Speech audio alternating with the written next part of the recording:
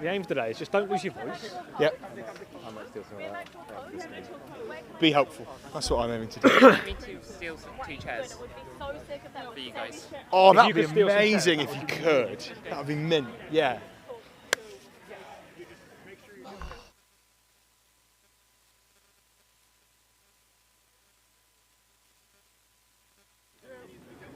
Hello, everybody, and welcome to sunny London.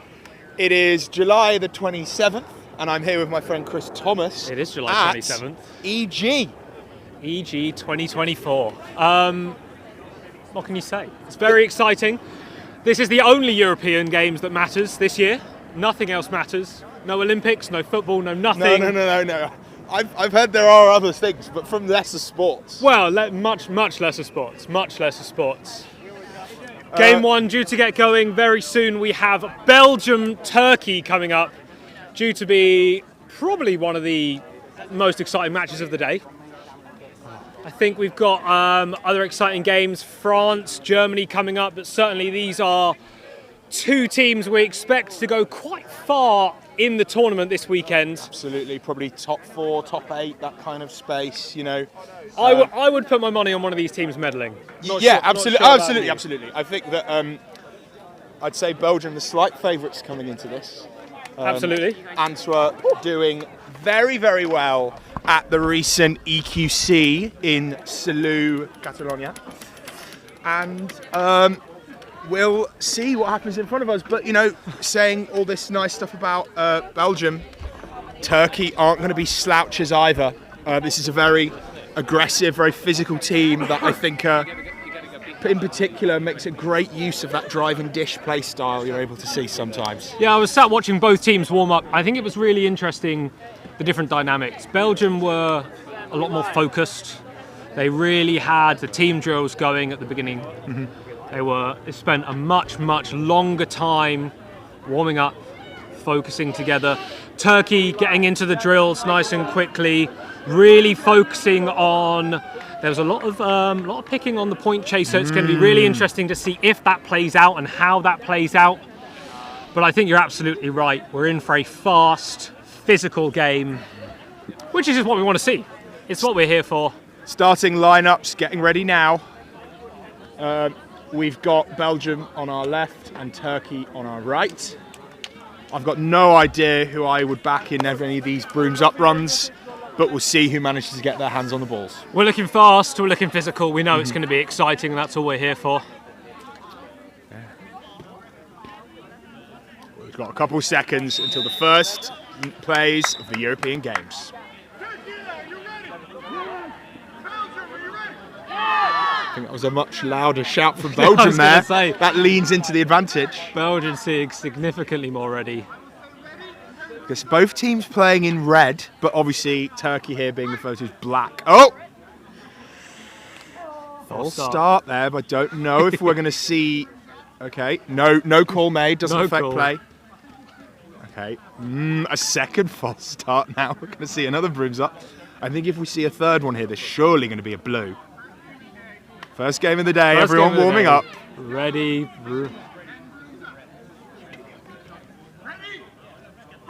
And we're off, finally there. Big battle for the quaffle. Dive on it. Secured by Belgium. Back in to hands of De Witt.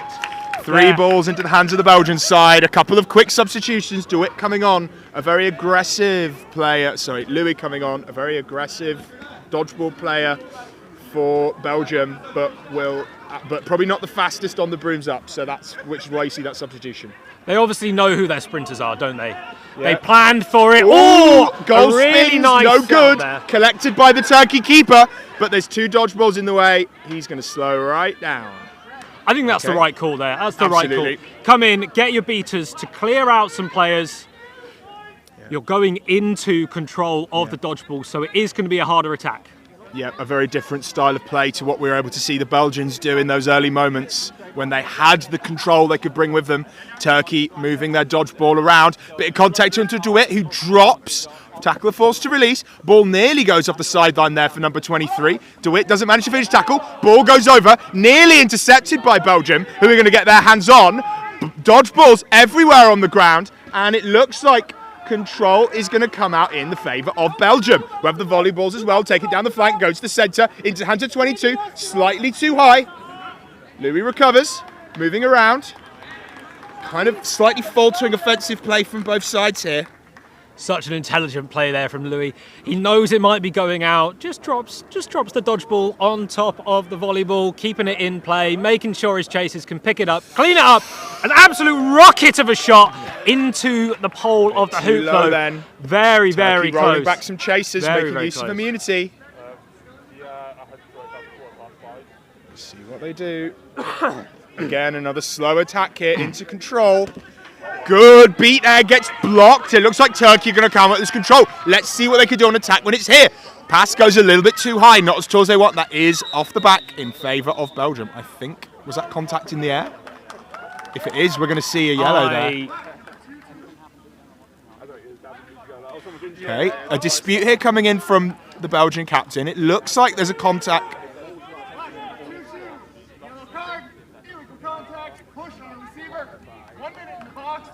Push on a receiver, yellow card, 1 minute in the box against Belgium. Now, obviously, this is going to result in a volleyball turnover, which means it's going to make its way into the hands of that Belgian chaser, sorry, that Turkish chaser, who is incredibly close to the hoops here. Well, here we go. The Belgian chaser, the Turkish chaser was just the receiver, so it goes back to the Turkish keeper, who can then distribute over to 25. You've got a lot of Turkey chasers in the keeper zone.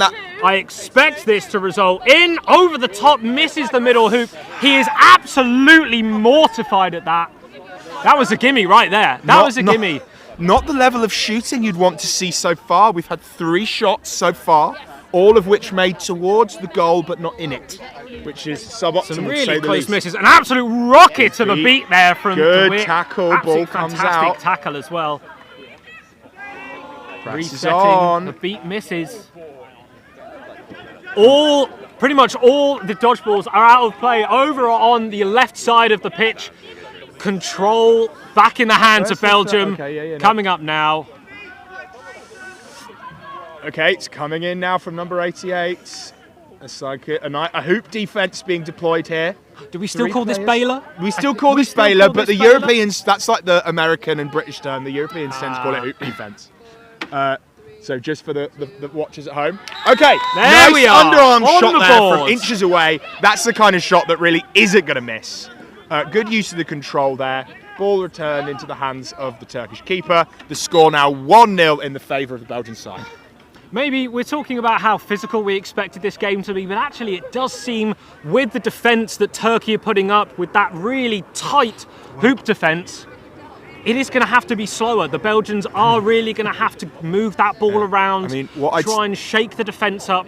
What I'd say is I think that Turkey would love to make this a physical game, but they haven't had the control of the dodgeballs to make that the case.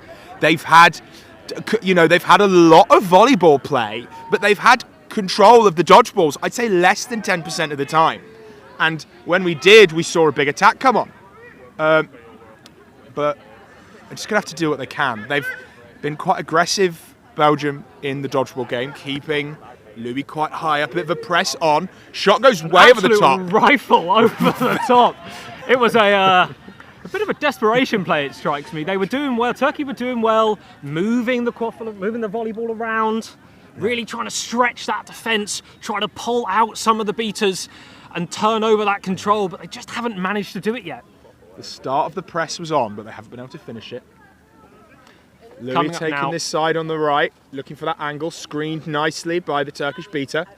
Meanwhile, Belgium move up the left flank, moving the dodgeball around with the volleyball. Brings it over to DeWitt. This is the angle he scored from left flank. There it is. And it's the same move again. Spins out the tackle, hand through hoop. 2-0 now the score to Belgium. Belgium did really well. Bring the quaffle over to the far side of the pitch. Draw the beaters out. Draw the beat. Perfect pass over the top of the hoops to DeWitt.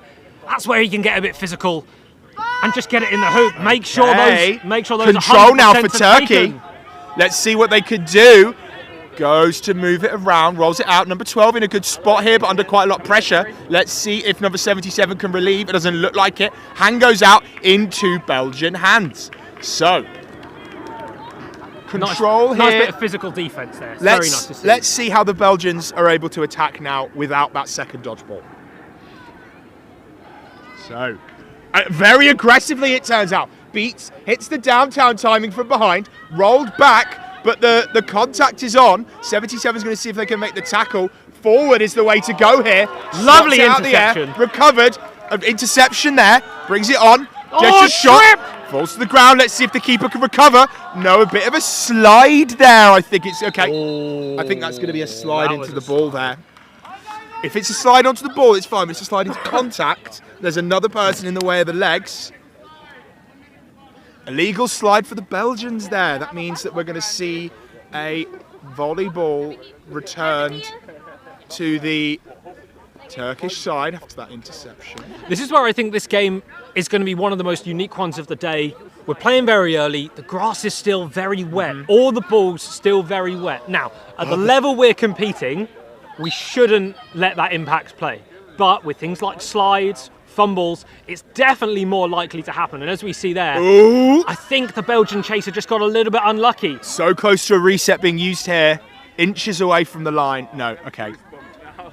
Turkey playing their advantage. Napalm coming in. Napalm coming in. Ball thrown back. Let's see what pressure they can put on. Great screen. Goes a little bit too high. So many goals that would have scored if the players on each side were a few inches taller. Still in the Turkish half. Oh! Gorgeous. I thought that was gone for sure. I was already doing feedback. 2-1 now, the score in favour of Belgium, but you can now see what this Turkish side are going to do with their bludger control. There's so much gusto in this attack, Chris. And that's where the physicality is coming in. They finally are able to hold control. A one-on-one trying to get past Louis. It works. They force the bludgers, they force the dodgeballs out, and ultimately results in a goal. Back, Napalm coming in, but there isn't the time, this thing there, the last timing attack, which was the second beater coming in from the back. Oh, fantastic reaction. Oh, great block. I think this is going to end up in Belgian hands. Let's see what happens in the third attempt. Keeper comes back, rolls it, throws it, an interception. That's not going to go off. Oh, I don't know what happened there. I think it's just off pitch. I think it's that simple. Yeah, it's, okay, cool. Nice and easy. In the hands. I was worried it was going to be some kind of, because there was a slide there, but it wasn't into anybody, which is what the foul is normally for. So yeah, we're going to see a turnover. Louis ready to absolutely leg it over to this dodgeball in the backfield. Doesn't manage to get it. Moving it around. This is going to be a play for control. Absolutely. Oh yeah, they're going to be so move the volleyball around. Put the dodgeball in the hands of Louis. Even passing the dodgeball. Very creative there. Ooh, good hit. Just misses. Big hit there. Advantage. I think that's going to be called. No. Okay, no, there was an advantage being started there by one of the ARs, but it's not been completed. Looks like the head ref's made a call. They passed it off, so... Yeah, okay. Right. Turkey now moving up with contact, looking for an opportunity to equalise here. With control. Napalm Again, coming in. Number 0. Louis putting in a good screen. That's a doesn't matter. Oh, good Great tackle. defence there. Okay, that was a nice bit of attacking play, but also the defence was gorgeous. Here we go, one dodgeball is on the ground. Louis comes in, clears it up, slightly over the top of the chaser there for Belgium, a little bit lower. Huge exchange of dodgeballs. Can it be recovered? It looks like we're going to see control here for the Belgian side. Absolutely sensational. I'm not sure what's happening here. It looks like assistant ref Amit is having some kind of discussion with the head ref. I'm assuming it's going to be something to do with the dodgeball play over here on the right-hand side. But just to pause at the moment, we did see, as a result of that play, a turnover of the dodgeballs. There was some kicking back, a couple of recoveries, but I'm not sure where we're going to get to. Are you doing some hand gestures, Chris? What's happening? What are we communicating? I was just surprised it's only 2-1. I think it's been quite an exciting game. Absolutely. We've spent a lot of the time in our keeper zones, and not much has happened. It doesn't really matter what the outcome of this. I think 88 Belgium beater. She played absolutely sensationally to get both dodgeballs back in the Belgium half. Louis now back on broom, will have dodgeball in hand, ready for a defence. Seems to be an extended discussion between the captains and the entire ref team calling over here. So whatever we didn't see, it was clearly quite involved. Any thoughts from the box over here? What might have happened there? Anybody? What do we know what's happened here? Someone might have cheated, but might not have. Dodgeball back towards his own hoops after being dismounted. Okay, so there might have been a kick after having been dismounted by one of the Belgian beaters. So we'll see if a call is made, but that's the argument that's. Nah, that's let's being move had. on. Let's move on. Play Cool, on. cool. Come on, guys, get the game going. Yeah. So The only team I can be biased towards are the players. Come on, refs, get what the does game. that mean? Come It's the on. ref. I'll just be against the ref team. Come on, ref team. Let's You've let's got move to it have on. respect Let's for the move it on. volunteers. I that have come here massive and respect for giving them. up their time, but also don't give them a time of day while also respecting them. Oh, geese. Fuck Geese! Wow, can we get that on the camera?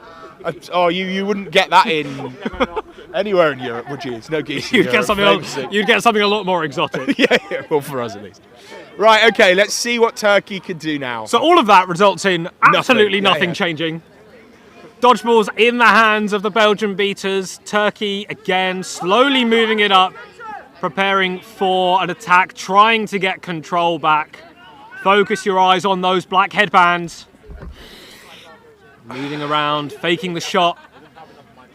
So where is the second Belgian beater right now? The second Turkish beater right Second now? time, so 0 and 64 coming in. Okay, they're threatening moving up Louis. in a pair, just doing a bit of screen on Louis. Let's see what 77 can do. Angling for the shot, throws it over. Nice reset. We won't see it here. Louis got the press on, yeets it over into the hands, but scooped out of the air by one of the Belgian chasers. So Oh, and now, Louis can clear it up! dodgeballs everywhere. Clears it Absolutely up. sensational. No dodgeballs, just a straight line to run in. Let's see. Let's if get the physical! Turkish finishes here. Oh! Goes a bit low, puts it into hands, but it's going to be recovered by the Turkish side.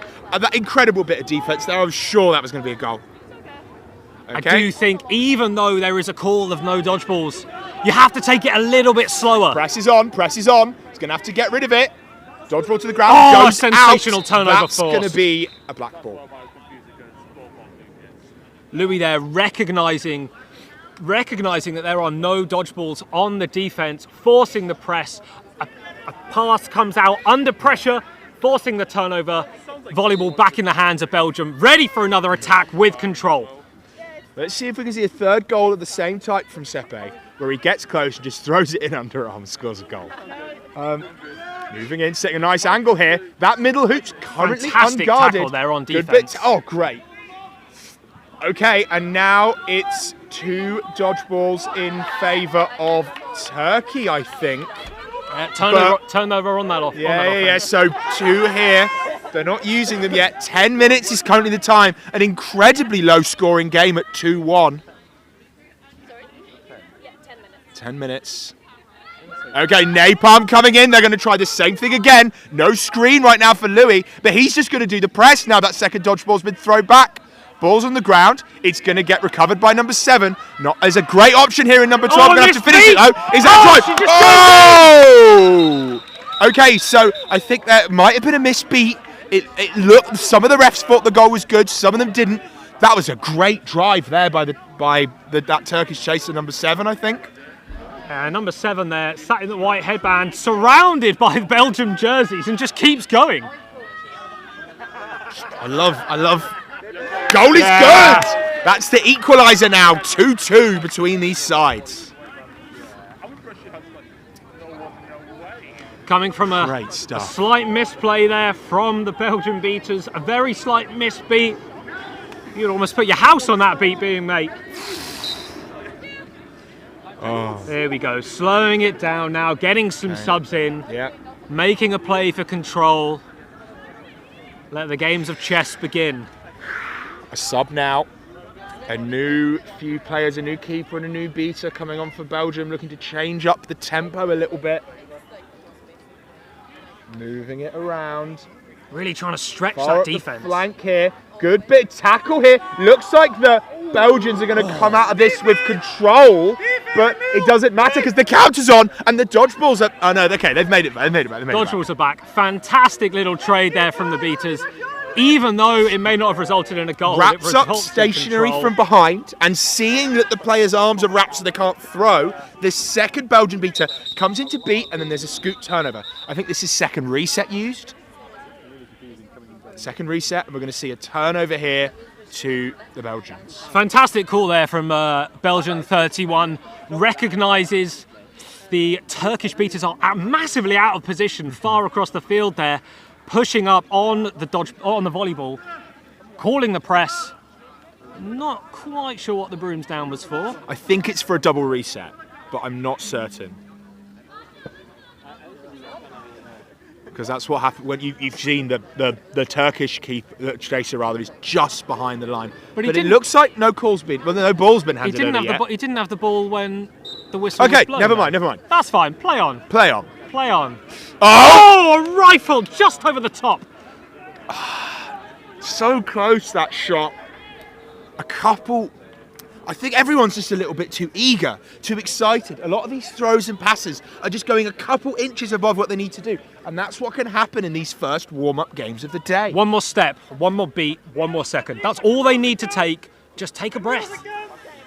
Really moving it around these hoops well. Really trying to stretch that defense. Making the absolutely fantastic setup the Belgians have there. Making the sole Turkish beater really work for it. Sends back the keeper, but that's a bit out of position now.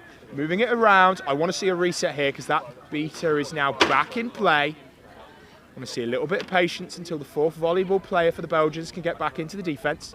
Really tight hoop defence being performed here. It means the only thing that they've been able to do to get those goals is those shots from so close. Moving it around, but a lot of discipline here from the Turkish side. They're going to run in, take a shot. That's a good tackle. Roll back. Great use of the tight hoop defence here by the Turks on defence. But Belgium are doing all they can. That's what you need to do. Against that tight defence, you need to stretch it out. You need to force those passes, spot those gaps and look for those errors. Belgium, I think, are doing an absolutely fantastic job of trying to break it down, though. You've got to say. It's how you're meant to attack it. You pull it apart, you move it around, you introduce some chaos into the formula, and when you draw some players out, that is when the drive comes in and you hit that space that now exists.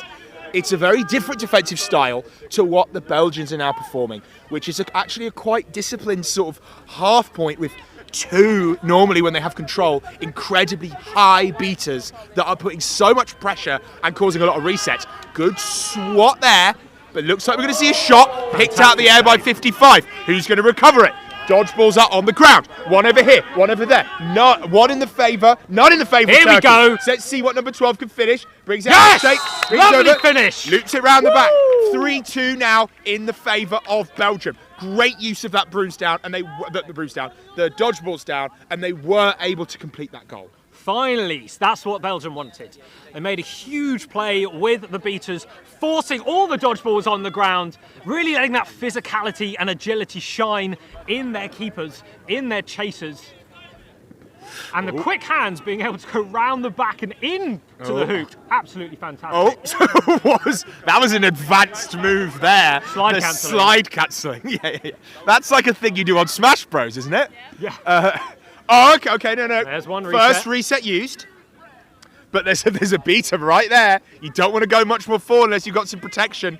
Using the immunity, rolling the point chaser, hand up in the air. We're going to see, I'd imagine, maybe Fisher set back in a minute. A couple fakes, another slide cancel maybe incoming. Oh, beat, throw back, no dodgeballs. Press is going to be, no. Press is on. So, yeets it up in the air, not going to get caught, will be recovered by the Belgians. And there's going to be opportunity here. There's one dodgeball back in place. We're going to see a couple substitutions and then a vigorous attack here, I think, from Belgium. Some really good decision making from the Belgian beaters there. They're getting faked out. They know they're getting faked out. They just need to wait for that moment to hit the beater with the dodgeball, forcing the press, forcing the error, and then the turnover. Oh, good beat there onto the feet, but it's going to get out of the hands of the Belgian chaser before it does. No bludgers here for a moment. They're going to try go in. That shot bounces, is then collected by the returning Turkish beater. That is a lovely opportunity here. But no, that was a good move there. What they did is they drew the beater out, the Belgians, to that far right-hand side, and they went in. They drove it in, confident they could beat that one chaser marking the hoop. He just needed that another step. Number 12 there in the green headband, really hoping to make that. Yeah. Or alternatively, having committed to the offload to the player behind the hoops a little bit earlier, maybe would have mean we could get the shot in before it's done. 15 minutes now, the time, only a couple minutes until the flag runner released onto the pitch. Is it still 17 minutes? 18 minutes? 15 was what I just heard. No, as in, when is the flag runner released? I honestly, there's so many rules changes. I know we have it differently in the UK. When is it released on pitch? Is it 20 or 18? 19 and then 19. 20. Okay, so 5 minutes until our flag runner is released onto the pitch. A lot of stuff happening here. Good catch of the beat here. There from a slide in. Let's see if 77 can finish. Lovely shot there. That's an equaliser. You know what this means, Chris? I don't think anybody's going to score 4 goals unopposed in the next 4 minutes, which means that we're going to get some play where a flag runner catch is going to win. So 30 points here to whoever will be catching this flag when it comes on in about 3-4 minutes. And when it is, that will almost certainly be enough to win the game. So what that means is we're going to get the most exciting type of quad ball, which is no good is that goal there. The flag runner being a full bubble set up with everyone throwing dodgeballs at the seekers, and then quaffle players, volleyball players, the chasers and the keepers just running at each other. And we might see a couple tackles, but probably not. That's where the team's physicality will really come into play. Yeah. We'll have the... No bludger now, the call for the Belgians, but it's a bit hesitant. They've managed to bring it back now. They needed to be quicker on that uptake if they were going to go for that attack. Stretching that defence as well. Trying to keep that central dodgeball right on the middle hoop. If he needs to step out, he will. Fantastic tackle there, but he was beat. Yeah. Little hand in the back there. Go home. Okay, coming in. No good. Really? That's going to be foul. Now. 4-3 there. I love that throw that goes close. Just slightly through. It felt like it floated and defied gravity to not go over that hoop. But it if someone can replay that, I think that went in the hoop and then back out the hoop again. Get the VAR on that one, please. Everyone knows that good quad ball players can affect gravity as they play. It's one of the 5 rules.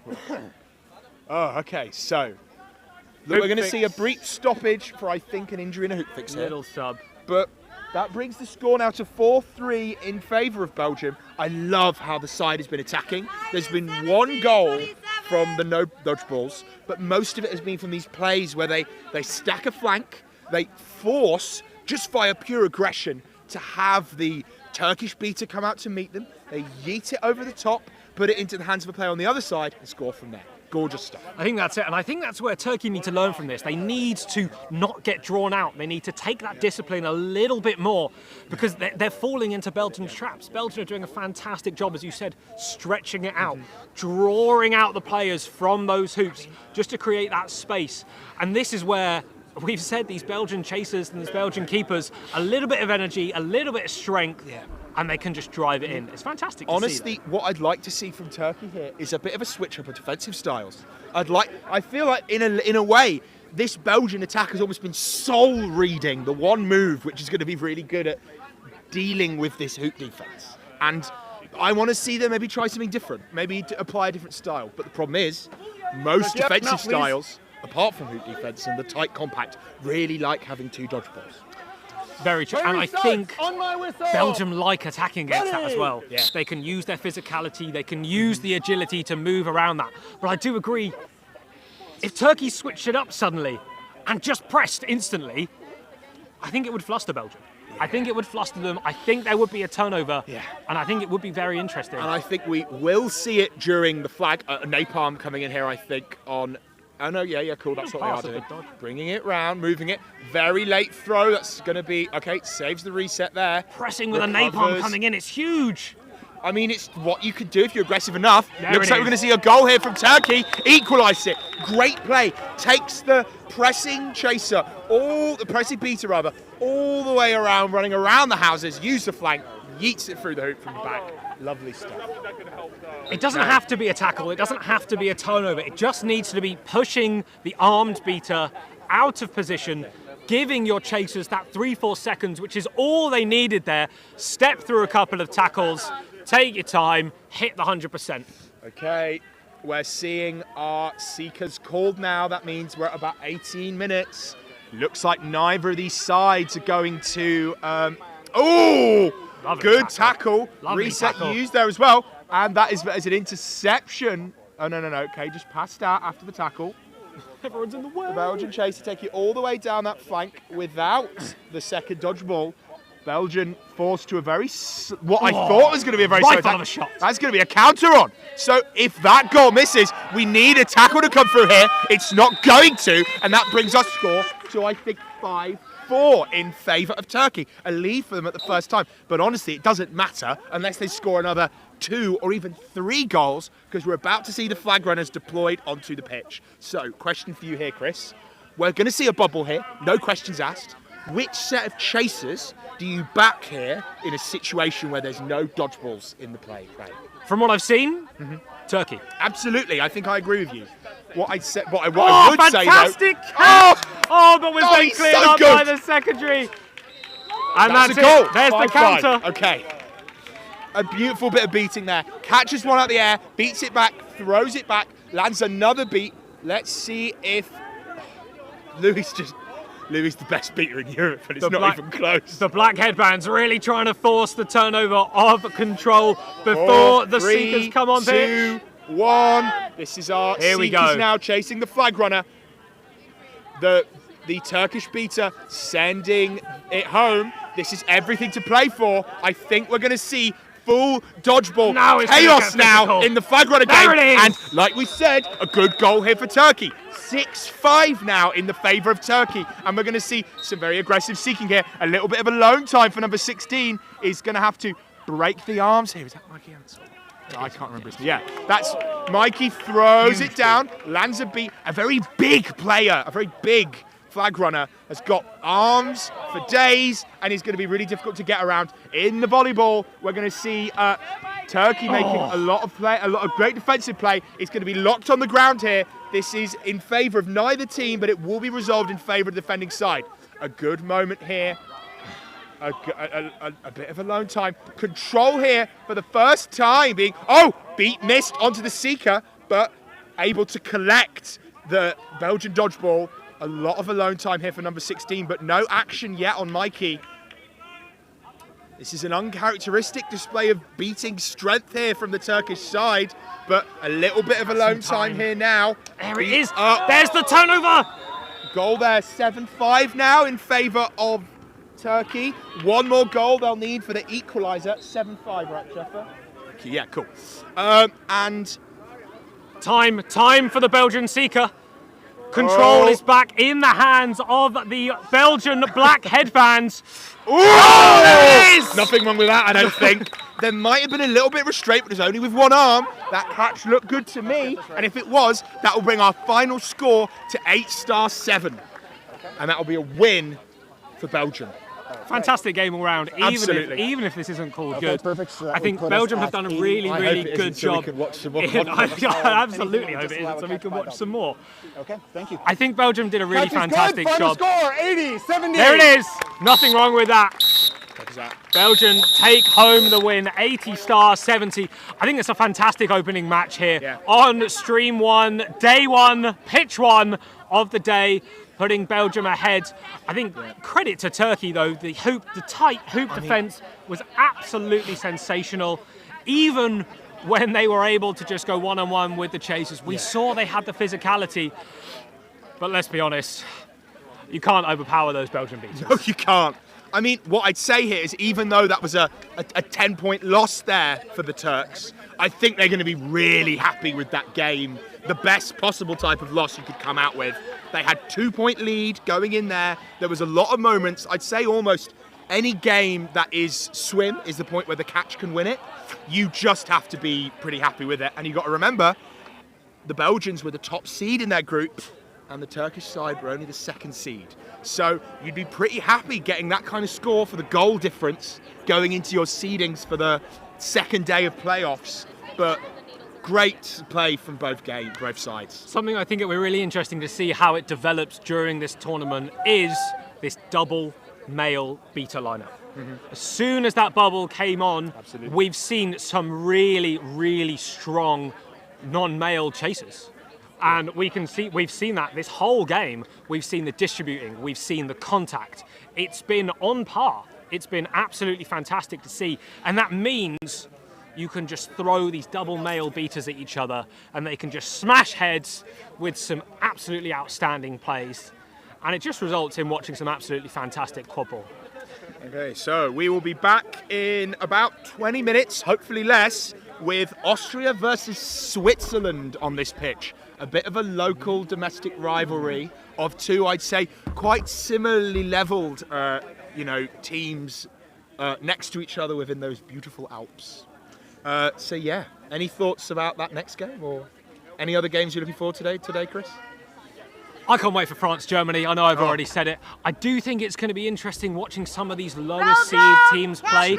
I think they're going to be very equally matched, which always makes for some absolutely fantastic games. Teams now on pitch, warming up. I think we'll wrap it up there. I have been Chris Thomas. I've been Zachary Cox. Thank you very much. Enjoy the rest of the day. Absolutely. Good.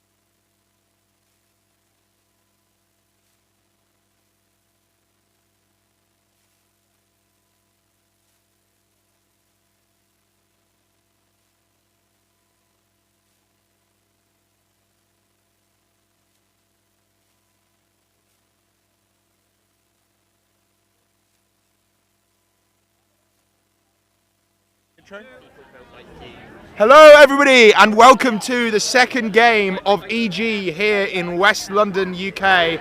I'm Zachary Cox and I'm joined here by my good friend Isla. How you doing? I'm really good, thank you. How are you? Yeah, great. We've got lovely day for it.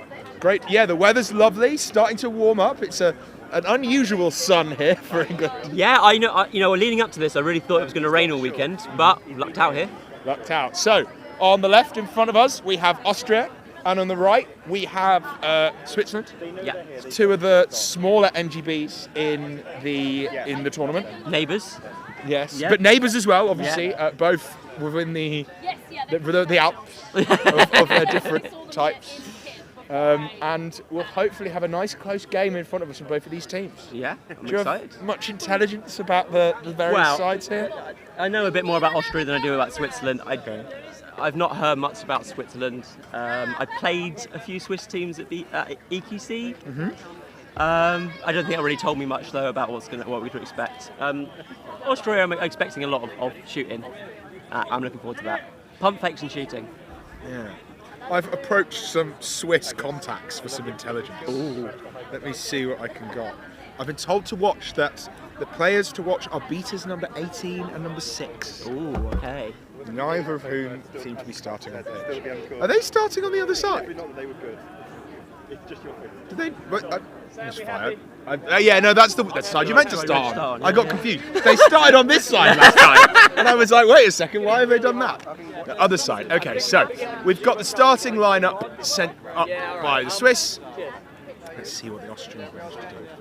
You're playing. Are you playing for Scotland this weekend? No, I'm just doing team staff this weekend. staff. Yeah, just helping out.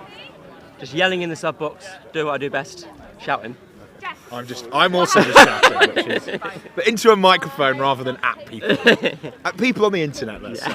We're going to put the cover on top just so they're not in the sun the whole time. It's like top Ah. corner by the ball. So, I think the refs are back. Yep, the refs are now shouting at the Austrians, telling them to get ready. Got to say, I love this kit, blue with black and sparkles. It's got I a lot. do like it. Have you seen the red one as well? They've got a red I've not version seen the of red it. one. Yeah. there's Why a is red everyone version. here in red and blue? I know. It's funny, like isn't literally it? It's only very Ireland who are funny. here in red, in green rather. Everyone else is either in red, blue, or those colours, and also black. Yeah, it's a bit of a theme. It's a bit of a theme. We don't have any more, we only have this one. I think if Quadball wasn't so muddy, maybe you'd see more white kits. But Let's investigate the quality of the chant here. just Team Austria. Okay. 3 out of 10. Okay, I think you could do better than that. Originality is low on the, but you know. Yeah. What Weather gets you hyped. happens in the Wessex Warlocks chant? I know there's a frog with a wizard hat, There is a frog. but I've only seen it from a distance. The frog's called Spirit, and it's the Spirit. spirit of the club. It's a little sort of plushy frog, and we've sewed a wizard hat onto it and given it a little wand. And during the chants, we all sort of Yep, we'll direct it towards Spirit, and it's a good little mascot, and it's very adorable. Folks at home, that's how you do a team chant. Embrace the nerdness of this sport. Remember, ultimately, we are running around in a field pretending to be wizards, and don't take it too seriously. So, brooms up now, any second due here by these two sides. No idea who we're favouring to win. I think the Austrians are slightly higher seeded in the tournament, but are, yeah. I still think it's going to be nice and close, hopefully. So, dodgeballs now in the hands of the Swiss, where the Austrians come away with the quaffle. A couple of very muscly looking boys here on this Austrian side. Let's see what can happen They there. do look big. I'm kind of scared just watching. Okay, trade of dodgeballs, an opportunity raised. They've got control, they're missing it. I thought that was a Gonna shot go on in. there. Didn't seem so. A couple of players rolled back.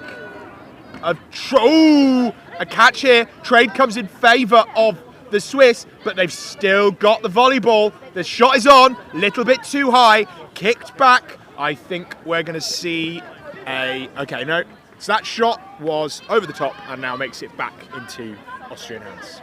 I've done that twice now already. Yeah. 2 plays, run towards the middle hoop, pass it over. I think there really was an opportunity to get that hoop back up. Okay, no, ref is going to do it. Doesn't opposite play. Done nicely there. Okay, so that is now got a bit of what's this? What defence is this here? Like a sort of a 2-2, I guess, right? Yeah, 2-2 being deployed here.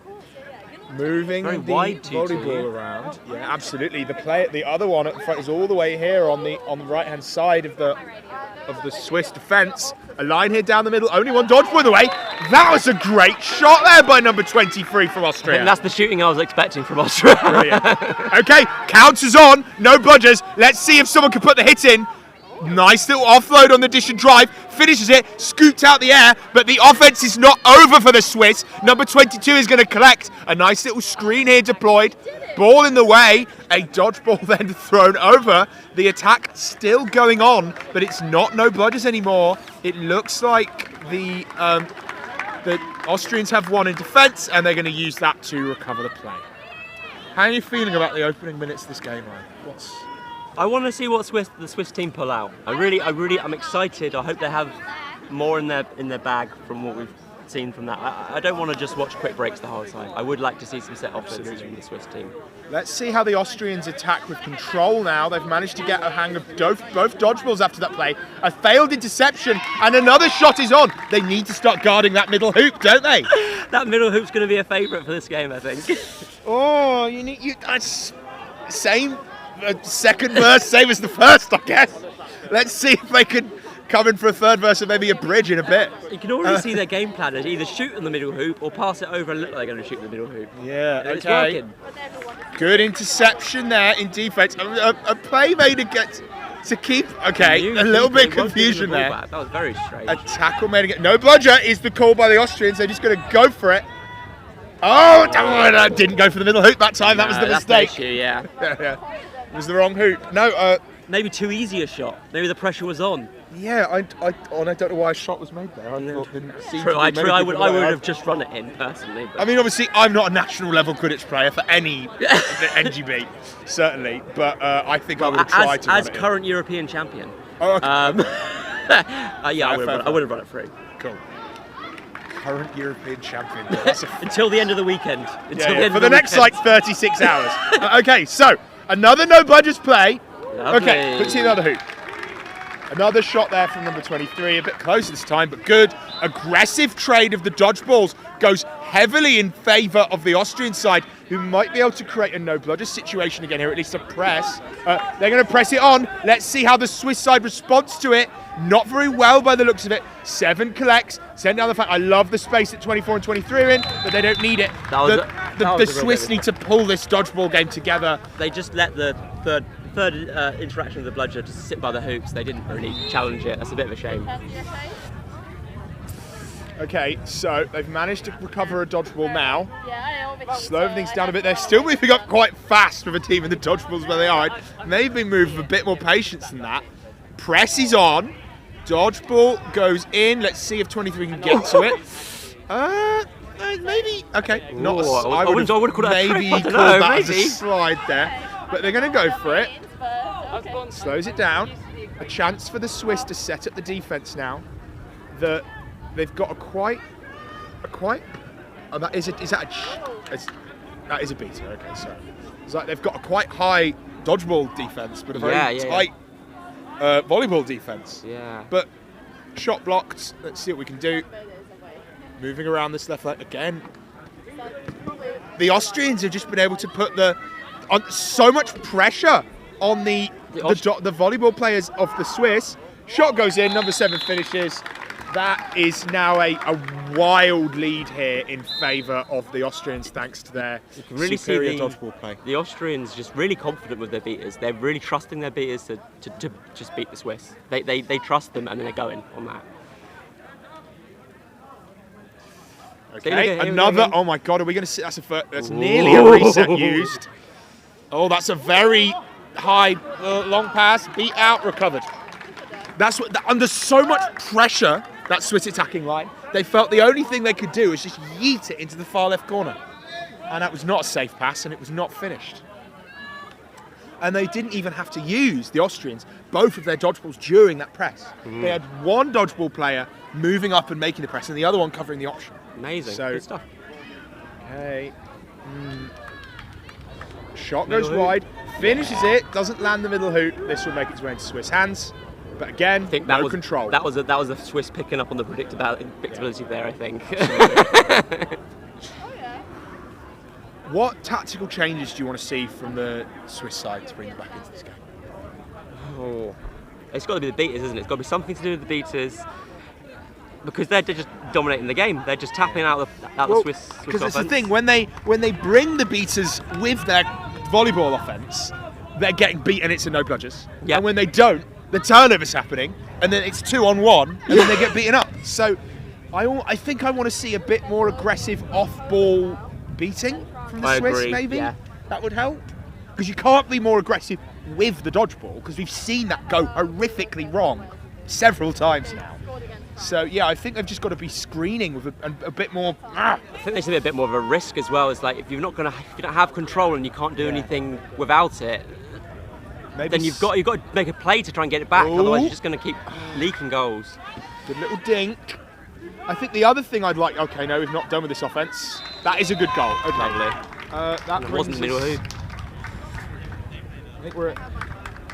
What's the score now, Jeffer? 6-0 now. This is a great call. Yeah. I love this use of the timeout. The Swiss have identified that what they're doing isn't working. Yeah. And they need a switch up. Hopefully they're going to be talking about some of the stuff we were just mentioning. A bit more aggressive off-ball beating. If there was one other thing I'd say, I think their volleyball players need to spread out a bit. I think they're a bit too close to each other, and they're allowing the situation we were talking about earlier where one beater is able to press the whole volleyball line.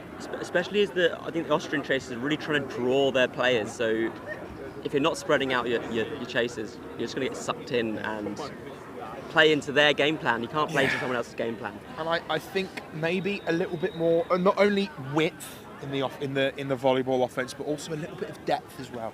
Moving the line around, and you sometimes don't be afraid to use that reset when you're being pressed, right? Yeah. If you're moving up the left flank, have someone a really nice set option on the right hand side, or someone back a bit. Yeah. You've got one opportunity to use that reset, and the good teams make use of it. They do.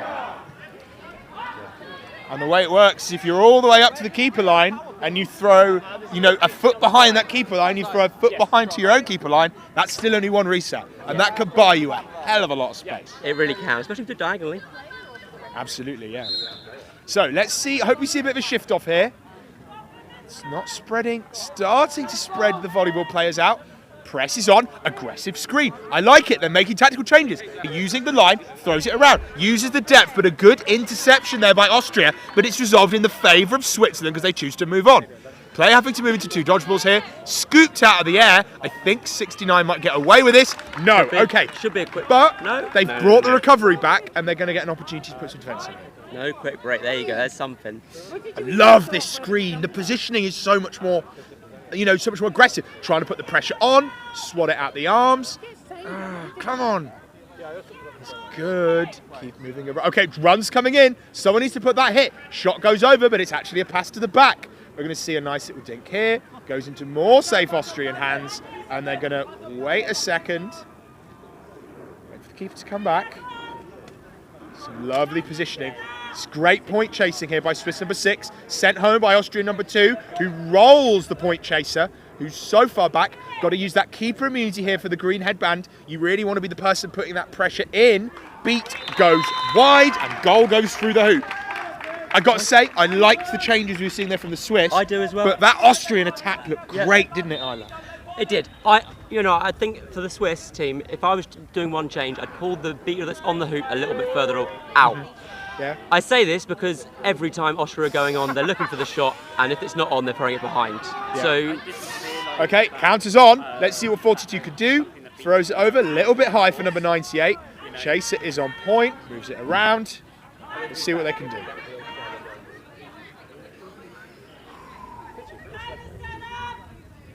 I love the way the Austrians are moving this box around.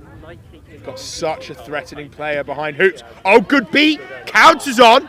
There's one dodge. It's swatted, but on the bounce. I think that hit the knee on the way down, right? I don't know. Or was it grounded? It's so hard to see from here. Yeah. It was a good swat, but just couldn't finish it. I really thought it was going to be a Swiss goal. I was very excited for Yeah, a minute. absolutely.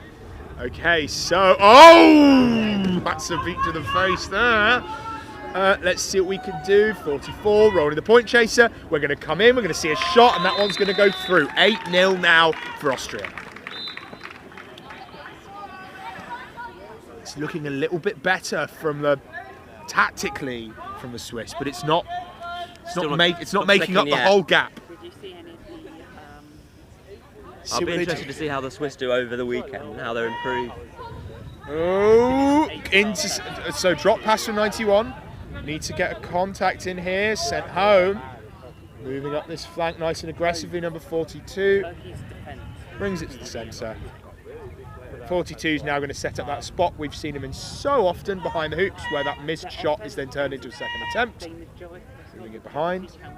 The keeper sent up on point, can't be rolled here, which is a good choice. Pressure's on, moves it behind. Nice positioning. Oh, good little scoot there. Thrown back, an opportunity. Okay, no dodgeballs now. They're going. 42 hits the ground, finishes it through the hoop. 9-0 now, and that is still Austrian dodgeball.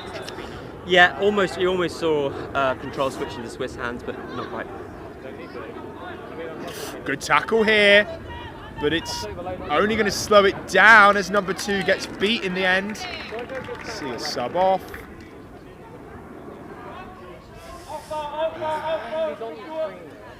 Okay. Okay, going in. Beat miss, that's no dodgeballs, but it's going to be a Swiss ball. I think the chaser thought that the beater was their chaser, and they just made a pass without really looking. Absolutely. You know, Okay. get many people into badminton. Swiss really challenging the Austrians now with the beaters. They have brought what looks like a double male beater line on now, Yeah. which maybe means they're just trying to match some of the aggression, but it's not working out yet, especially because that's a lovely tackle there by number 42. Is this going to hit us? No, it's not. So.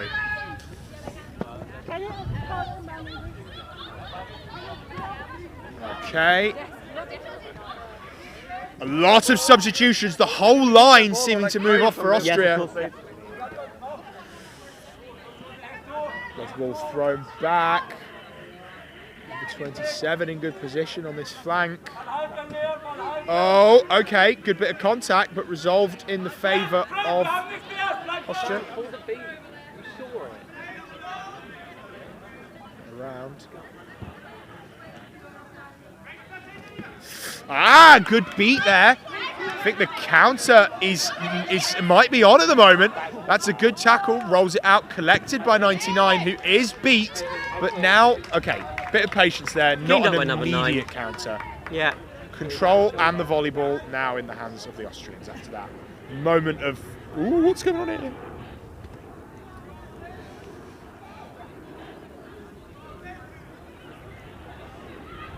Loving the way these Austrians are attacking. Not like that though, that was not how they've scooped it up still. Okay, drives it in. Good, hand through it. Okay. 9-0 now the score. What's the time, guys?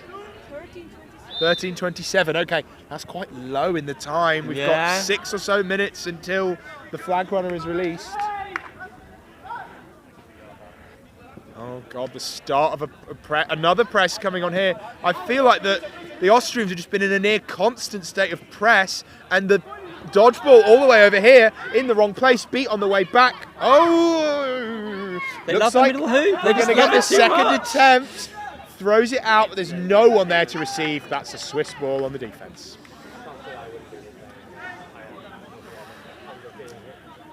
But it was a press, you know, like it's not the end of the world. It was a good attempt. Dodgeball thrown back, but it's not where their beater is. They're going to go for the offense, but it goes slightly over the hands and into the Austrian defense.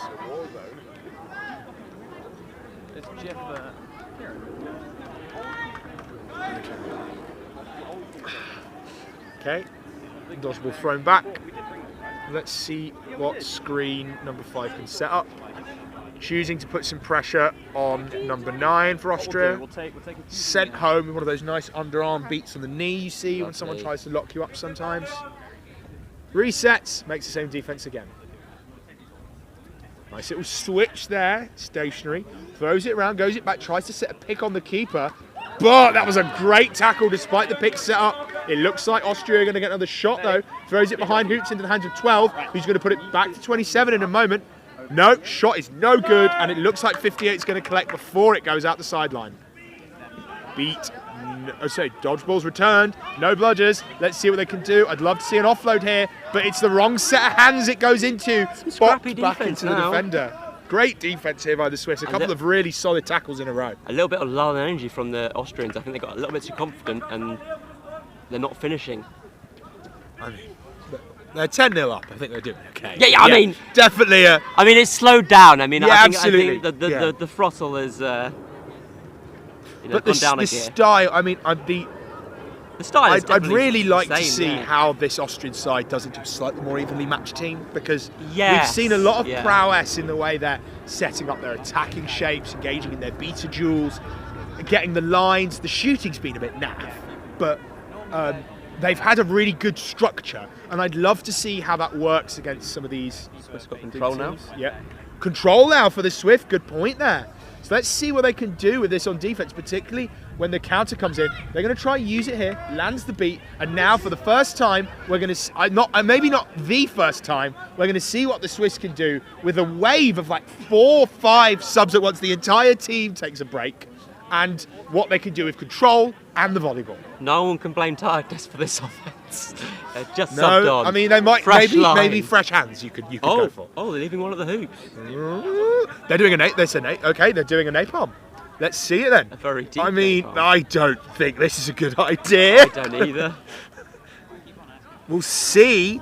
Shot goes over, intercepted, and it's returned. But now there's only one dodgeball player here in defence. So if the Swiss get this single beat here, or just make them throw it, they're going to get a nobody situation. They can compete. But it is a beat, a drop, a catch, And they then maintain a recovery. control. They've If they maintained can control counter as right well. now, if they can counter right now, no, too late now. Too late. They had a good. Oh, No bludgers. Okay, the call is that it's not no bludgers anymore, but I think they're still going to try it. They're going to attempt the same napalm despite it not working last time. I just think that these. I don't like napalms where they sit that far back. I No, think you that's want it too kind of. far back. I mean, I think they're just so worried about the counter. But the thing is that they've been getting melted by presses all game. Yeah. And they've just committed to a thing which lets the Austrians press them more. We're going to see a net contact call there, I think. We are. The keeper just goes, runs for it. You do need to speak to the ref to actually receive the card, mate. You can't be preemptive. Okay, yeah. So that's going to be a high contact call. He knew he did wrong. Against the Austrian keeper there, number 77. This will result in needs a white headband. Some shenanigans here being employed to make sure that there's still a player with the keeper immunity upon the side of the defending Austrians. But what we'll see here is a turnover of the volleyball into that place where the foul occurred, into the hands of a player with, 2 quite clear hoops and 1 blocked hoop. This is the kind of thing where at a national level you'd hope to see this be a 100% conversion, but the Austrians can probably... Oh, good hit there! And a second good hit. Stationary in from behind, wraps it up. They're going to deploy a beat as the problem, and that is the keeper's ball. Incredible defense there by Austria. I'm in that not bit sure, but I think I saw the keeper debroom and then get back on sneakily. That's clever. Maybe And you- if that's what I saw, I think that's very clever for international play. Well, what I'd say is if you're watching at home, press the back button on YouTube a couple times, and then let us know in the comments if you think there was a dismount scene there.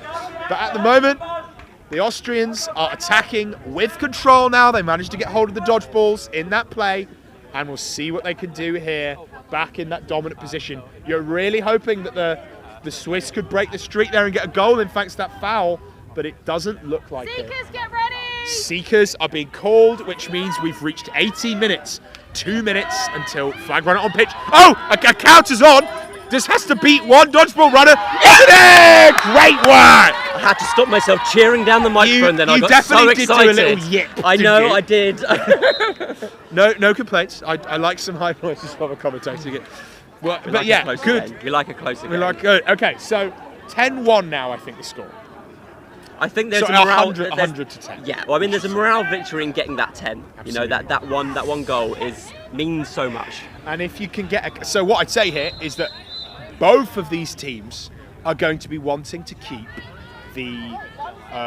You don't really care about the flag here. You want to keep your volleyball players in play, right? In the volleyball play.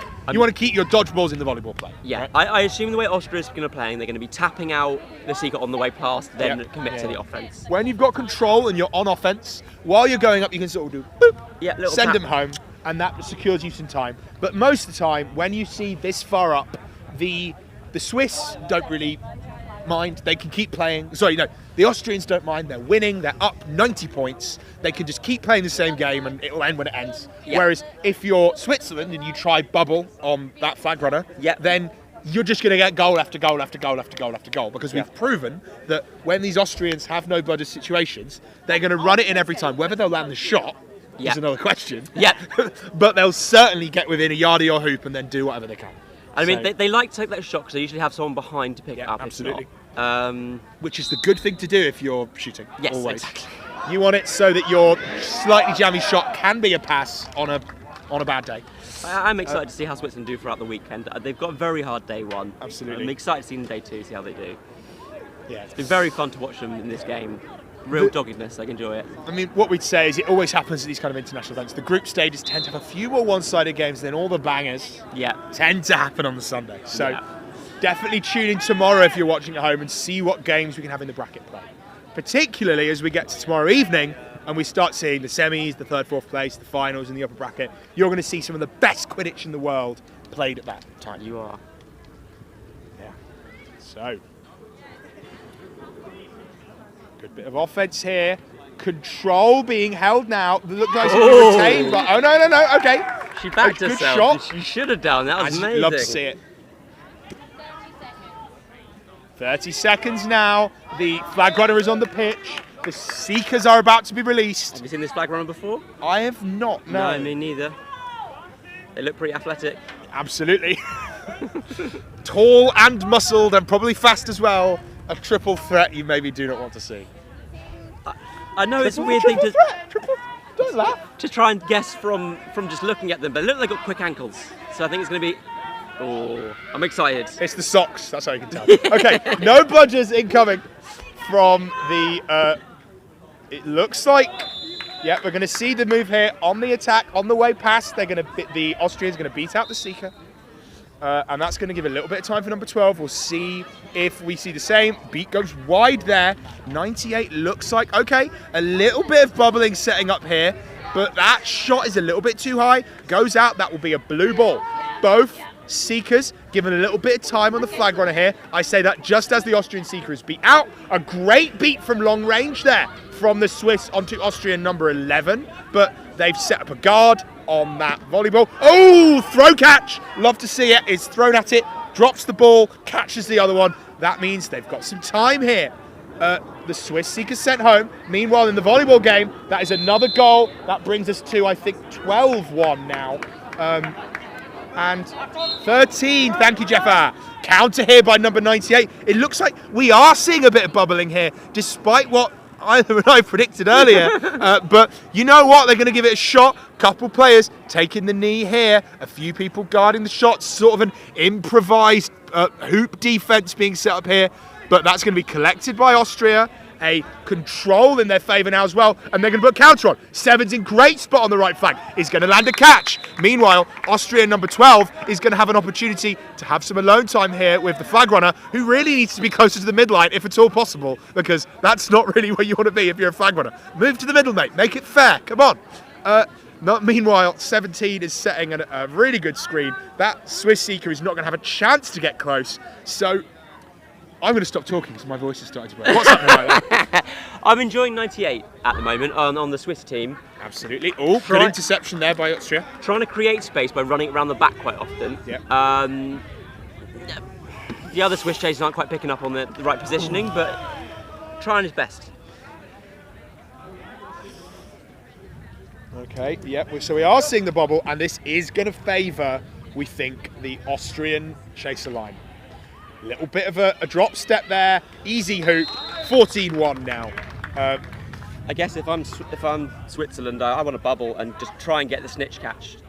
Yeah, I mean, Right, it's 30 just for the points stats. you'd struggle to get otherwise, but I think Well, I mean, think it's the gonna be Austrians have tiebreakers cottoned later on in the onto day. it, right? Oh, yeah, that's true, actually. So, You know you're not going to win this game. yeah, flag catches is one of the tiebreakers, but the other one is volleyball points, isn't it? The first one, and then the second one will be flag I think, catches. yeah, but they've already exceeded 90. I think it's a Okay, 90 yeah. star So they've maximum, maxed so- their volleyball point difference, their VPD. I'm used to calling it QPD, but the wizard lawyers will come after us if we say that. Good goal there by the Swiss. Lovely passing. That brings us to 130-20, I think. And so, So I only just noticed that because obviously they've only scored 2 goals, but the Swiss are ringing a little Swiss bell when they're oh, scoring. that's a good move. That's some national pride. Hopefully, let's see if 23 can finish this one up. Yes, they can. Lovely jump shot into the Bogey arms. special. Of Lutz Chaser. But yeah, we are seeing the.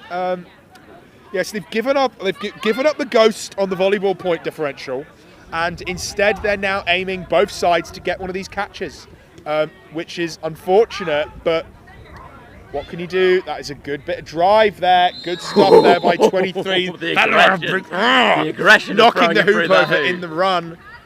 I think we were right though about this flag runner. Real versatility here, getting pushed towards the Austrian side. Does anyone want to see very long arms from this Swiss number 69? Has a little bit of time here. The Austrian side focusing on the defense for a moment with their volleyballs. Counters on, a little bit defended. Number 7 is now going to be going for it. It looks like we've seen a bit of a change in tact from. Okay, no. I have noticed the Swiss are struggling with the two-handed tackles. I'm not Yeah. sure maybe they've not drilled it in enough since the change. Yeah, it's a new change from the start of this year, right? Or was it the year before? Oh. Time has lost meaning. Yeah, to it. I It feels agree. like ages, but we've in the UK. I think we've been doing it for a year now. Yeah. Yeah, well, the last European Games was one-handed tackling for sure. Okay, cool. So yeah, the two-handed tackling rule now in place from the IQA, the International Quadball Association, and we've seen that change. Ooh, a slip trap. Okay, that is looks like a Swiss catch, not an Austrian catch there. The Didn't crowd see went it. wild though. Yeah, I didn't see it either, but I saw the crowd go excited. Yeah, the so- crowd went, but those cheer for anything. None of them are referees, are I they? don't know. It's We'll half, it's see, half, maybe half we'll the get to- refereeing is if it looks nice, right? Pretty much. I mean, I haven't read the rule book, have you? No. I have. And it was a long time ago. I have. I- I read it every night before bed. I read out the cards. I memorise them. I think the last time I read it is while I was doing my AR test last year. Yeah. So- Yeah. Okay, catch is good for the Austrian side. That brings the final score to That plus 3. 210-20. Yeah. Exciting. So that is a win outside of the volleyball range for the Austrian side. You'll be very happy with that as a second seed team going into a third seed. But I don't think the Swiss team are too disappointed either. They got lots No, to go absolutely. off of, lots of things to build on. couple good goals, and I think they actually did a good job of adapting to the I agree, yeah. play halfway. That was a good timeout, employed at the right time, Yeah. and that made sure they could maybe slow down the goal pace a bit. I think their mistake, though, if I'm being critical, is committing to the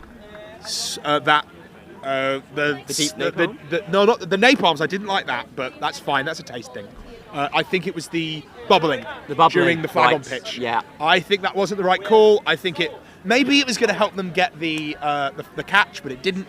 And in the end, it just resulted in a couple of demoralising points. But I think that was a good game for both teams. Yeah. And I think the Austrians have an opportunity to do quite well this weekend if they can restrain some of those primal urges to shoot it when they maybe shouldn't. Yeah, exactly. Cool. Yeah, so let me check what is next on this pitch for everybody. So, coming up I have to go into my chat with Matt Bateman, where he sent me the link to the schedule a few days ago. This is really not how I should be doing it, but I'm in a rush. We will see next on this pitch at 10:30, Germany versus Italy. That should be good should be fun. spicy. Germans favoured there, but I think you can never count out those Italians. They play quad ball in a very interesting way. passionate. So, I've been Zachary Cox, I've been Isla Adams. and thank you very much for joining us. Have a good day.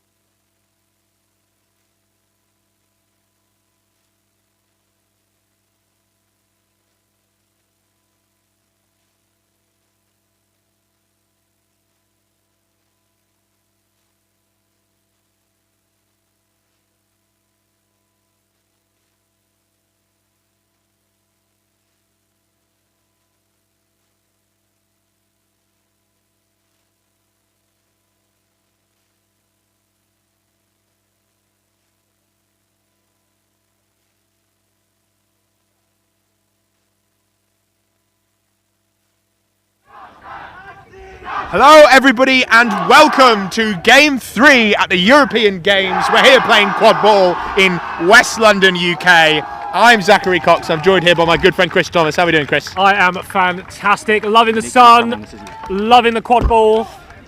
Absolutely. This should be an exciting one as well. Yeah, so story here is on our left we have the German side from Deutschland, and on the right we have, oh my god, Italy.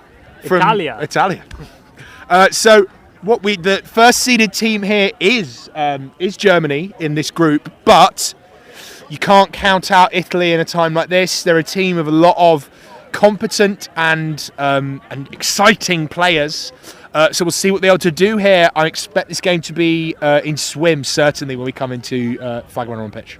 I think it's what we're all hoping for anyway. Yep. I think both teams have a lot of depth. I think looking around, we can see physicality, we can see speed, we can see an in-depth knowledge of the game, and it's going to be really interesting to see how that plays out. Yeah. It's going to be really interesting to compare this against the other top seed teams that we've seen on this pitch. Absolutely. The first game of the day, Turkey, Belgium. The playing conditions are now slightly better. The grass has dried off, the balls have dried off, so there's going to be less fumbles, there's going to be less slides. It should be crisper, it should be quicker, which should be better.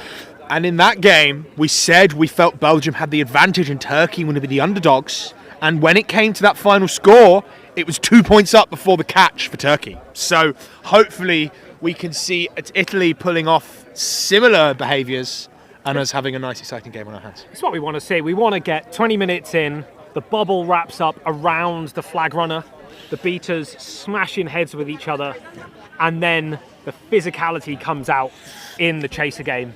My favourite thing about Germany is that I think it's a massive NGB now, the biggest in Europe, I think, by number of teams, and they've got a lot of top-level teams. You know, we've got, oh my god, I'm going to start forgetting teams now. We've got the Ruhr Phoenix, we've got Rhinos Bonn, we have the Unicorns. There are 6 or 7 top-tier teams, all of which bring their own individual style, and it's really exciting when you see Germany play internationally, working out what, obviously I don't know the teams well enough to be able to tell you which of the players on this roster has come from which club in Germany, but they can bring some quite different styles, you know. Some of it's heavy aggressive driving with a lot of dish and drive, some of it is this really restrained obedient defence, some of it's hyper aggressive beating. So it's really difficult to tell stylistically what Germany are going to bring to a given match. Whereas I think variety is going to be the answer. Yeah. And I think Germany certainly strike me as a team that will be able to adapt. They've got the depth, they've got lots of different skills within their team, as it said, whether it's drive and dish, whether it's just smash it in, get it done, drive all the way through, or, as we saw, the passing rounds, the shuffling the defence. It's going to be really interesting to see the different methods of play and how they turn out. Seeing here from Germany, this looks like quite a physically small roster. We've not got any players, any very tall people here. Maybe we'll see some early subs. I see Leander giving me a funny look for saying that. But, you know, some short kings here being deployed in the first line. I think they'll just inject pace into the game. Absolutely, some rapidity to grab that initial dodgeballs and volleyballs. So, meanwhile, do you want to do a score prediction? Score prediction for the game? Oh, absolutely not. I'm not that smart. Let's say 10-7, Germany winning.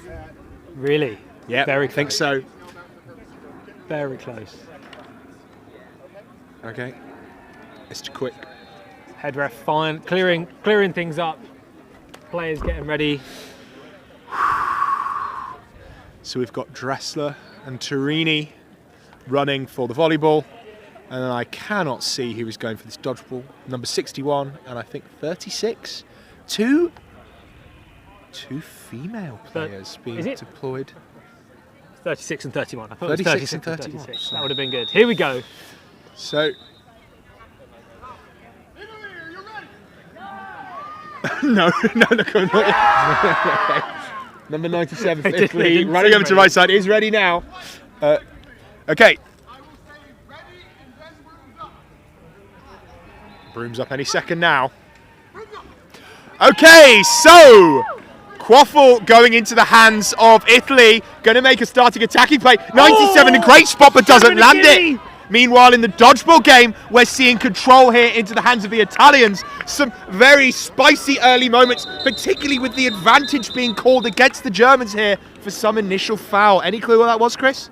Not the foul, no. I was just mortified that it's not already 1-0 to Italy. An absolutely fantastic run from number 5, the Brooms up chaser there.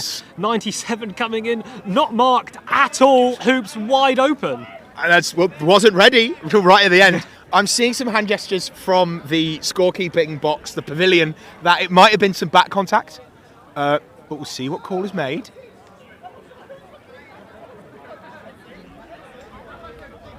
Going In the over Vita game?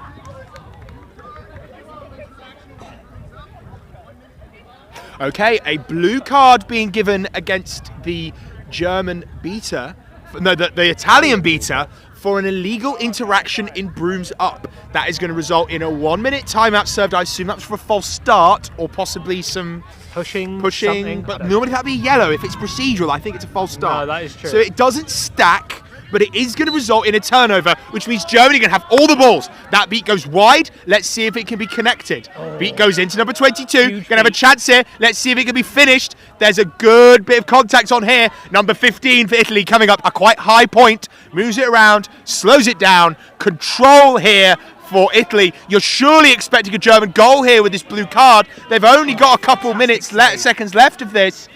Gonna make it in, put in a bit of pressure. This one German beater making this one Italian beater doing some incredible work while solo unarmed into 2 players. Some seriously fierce work here from number 88. Looks like Friend going to be released in a couple seconds, but that's some great early play by the Italians on the defense here. Oh, it should have been a goal, shouldn't it? It should have been a goal, but 88 there in the black headband, yellow bludger, absolutely nailing the German chaser in the feet. He was all by himself, but he saved it. Pressure's on here, sent back. 3, 2, 1. Okay, so the Italian beater has now been released from the penalty box for that blue card. We're going to see a little bit of pressure here. Under a lot of heat, collected on the rebound, reset used, illegal contact. Oh, a little bit of fancy footwork. Kick goes in for it, collects it, throws it over. Great interception there on the defense by the German chaser. And that's going to result in control, a few substitutions, and both dodgeballs and the volleyball in the hands of the Germans. I said where the balls were 3 times there. That was not my best work. Italy has control, and I said it twice and it was wrong. Okay, cool. Thank you. In the middle. Goal is good. 1-0 now the score for the German side. That was a great shot from behind, wasn't it, Chris? Wasn't it? Absolutely fantastic.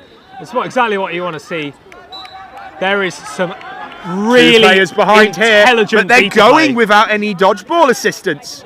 And they thought it was none, but it's 1 now. 97 in a great spot. Jumped out the air on the blue. And that's going to see number 20 slows it down. Does not want to go into 2 dodgeballs. This has been a tense and close early few minutes, hasn't it, Chris? Absolutely huge on the defense. Oh! Big hit there from Alessandri. No, but it comes out from 23 into number 20. Moves it around. Angling up, but that's a good use here. We're seeing the kind of diamond-shaped defense here with a marker on the danger, 2 on the hoops, and then 1 up front. I can't get involved. Can't get involved. We're going to see a Brooms down here. Do you know what this is for? Oh, I think this is the backfield. I've just been watching the beaters. It's been fair. An absolute dance. They have been going back and forth. Just been killing each other. It's great. Okay, that was maybe slightly before the guy had started. That ball was thrown. But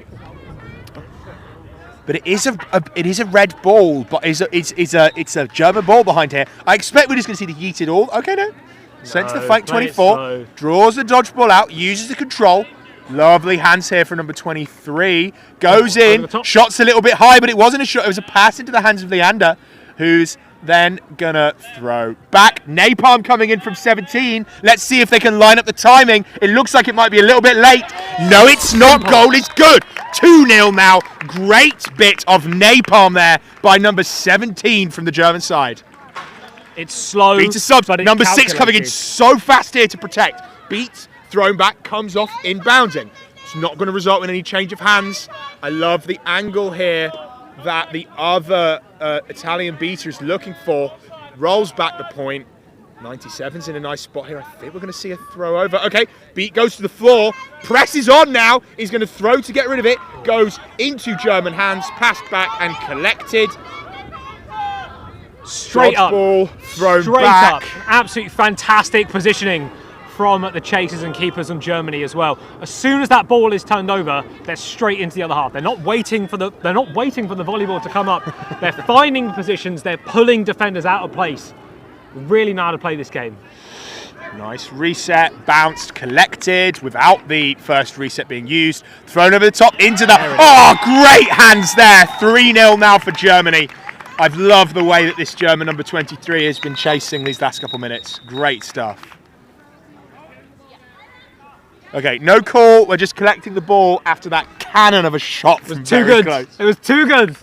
Yeah, so when the ball is timeout called by Blue, I really like this decision by Italy. They're 3 points down. They need to make a slight tactical change. Any thoughts on what the shift would be if you were in that coaching zone, Chris? Keep it clean. Yeah. Keep it clean. There's a lot of these big passes on the offense.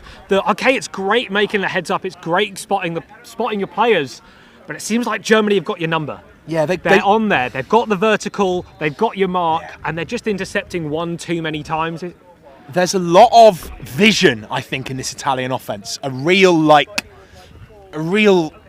something, but they're not following it up with the ball handling. And there's been a couple of points where they've thrown it. The shots look like it's going the right direction, but the Germans have just used that absurd vertical to pull it out the air.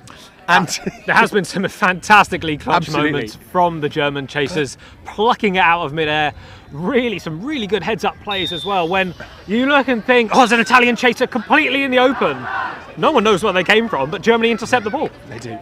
It's very weird in these situations that the advice we feel like we're giving to a team is do less. And Yeah. that shows how excitingly and with how much energy this Italian roster is doing. They're 3 points down. This definitely isn't an unassailable lead, but it is an early one, certainly. It doesn't need to be flashy, and I think that's where we're going. You don't need to have a half-pitch pass. It doesn't need to be dramatic. It just needs to go in. Okay, they're stacking this left flank. 2 chasers, moving on to the other, moving around. Number 6, moving in position here. Trades it, beats it, but it's thrown back and not collected. 17 does it, presses on. 20's going to have to get rid now. I love the positioning here, but like we said, do less. First reset used. That is the action there. Collected on the interception by number 98. Lovely stuff. Throws it out. Folding under the pressure of that press there. Running along the line, but it was a good hustle by Germany there. And that started from a really, really good bit of communication between the defensive beaters. One was beat, they swapped it through, and then they could press. Counters on. Okay, no, it's not on. There's two dodgeballs there. Don't do that, mate. They're putting the pressure, they're moving up, they're forcing Germany to reset. Absolutely, yeah. Got to be so scared of the counter. Number 17 sent home that unarmed beater. Thrown back, everything's on the ground. Germany could go here. It's swatted, thrown back. That is a legal reset, but the press is so hard. Up there, thrown forward, but it's into German hands. We're going to see an easy finish here. 4-0 now the score for Germany. Really good heads-up play there. Flicked back from the Italian, forced the reset, and a chaser, and importantly a beater, follow that ball. Beat out the Italian chaser who was trying to run it down.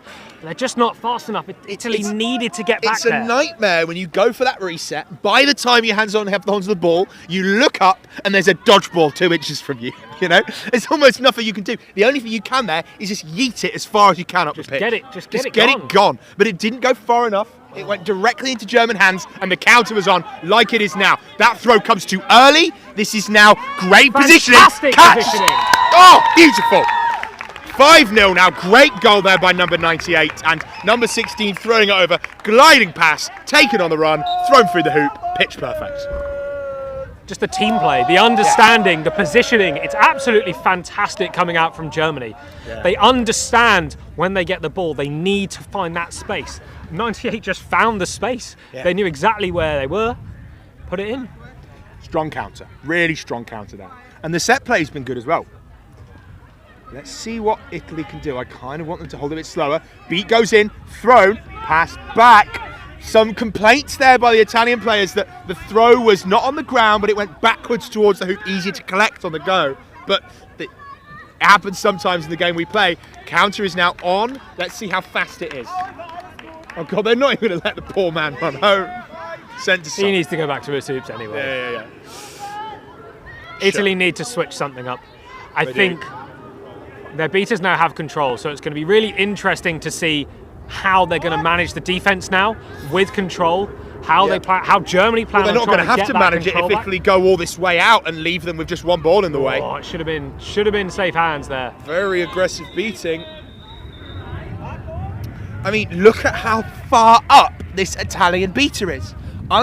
They've got one player with a dodgeball armed holding the German quaffle play, the volleyball play rather, and then one player here handing the unarmed beater. An absolute cannon of a shot that was probably going to go over the River Thames if we weren't careful. No idea where that one was going. But collected, let's see what Italy can do with an attack where they have control.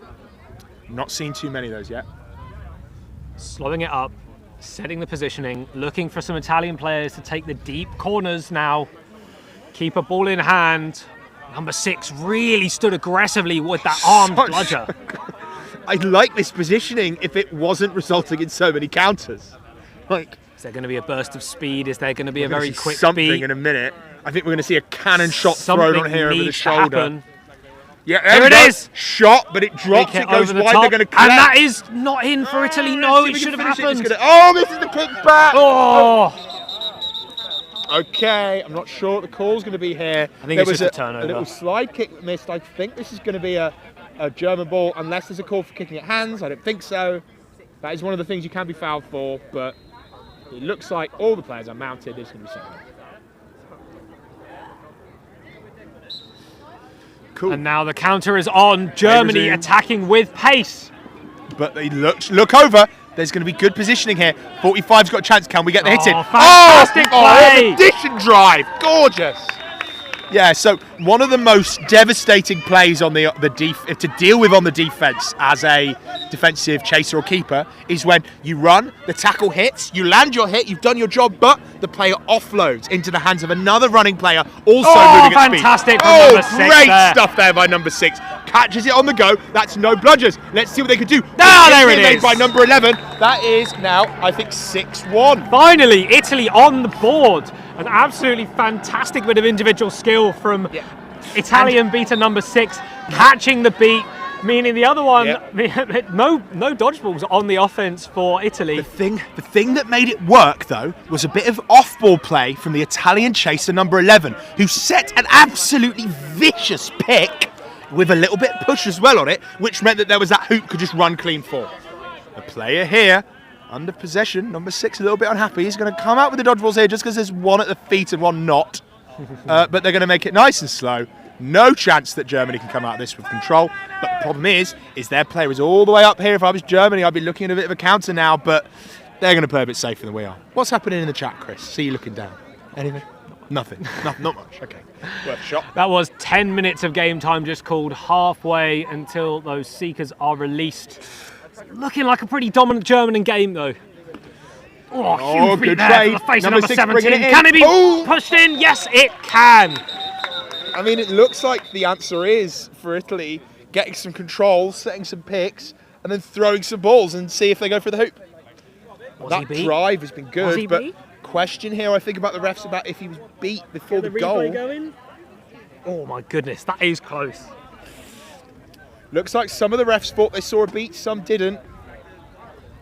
Goal is... It did catch him on the shoulder. Yeah, so goal is no good. Beat before, hit him on the shoulder before he was able to score. Bit of a shame, but 6-1 now the score. 6-1? Yes. Cool, perfect. I hate that I have a scoreboard in my head now. Mortifying, absolutely mortifying. A fantastic bit of individual play from the Italian keeper 20 there. Stepping round, putting it in through the back of the hoop. Beat just catching his shoulder. when it's been working for the Italians, it has been on these vicious timing attacks where they get the control, they make the hit, they go with it, they set the pick, they do it all at the same time. And it's all been on the back of this gentleman here, number 6, Damasi, I think that is. But with some great picks as well from various players. Dives on. I think we're going to see a wrestle here, which is, okay, resolved in the favour of the Italian keeper.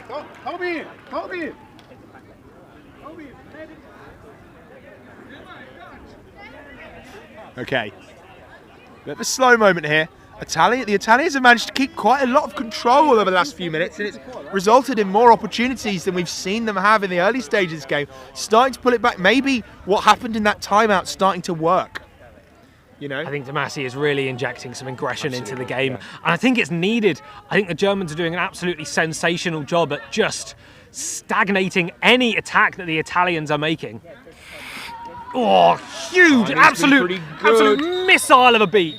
From like 15 metres away. I didn't even see that leave the hands. I just saw, I heard it. And then the ball just, goal is good. There was a shot there and it went through the hoop apparently. Cool stuff. It's a goal. Doesn't matter. It went in. 6-2. 6-2. Yep. Head ref gave it. Head ref gave it, yeah. 6-2. The Italians clawing it back now, even if they didn't mean to. German-speaking captain on the pitch now, having a word with our head ref, Toby. Absolutely no idea what it's about. I think he's been trying to get his attention for a while now, and is using this bruise down an opportunity to do so. As the speaking captain, you always want to have as much dialogue, respectfully obviously, with the head ref as you can to make sure everything's happening. Or the assistant ref if that was available to you.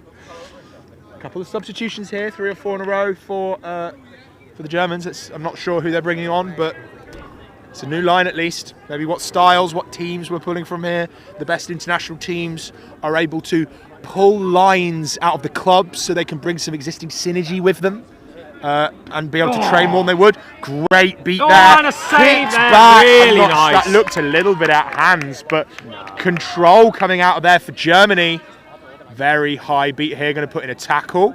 It drops it and then dismounts. That's back to hoops there as it hit the knee on the way down, which counts as a beat, hopefully. Doesn't have to be thrown, it just has to be released.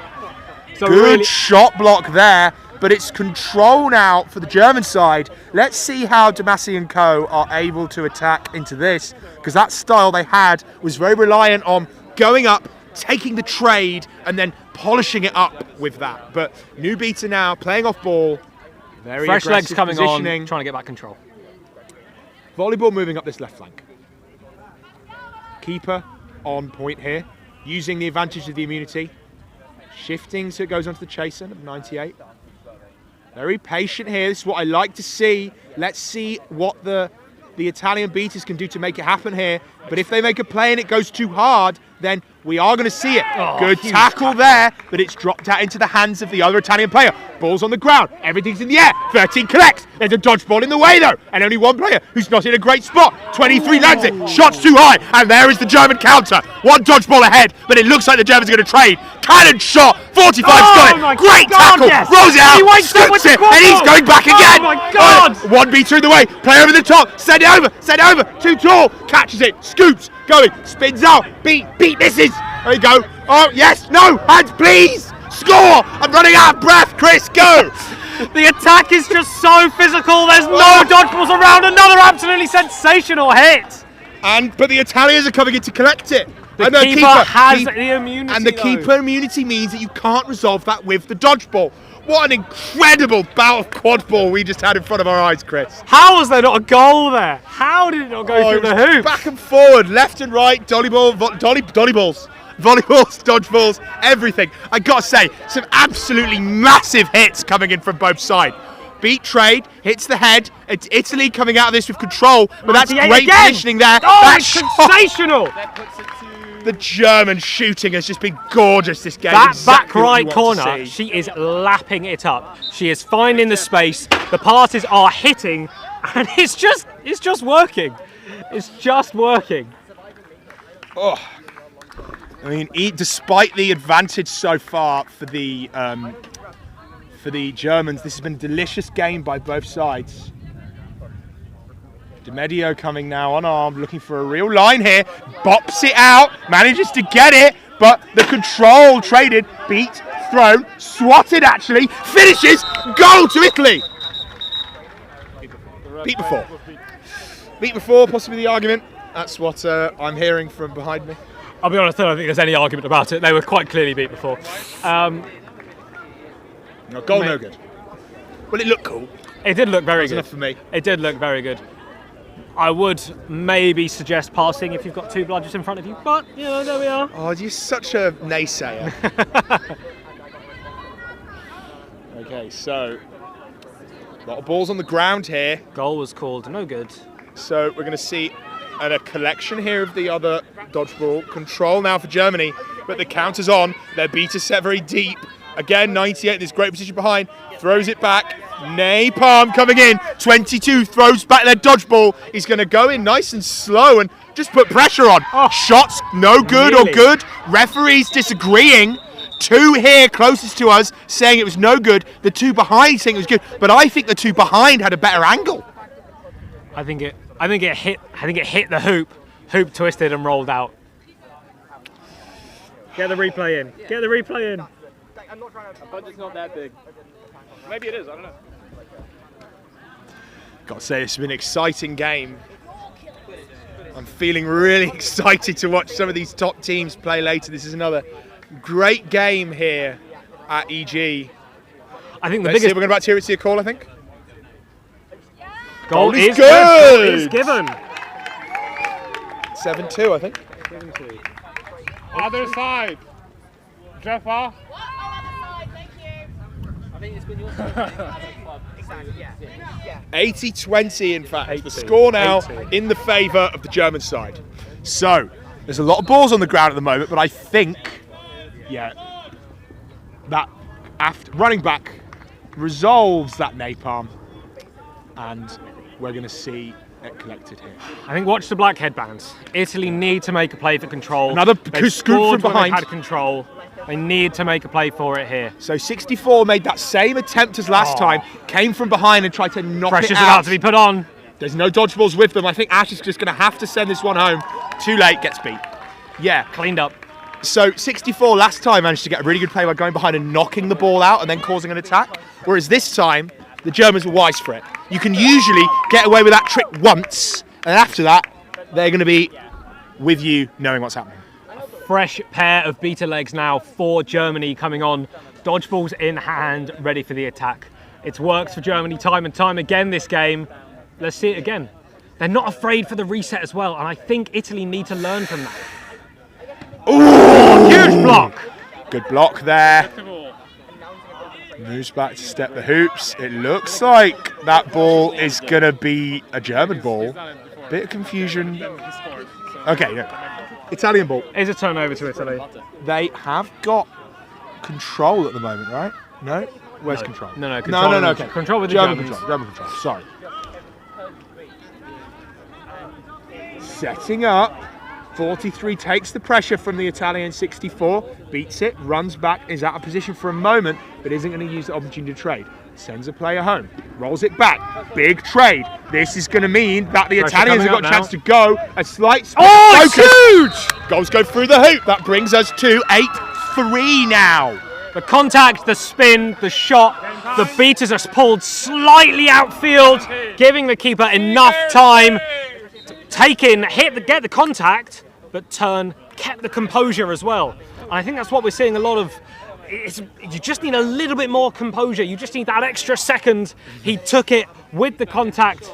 Easy shot. So seekers have been called. That means we're around 18 minutes into the game. 2 minutes until the flag runner's being released.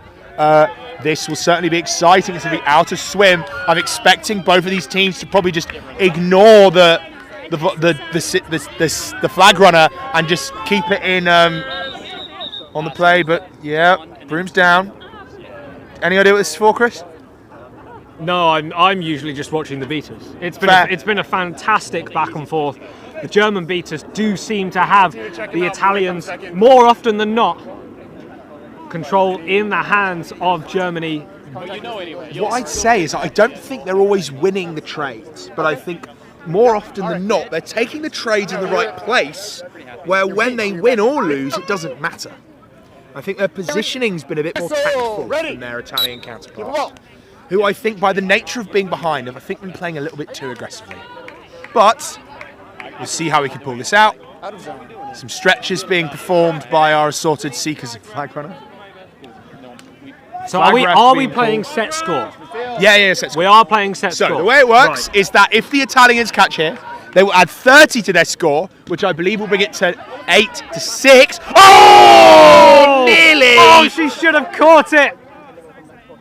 So then you add 30 points to the team Oh, he that missed! catches. The beat Good missed! dodge there, and the beat's there. None of these dodgeballs seem to be going in the right direction. That volleyball does, Back though. over the top. Gets it, lands it over the top, caught into German hands. So 8 add 3 if there is an Italian catch. We go to 6, and then we add 3 to the score of the leading team. First score to 110 would win.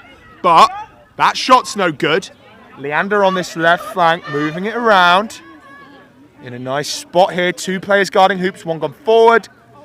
25 here. I love the pace. They're moving this around, pulling the Italians out of shape. They're not using the dodgeballs at the moment. They're sat so far back because easy! they don't need to, because it's air bringing it out of shape. I got to say, some of the German chasing with when they're moving it around and sending it in positions has just been gorgeous. It's exactly what we were seeing from the Belgians, though. Yeah. You set up, there's been a really tight defence on the hoops you're attacking, move the ball around, drag the defence out, and all you need is a few seconds of space. And it seems like Germany have got that dialed in. They can see that space, they can find that space, and it's paying off. The best teams in Europe understand opportunities, but they also make them. Right? Sometimes making opportunity means a beating play. Oh, great shot. Great shot. Okay, and also... Who needs good opportunity if you can shoot? Yeah, exactly. Well, no, but so the good when it's playing is about making opportunities. That might be a dodgeball, might be pulling things out of positions. When you see the opportunity, you have to go for it. You have to pounce on it like a lion. And the timing often for these things can be so tight. And that is exactly what...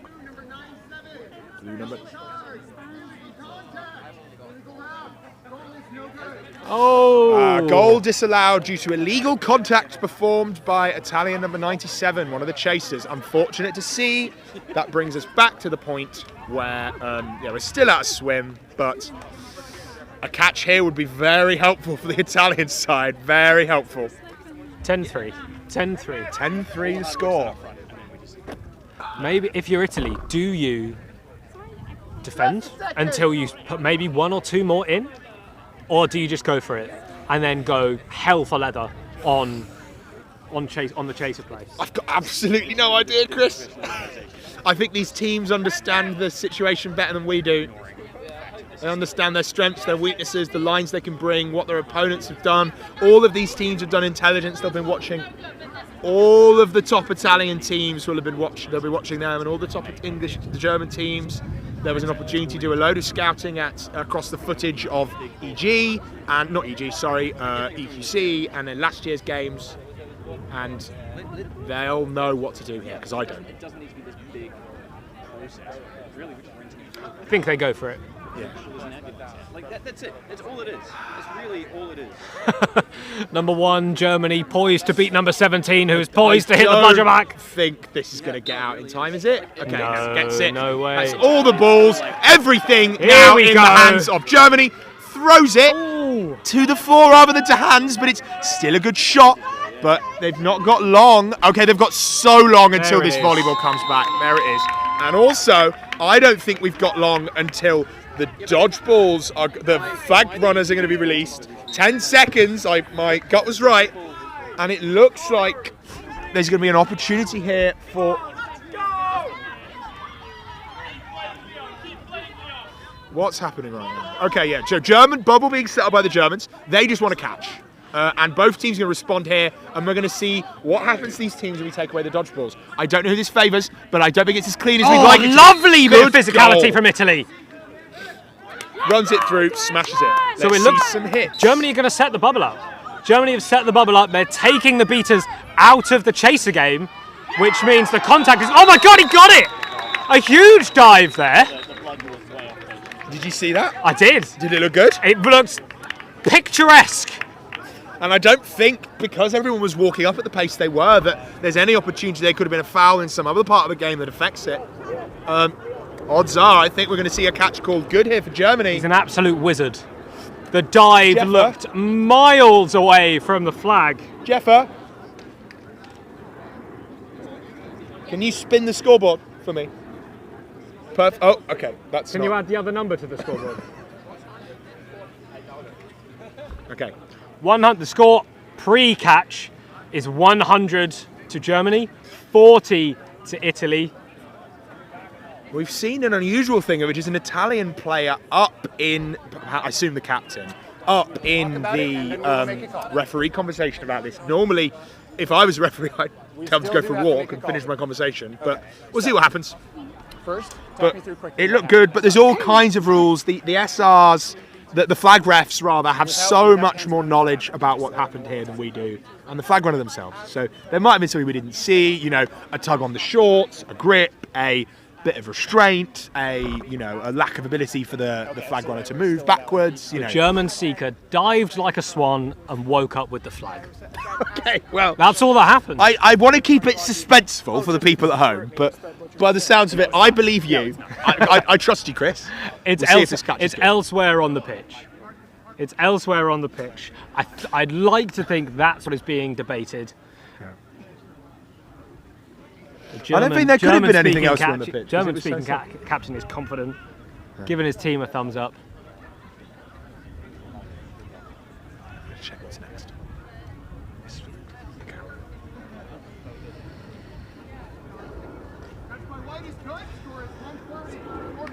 Okay. That wraps the game up. Congratulations to Germany. That brings the final score to 130-40. Some real moments of glory for the Italian side, particularly in some of their driving, the picks they were able to set up, and the timing attacks they managed to put together. But I got to say, that was a spectacular game of quad ball from Germany. Some of their off-ball work, the way that they were able to pull the defence out of shape and then capitalise on those moments. Some great shooting, some great driving, some aggressive beating from both sides. Just altogether a tip-top game of quad ball, Chris. I think Germany just gave us a masterclass in positioning, Yeah, I absolutely. really think what just happened. The biggest difference I saw in that game on the offense was the pace. Germany, volleyball in hand, everyone on that team was running towards the Italian hoops. With control or without control, they were running up there, they were putting the pressure on, they weren't giving the Italians time to think. The Italians walking up there slowly, it was methodical, don't get me wrong, but they gave Germany time to set up, time to read the offense, time to think, and they just weren't moving the ball around that much. So we've seen you and I, Chris, commentate 2 games by some of the top teams we reckon in this tournament. The other top-seeded team being Team England, who just had a game against Team Ireland on pitch 2. Not sure if that was on the live stream. But watching the games we've just seen, if I made you pick between Germany and Belgium right now, who'd you back in a bare-knuckle brawl? Germany. You think? I think it will be close, Spicy. and I would love to see, because they both play very similar styles of Quidditch. The offense is very similar. The defense is very, very similar. So they should be used to playing against it. It's what they'll train, it's what they'll know. So not only will they know how to execute it, they will know its weaknesses. Absolutely. I think we're going to see that match happen, I imagine, at some point this weekend. Oh, I hope so. I hope so. Oh, Maybe in I a semi, hope so. maybe in a final. But I'm really looking forward to it. What's next on the schedule, Chris? We have an absolute corker. A hometown Wales versus Scotland in England. A lot of these players will know each other. A lot of these players will have played with each other for a couple of years. It's going to be friendly, but it's also going to be a bit of a grudge match as well. Absolute grudge match. Okay, I've been Zach Cox. And I have been Chris Thomas. Thank you so much for joining us, and I'll see you in a bit. It would be closer. I'm really saying closer. Yes, exactly. All right. So how are things? Have to be today or? Scotland, Wales. Scotland, Wales. What a game, what a time. Oh. Thanks, always on the thing. No, good times. I think enough people have missed other tournaments as well, so that probably feels like you've been. Because like, if we miss a couple of tournaments or you miss a tournament, then it's like, oh, it's been ages. Oh, I missed that.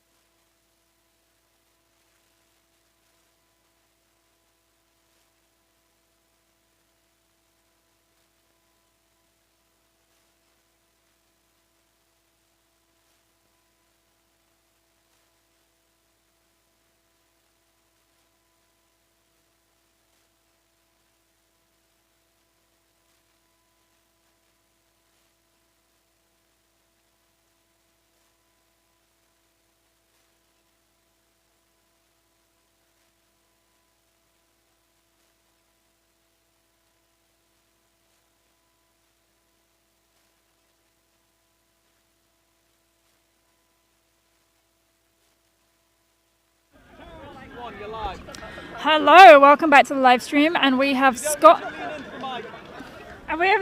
versus Wales. Very exciting game. I'm Bex McLaughlin, and this is... I am Chris Thomas, back bringing you a home countries game. A lot of support for both sides. Oh, sorry, that's the end of your sentence. Sorry, It is the end of my sentence. I'm just excited. It's going to be chaos, I predict. This is one of the most exciting games of today because we've got two fairly evenly matched teams and, of course, a home crowd for both. Lots of support. Big cheers for Wales at the start of the game. The Welsh are out in full force. And the Welsh have the quaffle. Number 23, Suri, has the quaffle. Oh, quite a dramatic start, and now we're taking a moment. The pace of the game has changed a little bit on Brooms Up. It used to be get it, go, straight in. There's no dodgeballs around. But now you get it, you get control, you set it up, you fake a pass here or there. You walk into the middle. And the Scotland keeper recovers it. It is now going on a fast break. That's number 6. Here we go, here's the fast break coming up. Can Scotland get it? Physical offense! Oh, and it's one for Scotland. Sorry, I tried to remain impartial. That lasted for 30 seconds. Sorry, I actually played for Scotland in 2022.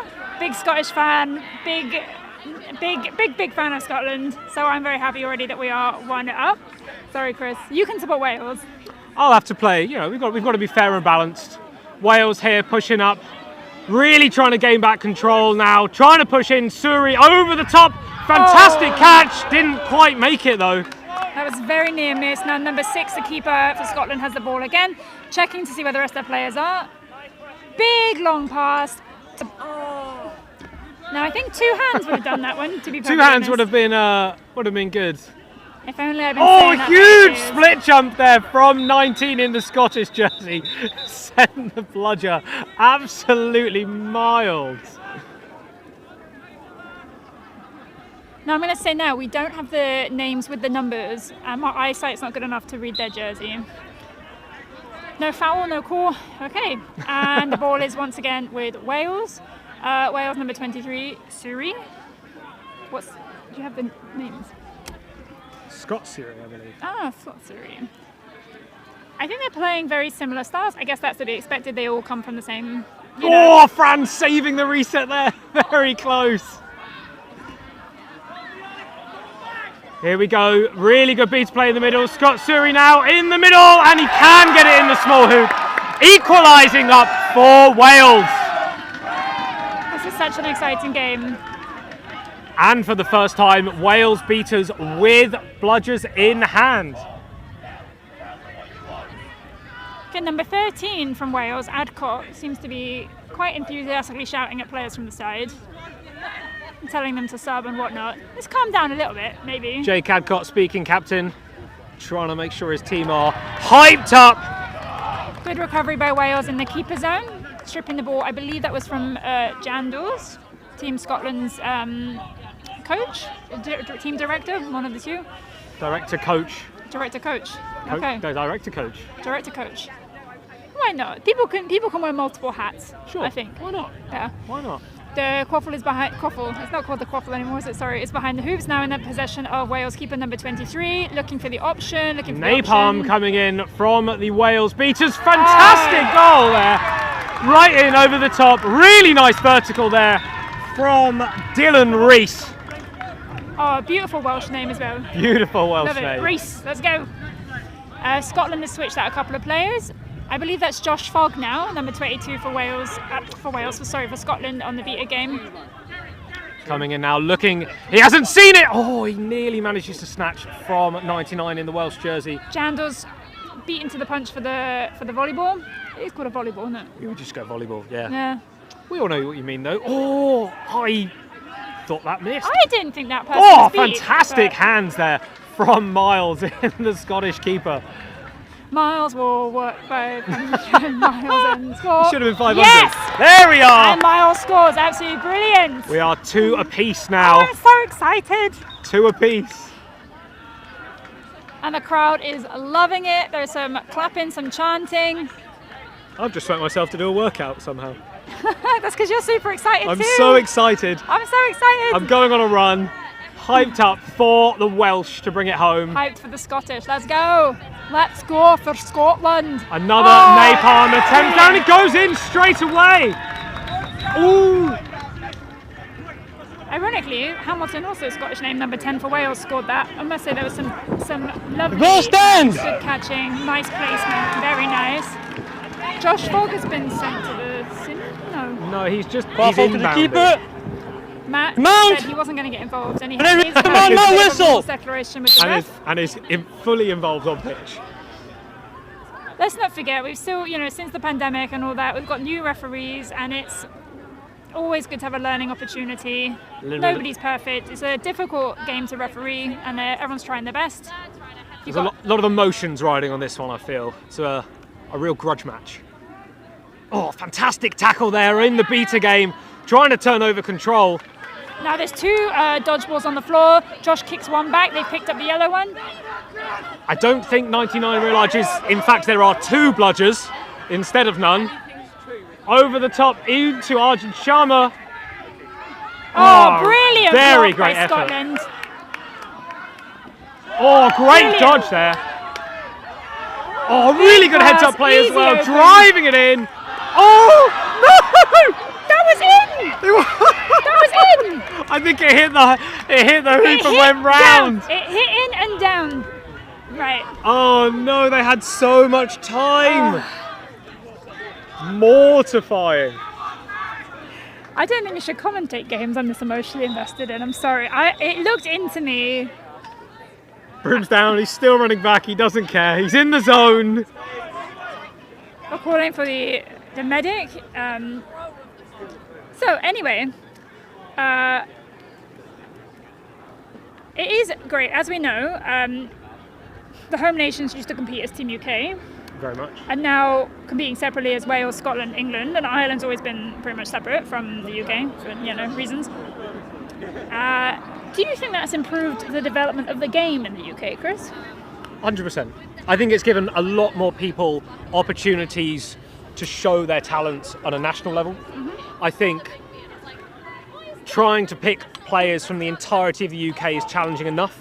Now breaking it down, England, we've seen them, they are the strongest of the home nations here in the UK, winning EG 2 years ago, 3 years, whatever it was. 2020. When did England win EG? Recently. The last one. Because even historically, a lot of Team UK was English players.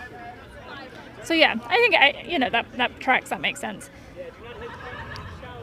I think it's also been very beneficial, particularly for Scotland, because geographically they've been a bit isolated. There were some holes in the north of England, so they were quite separated from a few teams.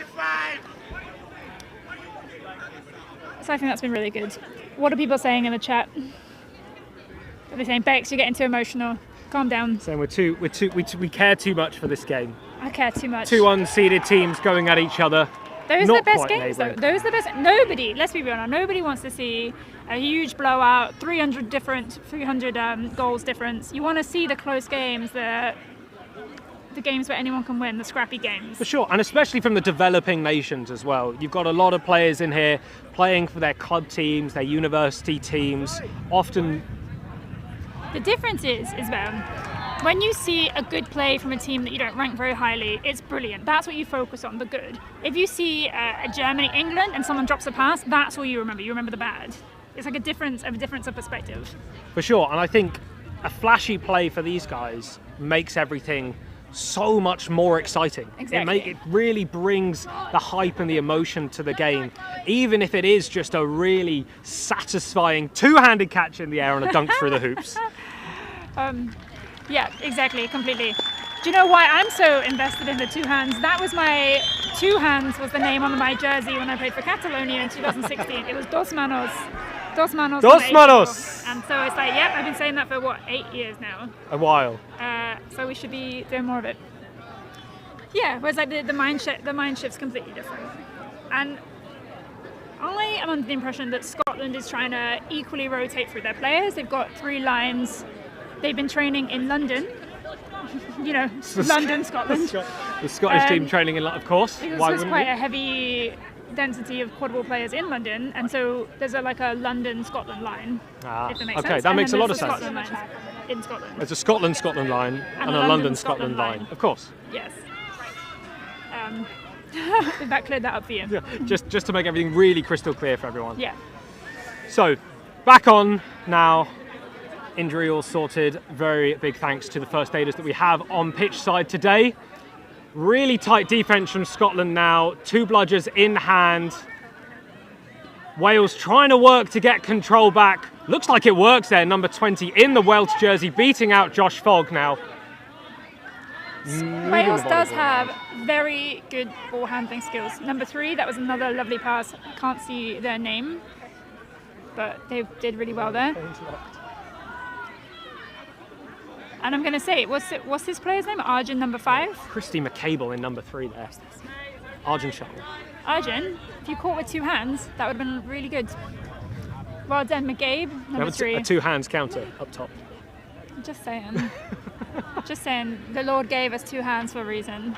Just make sure the catch. Josh Fogg playing the sneaky. Where's the third bludger? Where is the bludger? I can't see your bludger. I can't see the third bludger. Can you? Lovely little ball over the top there. So much space to work with. 2 hands actually doesn't pay off this time. Number 0 for Team Scotland is going to put their back out, carrying the team right now, because they are making so many opportunities for the team, and they are just not coming. Helpless receiver. Wrapping a helpless receiver. Was the helpless receiver the Scottish keeper? No, sorry. I wouldn't call So him. that I was wouldn't Simpson call him. number 98. It's been sin-binned momentarily. So how long is the sin bin these days, Chris? It is still 1 minute or until the opposing team score. Oh, fantastic diving save there from Alex Baker. Really putting his body on the line. Captain coming through, making sure not to concede anything. And that was even more impressive because Scotland is on a power play, because obviously Simpson 98 is in the box right now. So maybe they can hold it back against their 5 versus 6. You would probably think if you're Wales, you're slowing it down, you're running the timeout, wait till you've got that additional chaser coming back in. Arjun there, passing to the referee. not using the reset though, easily done. 0 there, really trying to force the reset, putting the pressure on. Oh, and they got 0s Here we out. go, Wales coming in, slight fumble there. Can he push it through over the top? Number 3 again. Christy McCable really trying to work to get the volleyball back in hand. Not managed to do it. Turnover, quaffle, volleyball in the hands of the Scottish keeper now. I'm very impressed by McCabe. I'm very impressed. And Simpson is back in, so now the Scottish power play is over. And Eamon Holmes is in, number 28. Eamon Holmes. I've just made up a person. Eamon Harrison. You Sorry, have who is Eamon Holmes? Isn't he the news presenter? Yeah, Eamon Harrison. I don't know why I just did that. We did just miss a Scottish goal, so that does level things up. 3 apiece. 3 apiece, because Eamon Holmes is going to report on it any day now, any minute. So yeah, Eamon Harrison, the tallest beater in the game. I think that you think he's 6'5", 6'6". I'm not sure. 6'7", why not? A trade back for Wales though, keeping them 1 point up. See, it is looking like this might end up within range though. We are only 7-8 minutes in.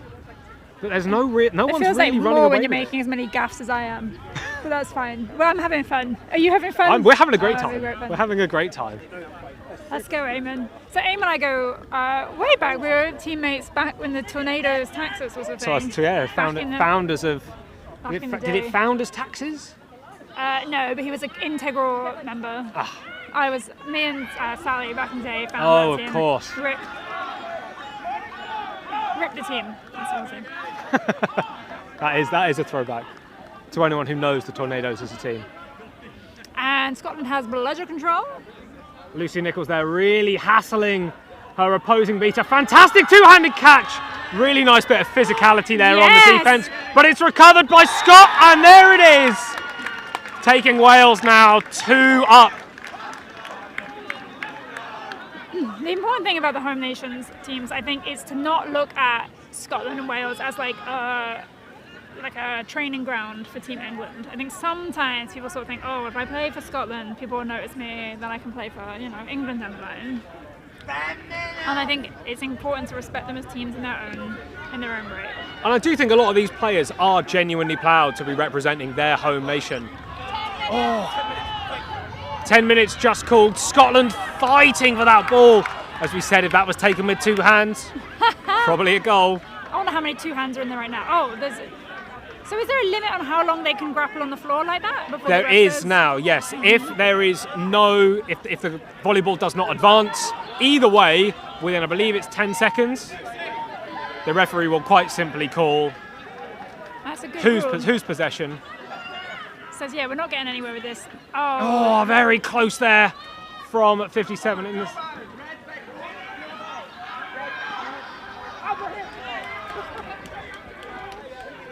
There's a bludger still on the floor because All right.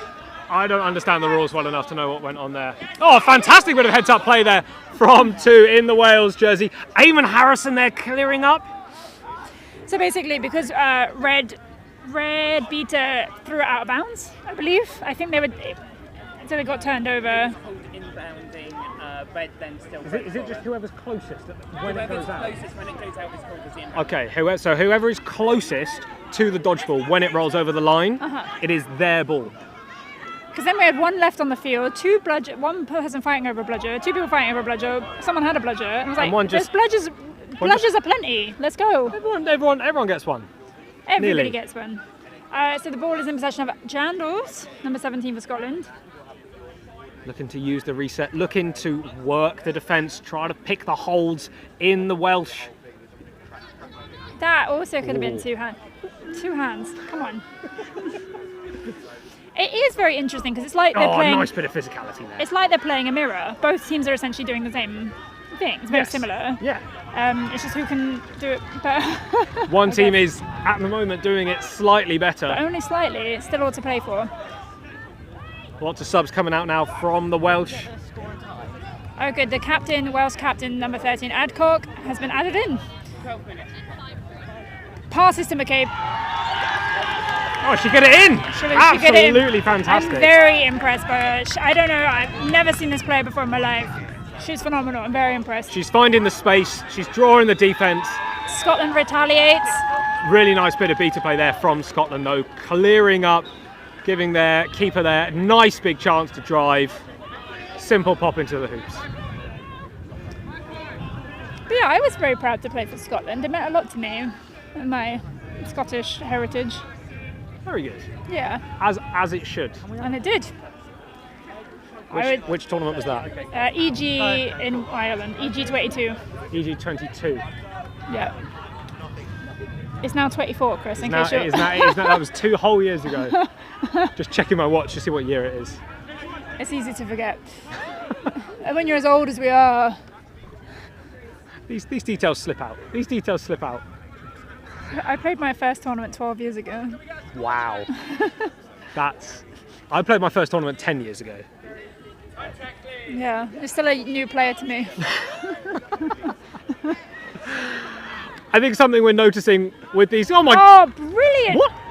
No? Okay, but that should be. There was a tackle. The ball wasn't even there. Good. Back to hoops. Why was that not allowed? Did that not go in? I thought it went in. I thought that went in. But then I keep saying things go in when they're not. That's why I'm not a referee. This is true. A commentator. That's why we're sat here. That's why we're sat here. And I'm not on the pitch. And Alex Harrison, number 5 of Scotland's on. Huge cheers from the Werewolves in the podium. In the podium, on the stand. In the stands. Fun fact: Alex was just hanging out with me in Vienna, where I live. Was it? Yeah. Very nice. We had a schnitzel. It was really good. Oh, an Austrian schnitzel. The original and best.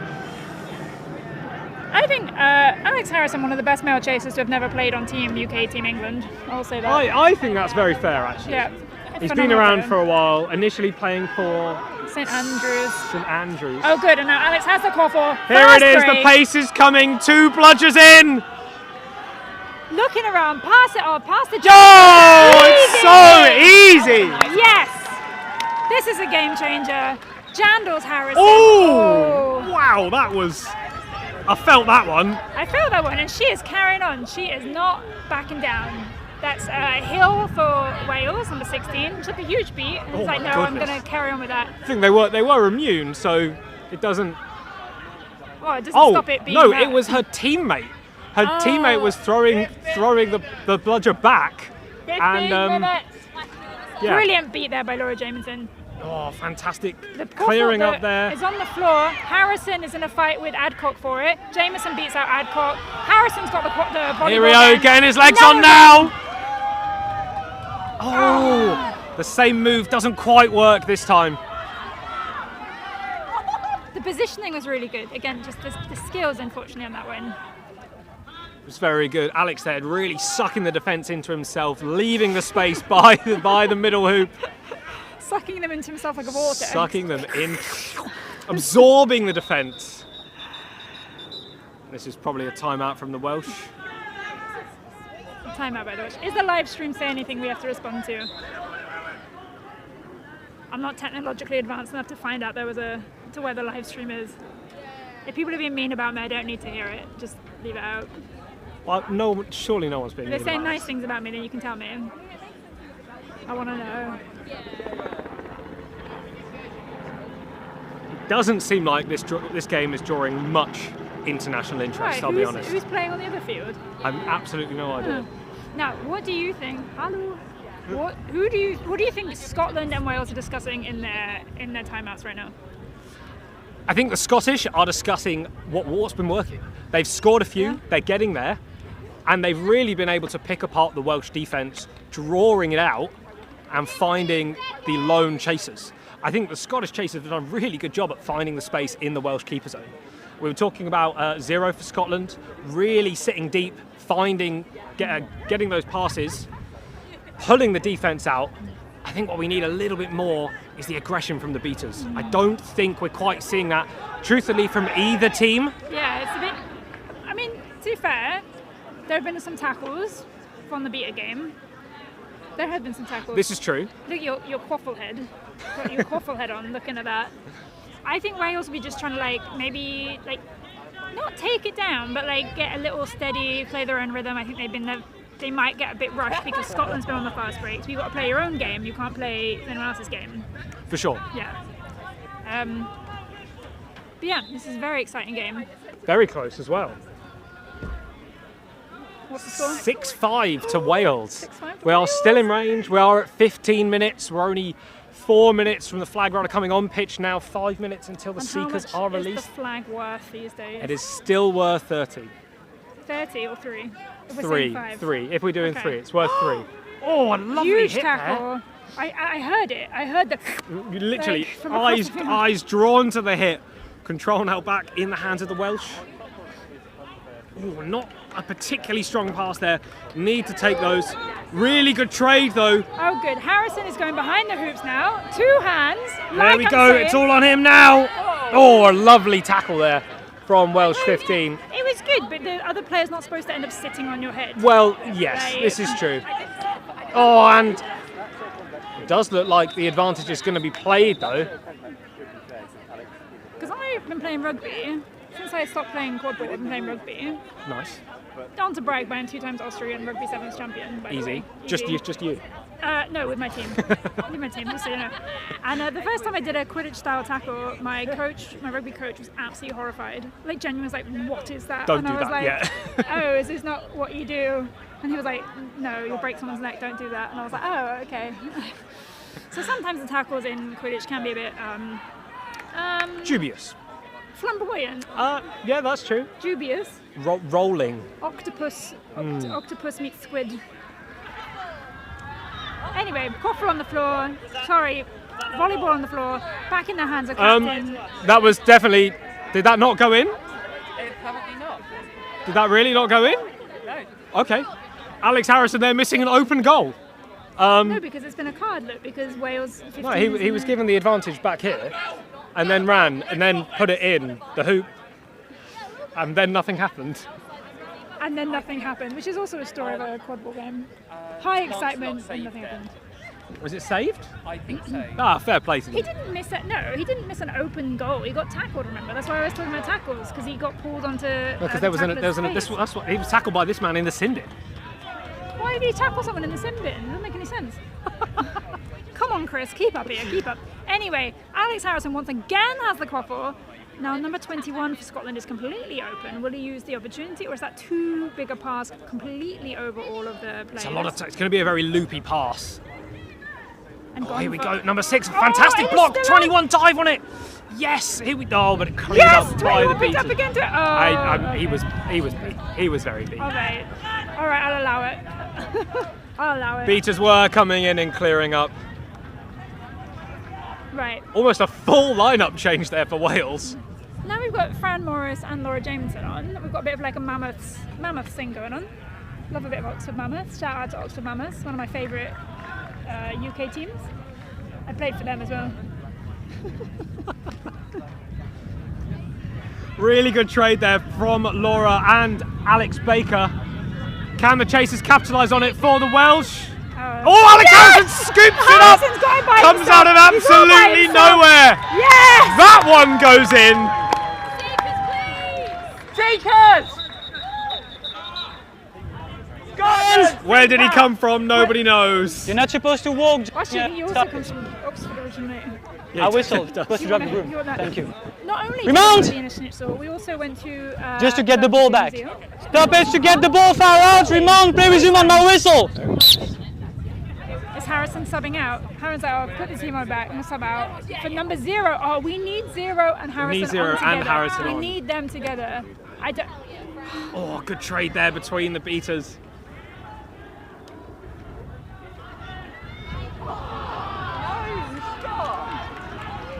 Scott missing a goal there. Shouts of drive coming in.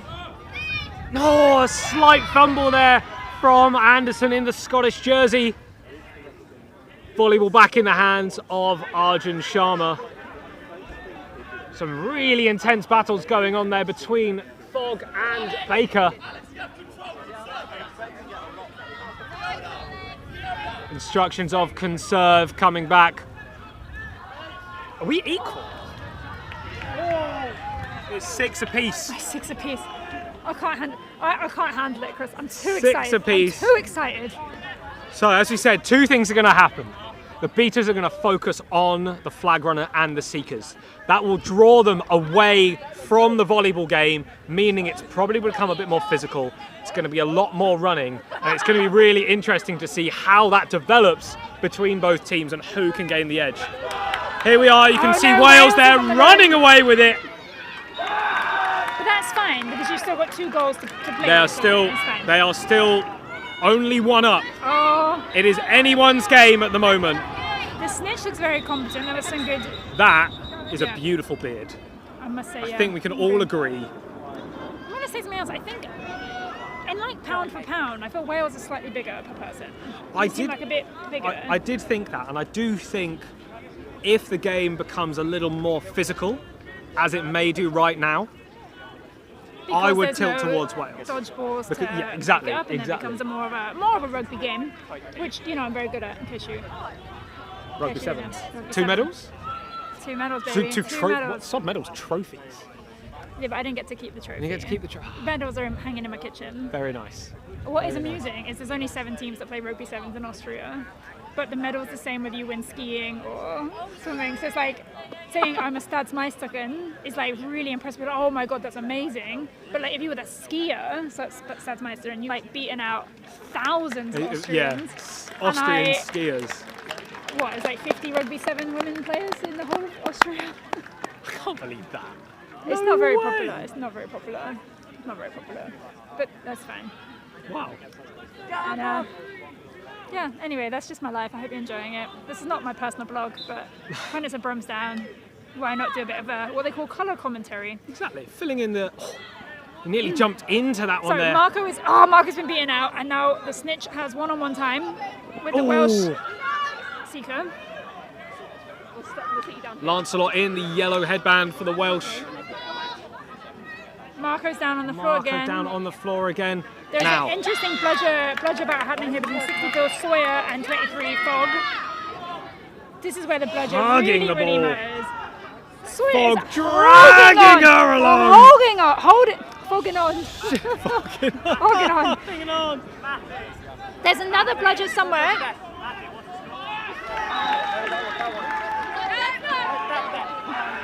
We We've got Mog and Fog, by the way. 7-6. Mog and Fog are the Scottish I beaters right definitely now. think it's more than 7-6. It's at least 8-6 now, if not 9-6. We're having a bit of discussion about what the actual score is, but it's not gone. It's not out of range or anything. I don't Not think. yet. So it's 9-6. It is 9-6. Oh, so it is out of range then. now we are catching for overtime. So Oh. if the team that loses, Or the is- team that is is currently losing losing under right now, catches, yeah. we will go to a set score of 30 or 3 points higher than the highest team. And there's another one. So that takes Wales out of range. Scotland are now playing for overtime. Whoa! There it is! 97, Goldie catching! Now, they haven't won, They haven't won. No. but it's taken to overtime.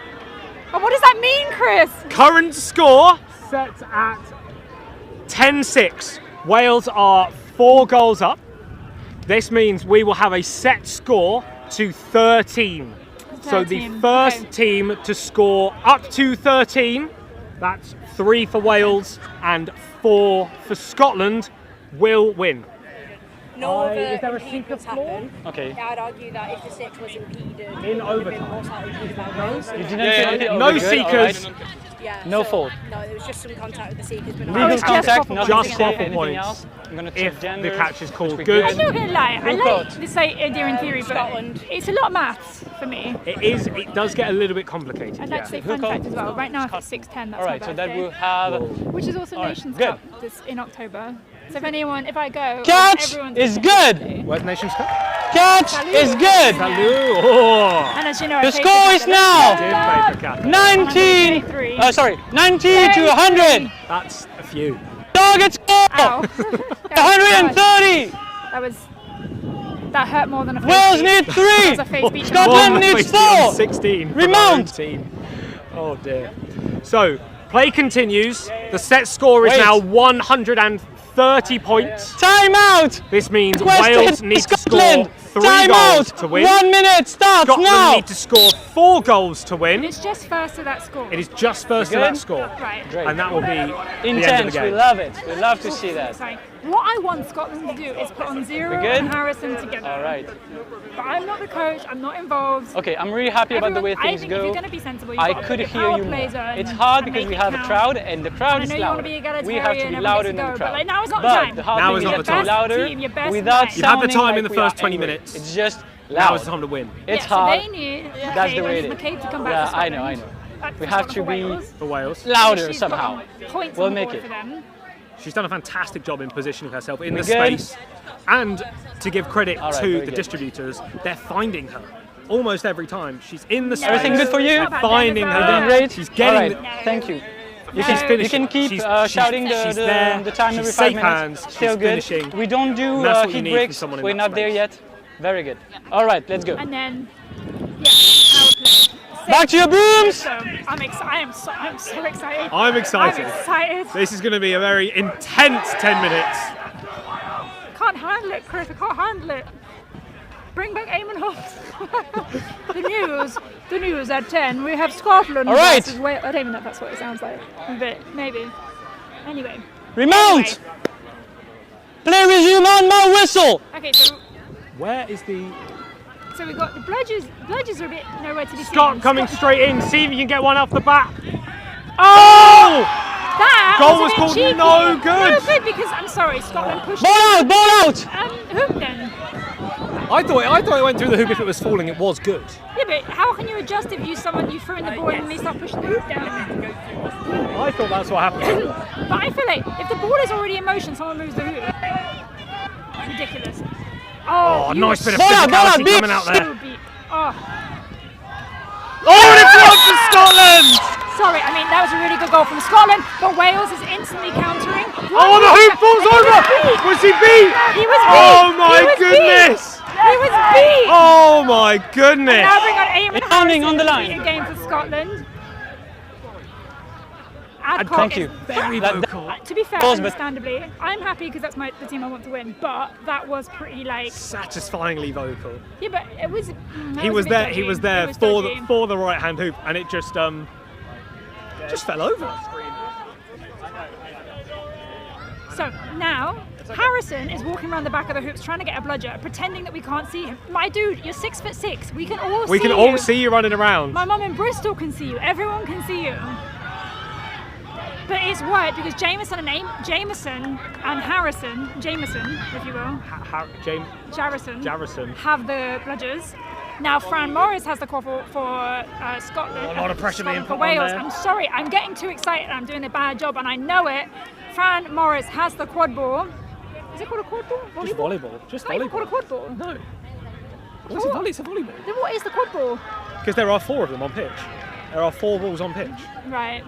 Over the top, really nice beat there from Laura Jameson, beating out Arjun Sharma, securing the defence. I'm going to say, so whatever happens now, both teams can be very proud of this game. This is a really It's been a really enjoyable game. Yeah. It may have been slightly slower paced, it may have not been as flashy, but it's been thoroughly enjoyable. Number 6 there going into contact, shooting. Shooting to nobody. Oh, Jandal's there, picking it up. Jandal's getting upset with the contact there. I'm not going to lie, Wales chant needs a bit of work. Wales, Wales, Wales. It's not really... It's not as creative as maybe you would think. There's so much to work with. You've got a dragon, you've got love spoons. There's so much you can do with Wales. So much you can do. So we are now 10-all. Scotland capitalising on one opportunity so far. The set score is 13. Both teams still to score 3 to secure the win. Fantastic little exchange there. Yes! Oh, lovely Brilliant defence beat. from Jandals. Absolutely brilliant beat as well. Felt the punch was maybe a little bit unnecessary to save that. Could have just caught them. No, volleyball. style points. Style points. I think it was amazing. You could hear the punch from here. You could hear it.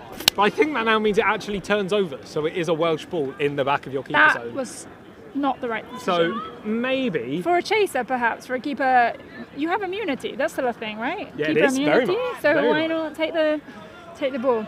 Oh, I have to look, but I can't look, if you know what I mean. Arjun Sharma there putting in the pass over the top. No one behind to receive Now it's it. a Scottish ball. Now it's a Scottish ball. I'm going to say something else, but I don't really like the Scottish kits. I much prefer the old one with the flag. Don't like the unicorn. Think it's too jazzy. Why do you need a unicorn? It's the national animal of Scotland. Oh, a fantastic jump there from Baker. Dodging the beat, beating out his opposing beater. Control Doing a in bit the of- hands of the Welsh. Jandals Putting is the pressure open on. Okay, now find the Wales has it pass. again. They were playing a bit of football back there. This is awfully end to end.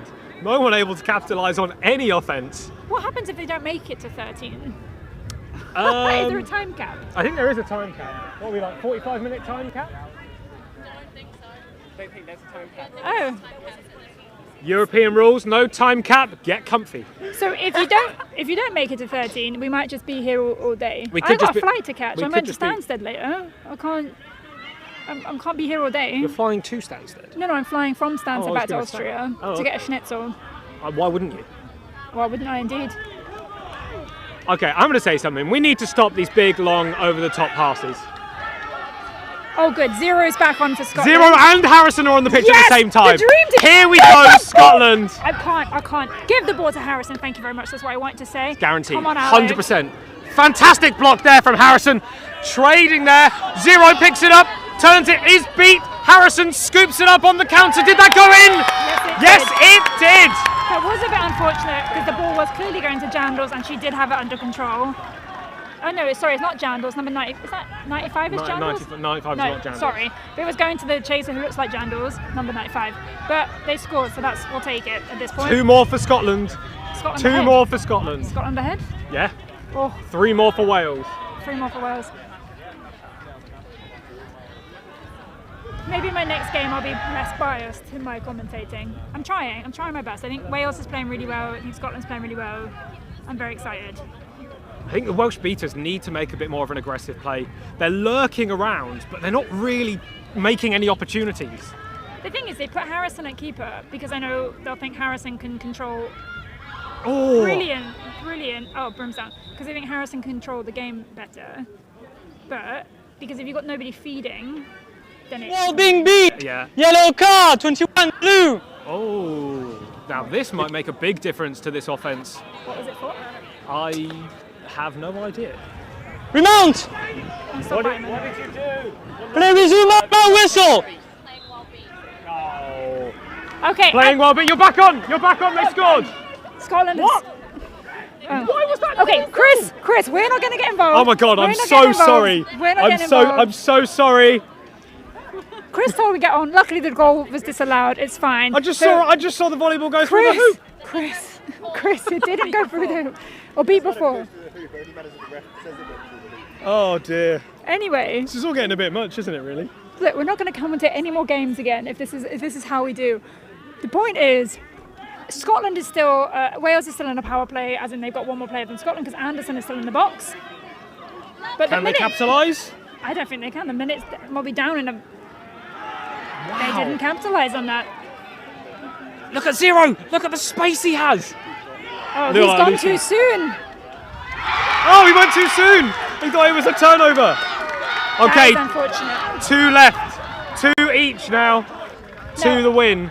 I'm going to assume that Zero is a relatively new player because I've never seen him before.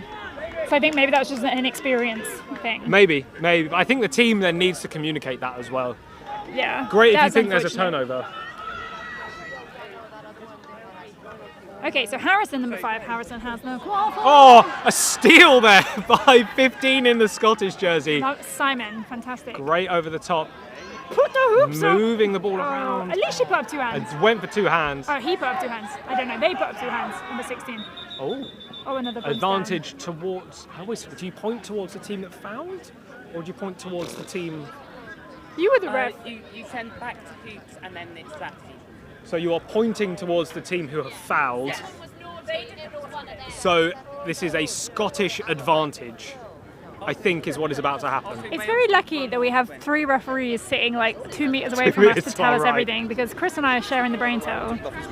This one. But that's what that okay, means, yeah, that kind because of this fist, one the hand that you up, asked me one to hand watch, pointing. that's But one it looked good when they were all in as you coordination said, with each other. like people were That was knocking the nice. hoop. Here, what my ref says is that you were Stern not pushed in the word hoop and you with Adcock just there. The head walked ref into is it. Tanguy I from respectfully Belgium. disagree, but if that's the guy, We'll talk about it after That's this. absolutely All right.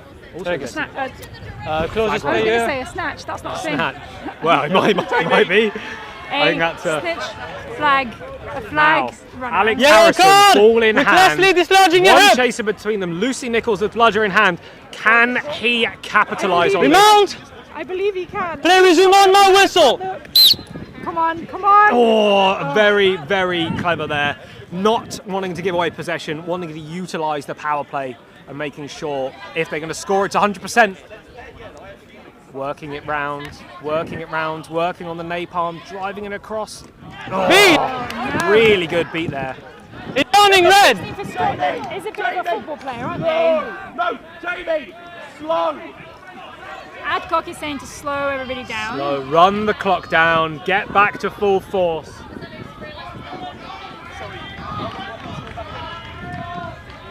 Scott also back on, I think, probably the highest scoring Welsh player of the game so far. Adcock instructing his team, slow it down, run the clock down, get back to full force so you can mount a proper attack.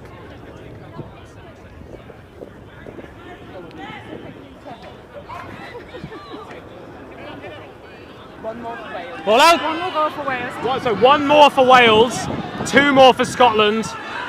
And a hoop of butter on the quad ball there. Slippery quaffle. Oh, it's going! We can go! Scotland's going. Oh, fantastic beat there from Lucy There we Nichols, go. stopping the offense ball. of the Scottish. So both teams have failed to capitalise on power plays in this. Yeah. Doesn't matter if you're a player down. You just slow it down. No, but Oh, the Welsh have won. neither team McCabe's has- back on. The Welsh have won. Let's wrap it up there. Look, she's got so much space. Why are they ignoring Scotland? Come on. So much Come on. space. Why are we ignoring female players like it's 2013? Come on, guys. I'm begging you. Cover her. Cover her. Oh, really great bit of beating there.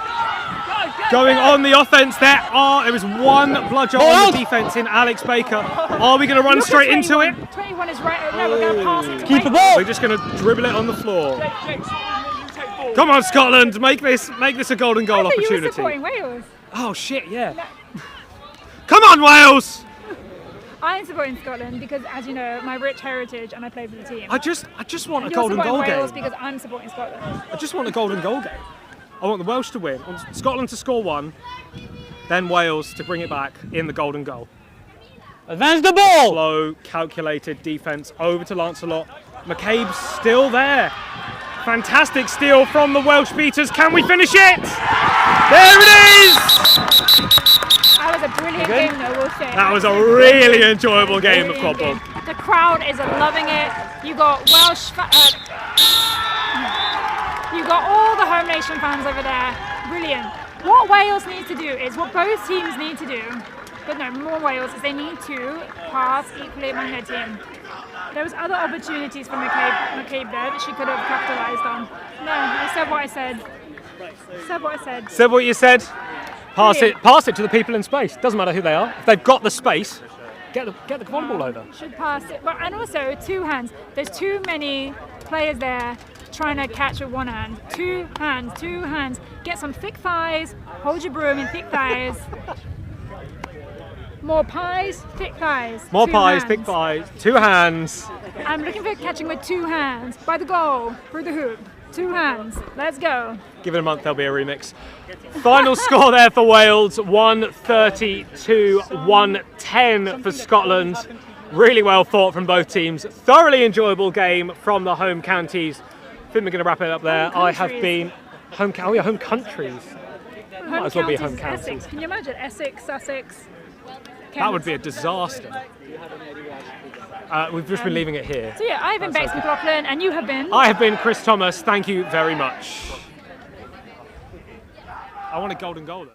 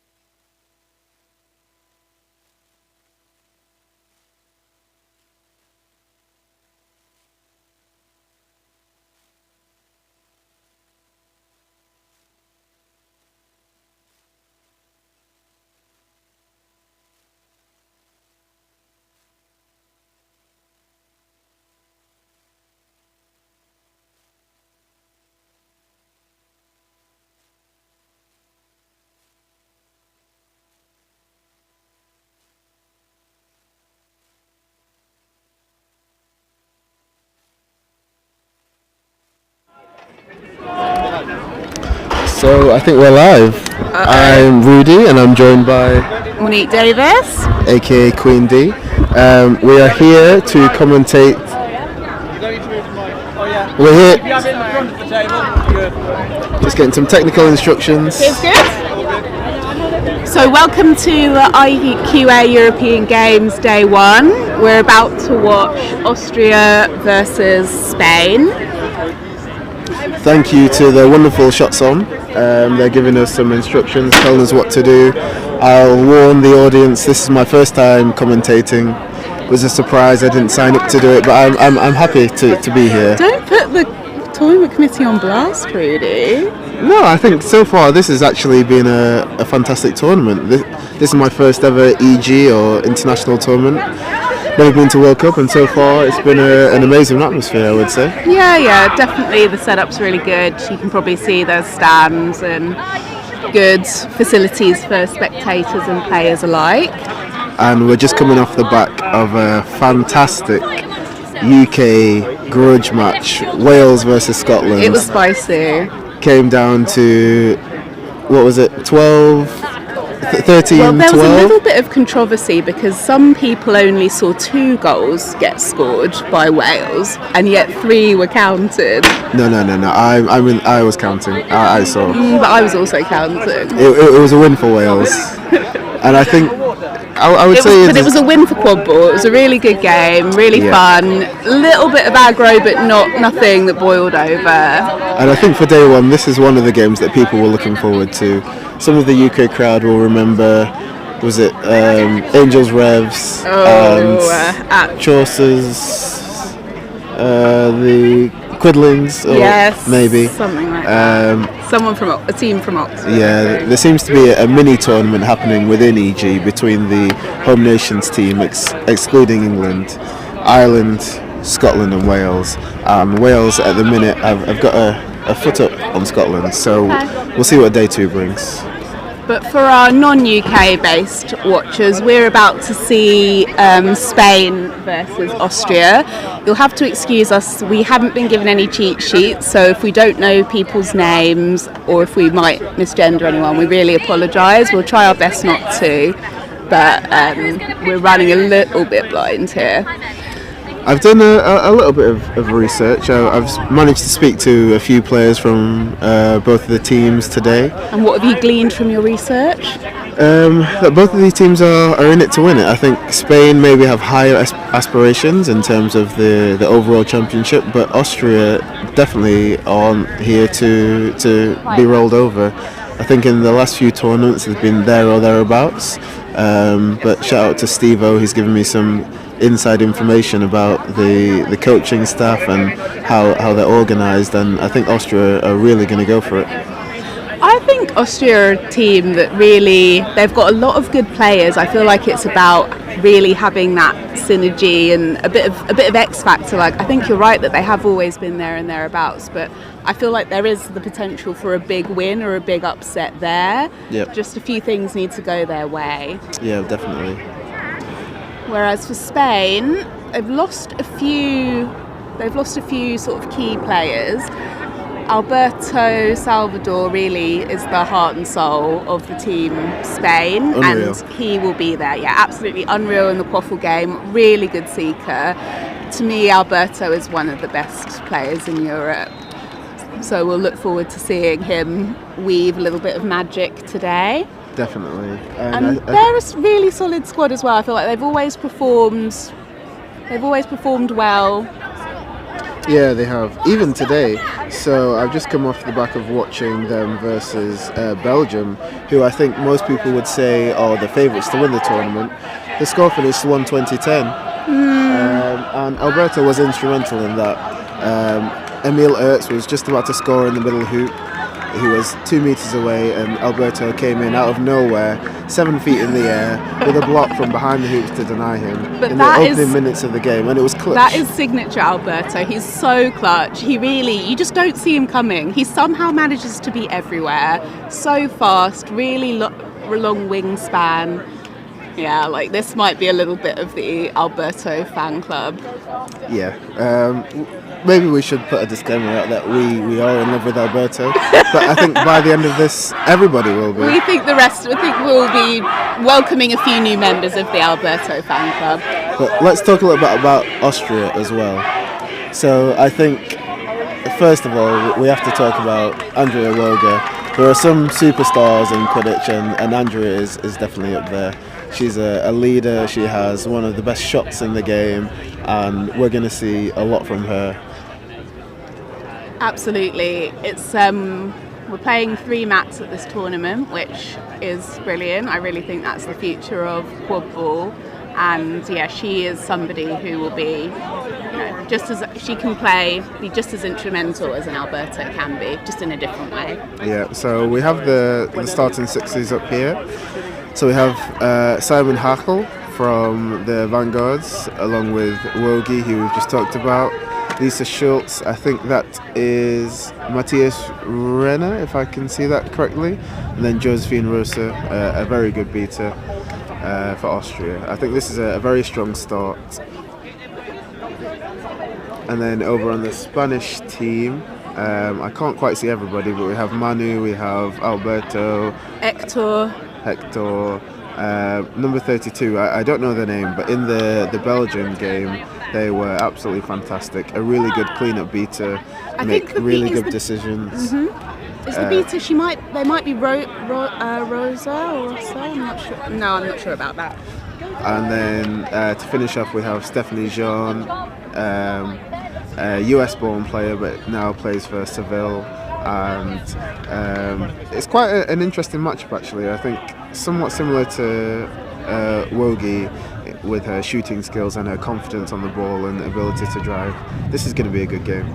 Alright, so we're just about, Eamon's just calling and we're about to begin.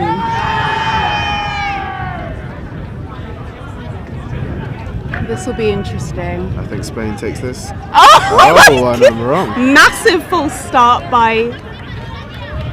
Is that not a false start? It's not been well, called. It's not been called. It's play not to been the called. whistle. So Austria come out with the Quadball and also with dodgeball control. Wogi's on the ball, directing the offense as expected. You love to see it. And we have Hector on hoops.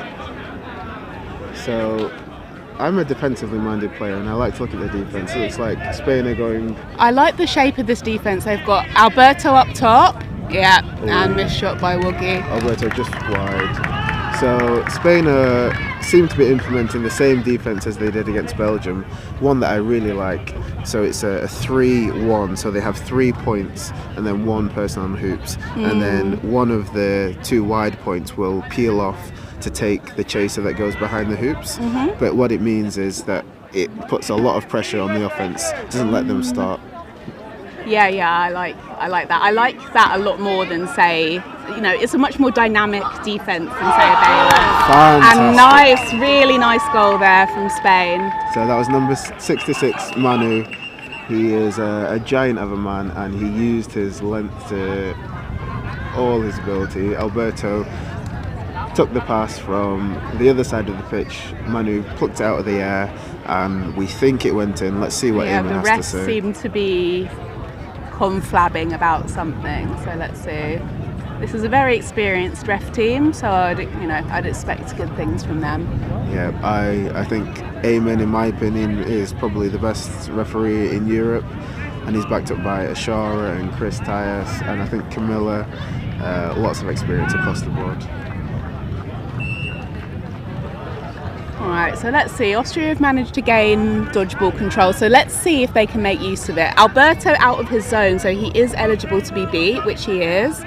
And then he's gone out of the zone again. But we have another high shot and a really nice clutch beat from Hector that turns over the quad ball. So in these early exchanges, we're seeing nice stuff from Spain. Nearly good catch there from the Spanish does beater. well to win possession for Austria. Alberto gets it out before his beat. Here we go. Just fake and score. Okay, called in. It's hard to see from our angle, but that was a good goal. So really nice again. Good ball Look at how movement high from Alberto Spain. is. He's at the halfway line. He's really putting them They're under. very And he's got the confident. ball again. They've got one. I think this is going to go to That's Steph. yeah. Oh, no, back to Manu. This is a goal. Straight in from Manu. Really Little nice. celebration. Very, very aggressive. Lots of movement from Spain. I really like what I'm seeing. So it's at this point where the teams would have a feel of each other. What do they do? Spain are very confident. You can see by how high their points are. And they've come out of the gates really hard. I feel like Austria are a little bit rocked by what they're seeing here from Spain. Well, Austria have come off quite a comfortable game against Switzerland, and sometimes that doesn't work well for a team. Sometimes you're lulled into a false sense of security. I quite like to here we have Chris Thomas, who is handing us the cheat sheets, which we desperately need. Chris Thomas, it's great to see you back. And here we go. So we have Manu bringing the ball. So we have another unsuccessful Thank offence you. by Spain. Thank you.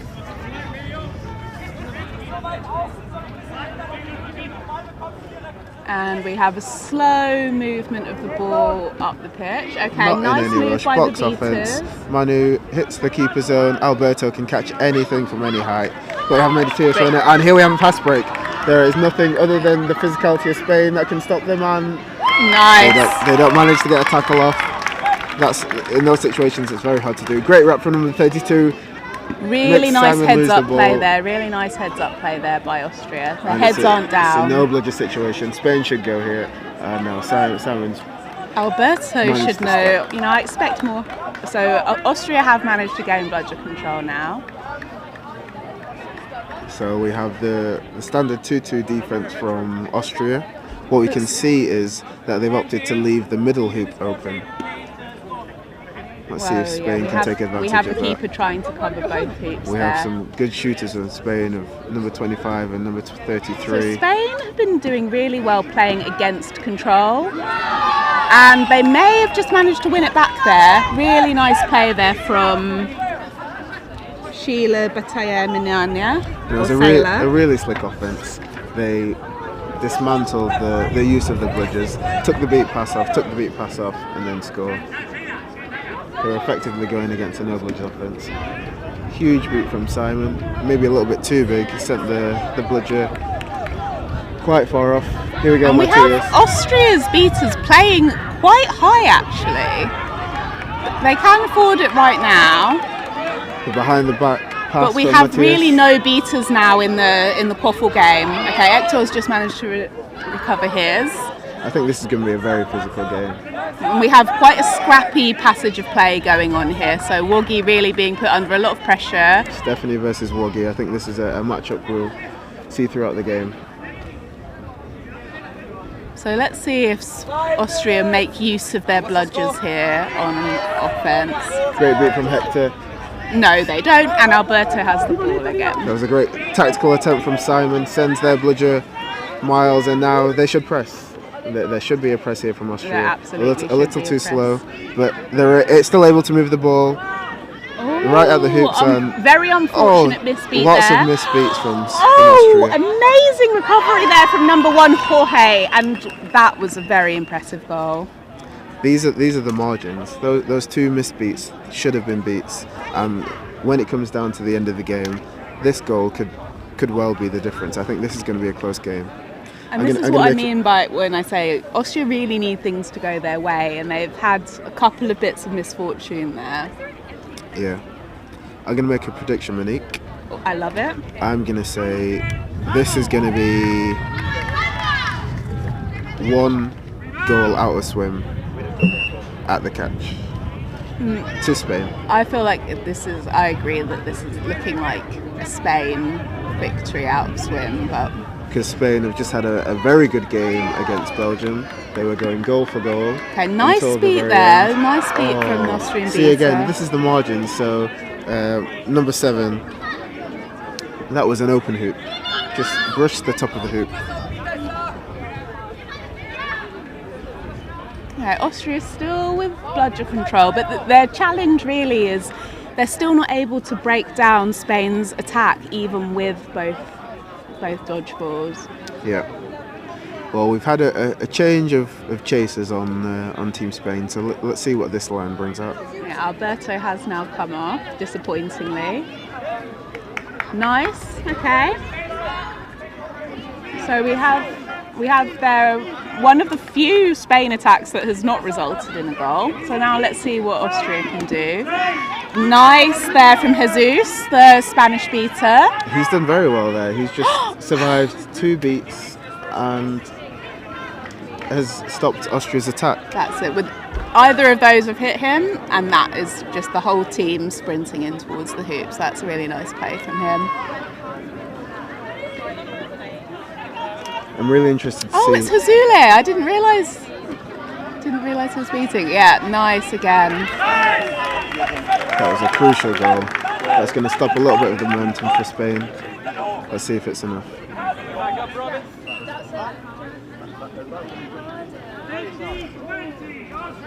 So we're 60-20 now for Austria. If you're watching on the stream, you'll know that because it'll be on there, but we don't have the score table in front of us in our position. Nice catch there from the Austrian beater. I love a bludger catch.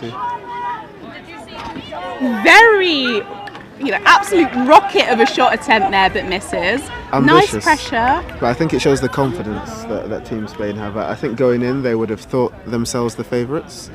I think they could very well push for a top 5 place. And that's what you like to see as well. Some teams crumble under the pressure. You want to see a team rise to that challenge and show what they can do. Yeah.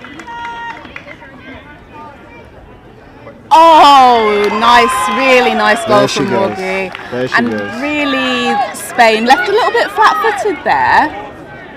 I think that's the risk you take when you have the 3-1. Yeah. So again, they had the 3-point chasers up and waiting for someone to peel. Nobody peeled.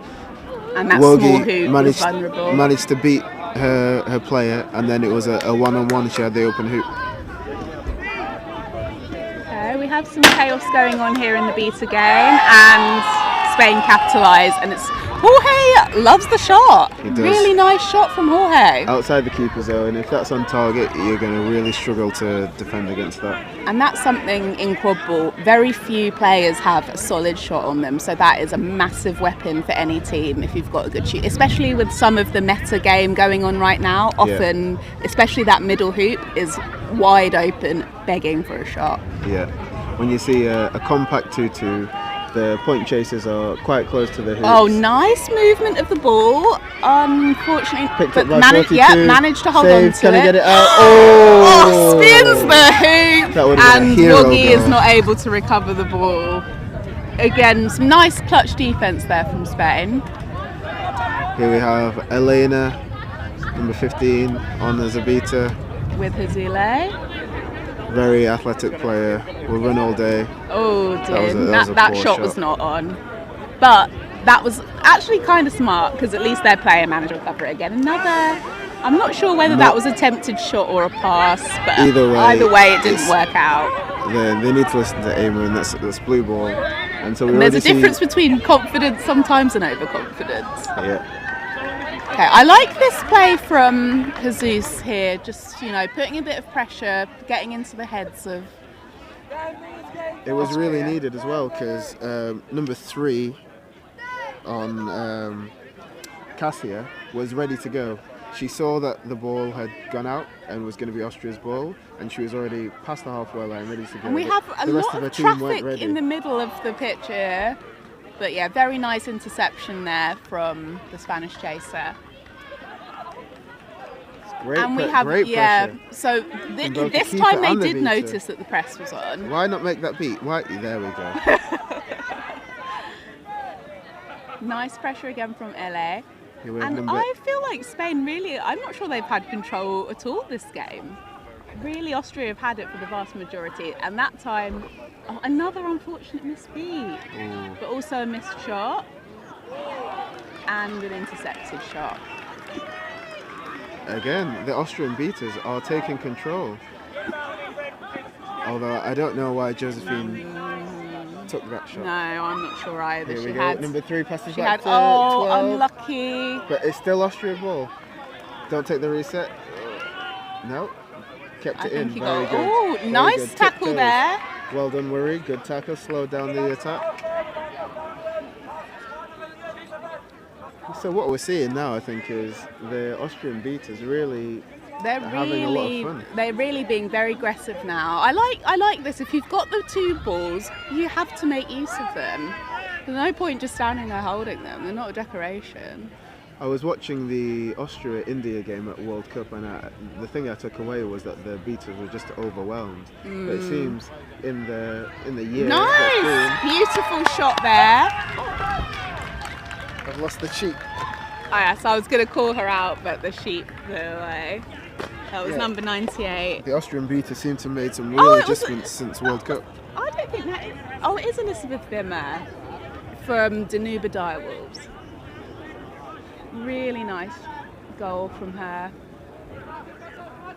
Okay, Hector again. And really what the Spanish want to do here is just create chaos. But we have... Yeah, number 12 running in. I don't think anyone's going to stop him unless he he missed the shot! It's these tight margins. You need to tighten them up at the international level. But and that's Lorid Brandl, also of Danube Direwolves. Just unfortunate. There was a little bit of a communication error there from the Spanish beaters. There was space. Yeah. I couldn't convert. What I would say, in his favour, from my research, I've found out that he's only been playing for a year or two. That's not true. Number 12? That's what Steve-O said. That's wrong. He's been I played with him like 4 years ago. Oh, really? Yeah. Steve-O! I was told he was from the mountains. He's from Innsbruck, and he's only been playing a year. I feel like or two. Steve-O's been telling you a little bit of bull plot. Oh my God, Leon managed to recover the managed ball. to ride it. Wow, but He's not happy. Yeah, really not happy. I think that was They fine. need to get there. We play a contact game. That was shoulder to shoulder. But he's up. He's ready to go. Stephanie. I think no. Now, okay, called no good. Extremely borderline there. Which happened first? If I was reffing that game, I'd be unsure myself. So unlucky because it was really beautiful bit of movement. There's no natural motion for a shot. I think that was the right call. And I think Austria would have been really cross if that had been scored. So here we go. So here we have Leon on ball, also of Danube Direwolves. No. Oh, Alberto. Nice beat there from Hector. That albatross wingspan. Now, picked up the ball. That was it. Now I'm a little. Yep. Oh, and this time she does score. Stephanie Jean. That was tiki-taka. A little tip from number 1 to Alberto, who then tipped it again to Stephanie. That's what you like to see. I'm not quite sure what this uncertainty is about. We'll see. So, well, now I'm a bit scared to give the rest of my research that I got from Steve-O, because apparently it's all lies. Well, maybe he was mistaken, but if I'm wrong about that, then...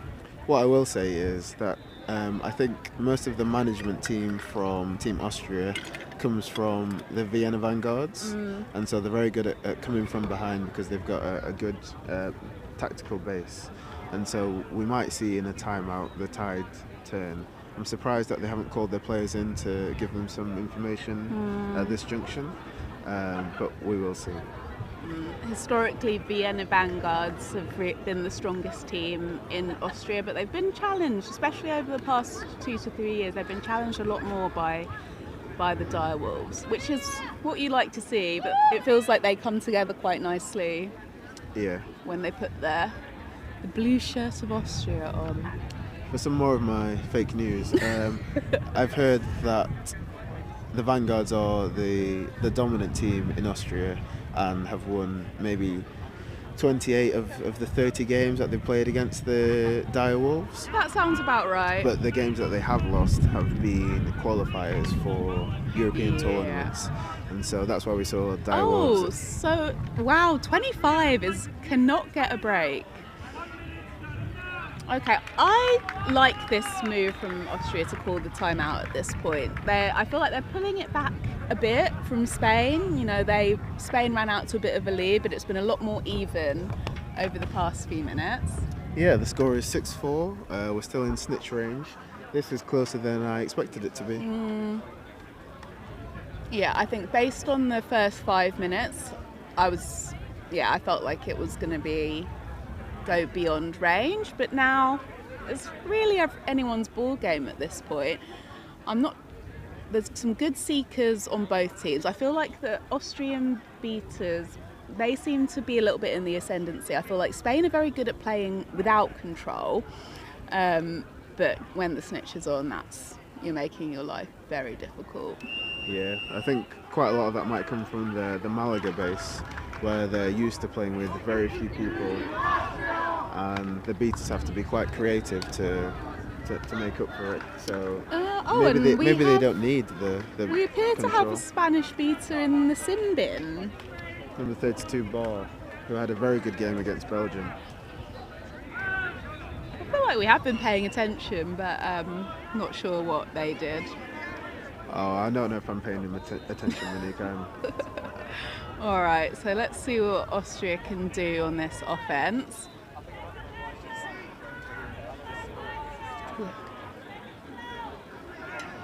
Kind of slow, ponderous offence here. Yeah, that's the instruction from the Austrian bench. Take it slow is what we can hear. Which I think is smart. You know, we've got 4 players in decent positions, but I'd like to see a little bit more movement. Okay, that's a decent movement of the ball there. Lawrence trying to set a pick. Oh, but beat before he was managed to get the ball. He's done very well on his own. Really nice defence from Spain again.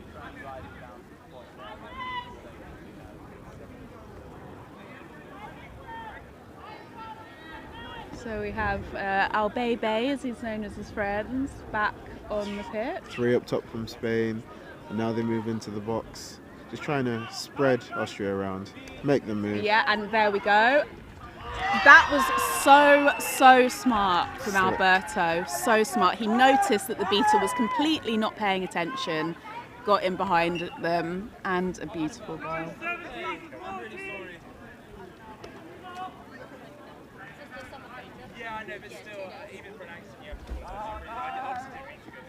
Right, let's see what happens. We've got a diamond offense from Austria, 3 up top, 1 at the back. Are they going to send it long? Are they going to spread it? But I think feel like this must be a different pair, because you can see they're not, the beaters are not really doing much to put doubt in Hector's mind. He's quite free to play, which is not how you should feel as as the only beater. Nice beat there, and great tackle from Bar. Austria not able to capitalise on him being out of position. We have an injury.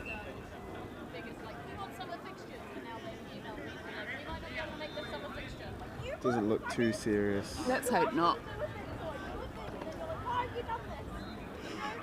So Rudy, would you like to see anything different from Austria that you feel like might help them to turn the tide in this game? I think they need to consolidate their beater game again. I see the original pair of Simon and Josefina giving instructions on the pitch. And then I think they need to be a little bit more aggressive. It seems like Spain's defence are controlling the chaser game. I think they need to take a risk, draw out the beat from the beater who doesn't seem to be that bothered on the hoops.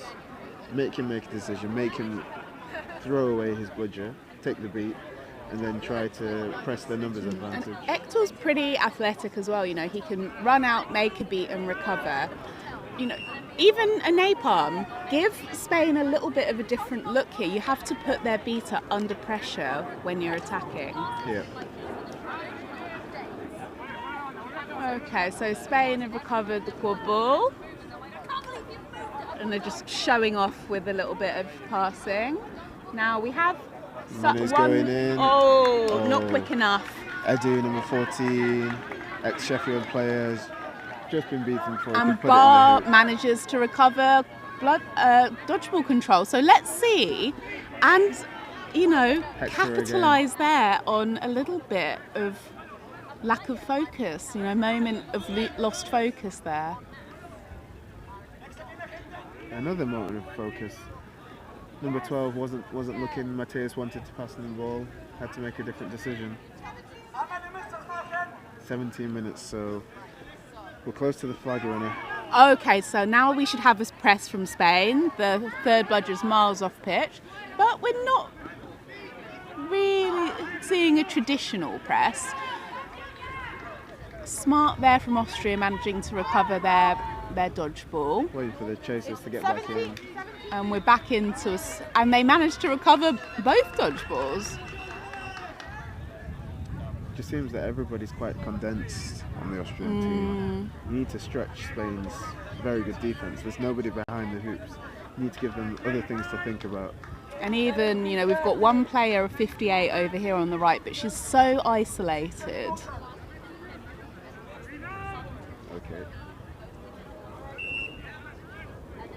Okay, so we have Alexandra Schmid moving behind the hoops, but yeah, they are a little bit close together, the three Austrians. She had a very good game against Switzerland. She's a very nice tackle there from Alberto. Gets the ball out. Lorenz has it. Okay. He has an opportunity to score here. Has to go in. Has to go oh, in. Alberto! So close. Alberto's. Get the ball out. Get the ball that out. looks like a little bit of net contact happening there. Let's see. So Hazule cleaning up. That needed to go to 58. Alexandra needed to get that ball. This is just Spain. Their reactions are so quick. They've really not given Austria any room to breathe. Not at all. And again, we've got a quite physical lineup from Spain now. Because it hasn't been the most physical of games. Which I was surprised about. We have a lot of Dementores on the pitch, well, in the team, and they're famed for their rugby training and background. Oh, not quite sure what happened there, but Spain lose the Quadball. We have our seekers being called. So this is Loritz, who will be the starting seeker, number 12 for Austria. He caught against Switzerland. Long boy style of seeker. Okay, all the bludgers are on the ground, but yeah, Austria are not really gunning for it. No bludgers, and they're kind of passing it around by the keeper line. So the score is currently 7-4. Oh dear, really, absolutely beautiful tackle there by the Spanish defender. You can't be that close to Manu. His arms are so long and he's great at contact. It's only going to end one way. And that was beautiful. The Austrian player attempted a sort of handball style jump, but yeah, Manu was all over him. Yeah. Okay, and Al Bebe he's just subbed off, and now he's about to sprint on. And Alberto the Albatross. We have Mikey Ansel as the snitch. 7-4. 8-4. So 8-4 now. So, Rudy, your prediction has very much come to pass. Potentially, let's see how quickly Alberta can do this. But we have the starting beta And pair we have of Simon but and Josie. This is quite a smart move, I think, from Austria bubbling. If they can get a quick catch here, but they have to take Alberto out of the game, and Lorenz has to catch here. And he has to catch quickly, or Spain are going to run all over them with no beaters remaining. They're going to be stretched because from what we've seen, I think Spain have the better chasers. And so if you leave the beta game... Okay, so on defence, Austria kind of, they're splitting their resources. They managed to score a goal. Oh! I'm impressed by this bubbling. I'm really impressed by this bubbling by the Austrian team. They're really managing to find a perfect balance between... Now, but they seem to... Oh, that's a great stop by number 24. That was crucial. So we have both teams now bubbling their hearts out. If Lucius Schultz hadn't made that stop, then it would have been a guaranteed goal almost for 51. Alberto not finally taken out. Give him time, he is so dangerous.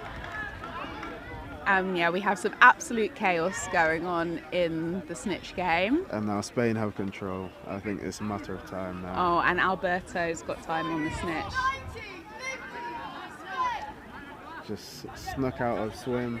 Let's see, slight miscommunication there from the Austrian beaters, but they are going to get away with it. Yeah, Wilgie on the ball. Spin move. Nice beat there by Zero to take Alberto out. And now Lorid has some time on the snitch. That was close. We have a brooms down. Okay, potential goal. Spain seems to be questioning it. They seem a little bit unhappy about something. I'm not sure what. The jumper's taking his time to get some close-up snaps.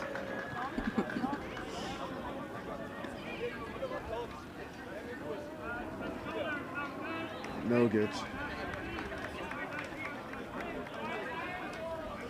And you can just see bubbling is so exhausting. You can see everyone involved in that part of the game just trying to get a few lungfuls of air. You have to, such a high level of focus required. You make a mistake for 1 second and the game can be gone. Like, it's a lot of pressure.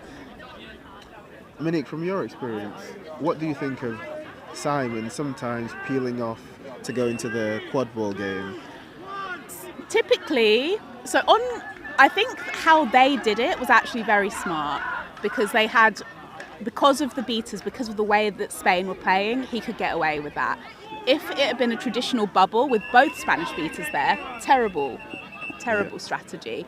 But they were smart enough to know when he could play that way, and it's kind of turned this game on its head. Yeah. Him making those plays has enabled Austria to get back into catch to win territory. Maybe we can turn this into a compliment sandwich, because there was definitely a dangerous kick from Simon a minute ago. Oh, I think dear. That's not what the stoppage is for, but the refs are going to discuss it. Oh, and now I'm actually recalling that I have played against Simon Hackle before, and it was a very annoying experience. That's a compliment to Simon, by the way. As a beater, you should be really annoying. He's very good. The more good you are, the more irritated your opponents will be. Yeah. Well, when you start to build a reputation, when people start to know your name, it's usually for a good reason. I've seen him at the last couple of March Madnesses, and he's always been good. So that was seen, that foul by Hackle, and this could be everything. What is? I can't. What's the exact score, Rudy? Can you see? 9-5 to Spain. Okay, so Austria actually can't even afford to concede a goal to get. Well, I'll be interested to see whether they do decide to concede a goal to get Simon back on, because this could be curtains for them. Only one beater remaining. She's been playing really well. Has Anita Prem. She's been brilliant, but one bludger. You have got the benefit of when you're the only one is you've got the freedom to use your immunity a lot more. In fact, you don't have to. That's one less thing you have to focus on. But yeah, it makes your life really difficult. I think I would only concede the goal for the seeker. I think the beater, some people can do it. A chaser, definitely not. If it was an even scoreline, they would concede a goal. But yeah, being 4 goals down, I don't think they can really afford that. So they're in a prime position now. We have 2 one-on-ones in the vicinity. Yeah. And over the top. Beautiful goal there. Okay. I think they may well have Simon's conceded. back on. Wilgie's demeanour. That probably. Oh my! Beautiful split jump there by Prem, and she manages to get control back for Simon instantly. She is playing out of her mind. I love it. And so now Austria, they've got number 42 now on, a new seeker, new fresh pair of legs, and he's really going at it. Yeah, Gregor, he's very long as well, long limbs. Yeah, Manu is also fantastic. So both teams are really going for the same style of like athletic, long boy. Yeah. And is that Mikey Ansel? It is. And Mikey Ansel is doing a very good job defending against it, honestly. Oh. I think that immunity call was just in time. Just. Oh, no. Nice beat Apparently there not. from so many beaters are doing that at the moment. I feel like it's very risky. Now we have number 12 back on to Suk. Maybe he's the mountain boy from Innsbruck. Maybe he's not. He caught against Switzerland. Oh! And he almost caught then. But as long as you have full control of the sock at the moment of the catch, it's good. A good call. So close again. Oh no! He's inevitable. Oh. Wow, oh, that is an absolute heartbreaker for Lawrence. Twice he had that tail in his hands. He could taste those 30 sweet points for his team. And Alberto, like I say, he comes out of nowhere. I think Alberto is a fantastic seeker, and it is all down to his skill. But then also, as a flag runner, when you have very close catches, lots of pressure in quick succession, it's hard to get your bearings, it's hard to know where the second seeker is, and Alberto took advantage. So I have to say, that was a really good game of quadball. I was very impressed by Austria, who got hit hard out of the gates but did not put their heads down for a second, really came back strong, managed to get it into catch-to-win territory by some extremely smart play by their beaters, but they were a little bit outclassed on the day today. Yeah, this is the result I was expecting, but not in this fashion. Austria put up a really good fight. They were so much better than I thought they were going to be. I had concerns over the beta play after World Cup, but they've made some adaptations. They were brilliant. Their beaters were really good. There are so impressive. Some new chasers that I'm now in love with, who were fantastic as well. I think Austria can be really proud of themselves and go into the next games with a lot of confidence. Yeah, and I'm going to call out Anita Prame again, the beater for Austria. She really had such a beautiful game. I feel like the female beater position is not always appreciated for what it is, and she was brilliant. She and Simon worked really well together, and they can hold their heads up after this. They played well. Definitely. And other than obviously Alberto, who we all love, I think my shout out would go to number 32 Bar. I think she had a really clutch game. She made some really great decisions. She was able to clean up. She saved the defense on so many occasions. And Hector as well. Honestly, I think this was it was a good game from the beat. It was a good game from everybody. It was a good, mostly clean game. Very few fouls. It was quite interesting actually, because Spain versus Belgium, their beta sets were completely different. They had two big body sets and two female beta sets from the outside. That's what it looked like. And here they mixed it up in terms of the more of a standard beta set. Yeah. Playing. So it looks like they're able to adapt to whatever the situation is. But that was a very enjoyable game. Thank you so much for joining us at the IQA European Games 2024, and we'll see you for the next game. Ta-ta.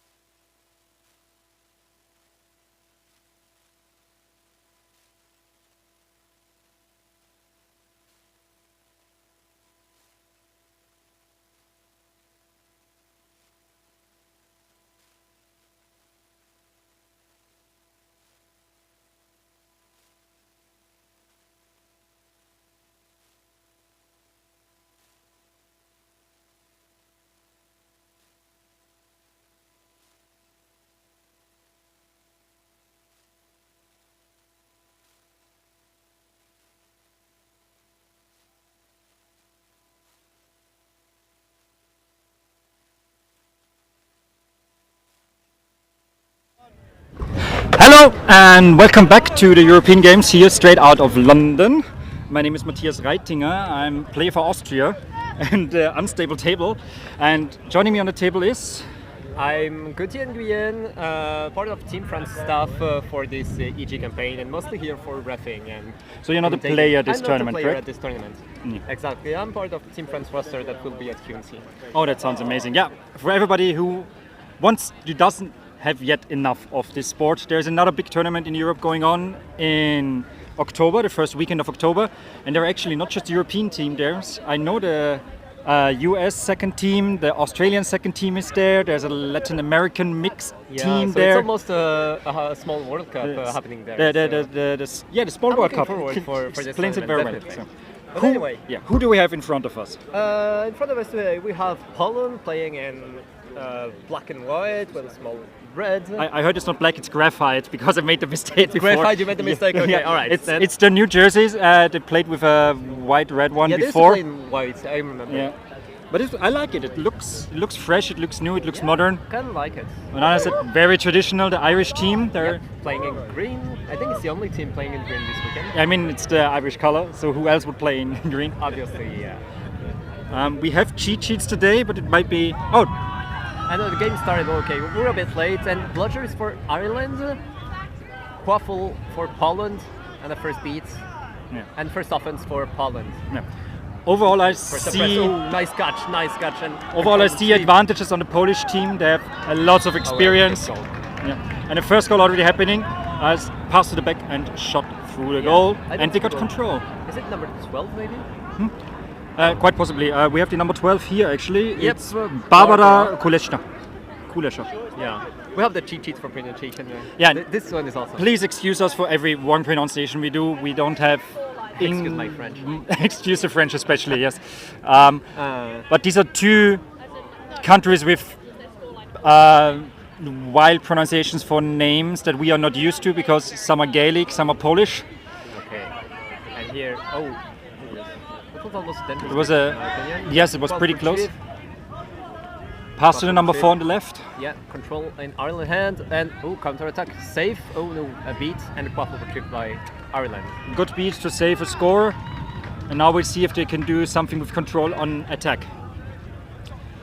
Let's see that. Yeah, it's actually one of my teammates played for Team Ireland and the Dragons before. This is Steve Scheurer. True. This was long time ago. True. He's like the master of my close friend Hugo Petitjean from Team France. I'm just seeing him going through. Heard about Steve-O.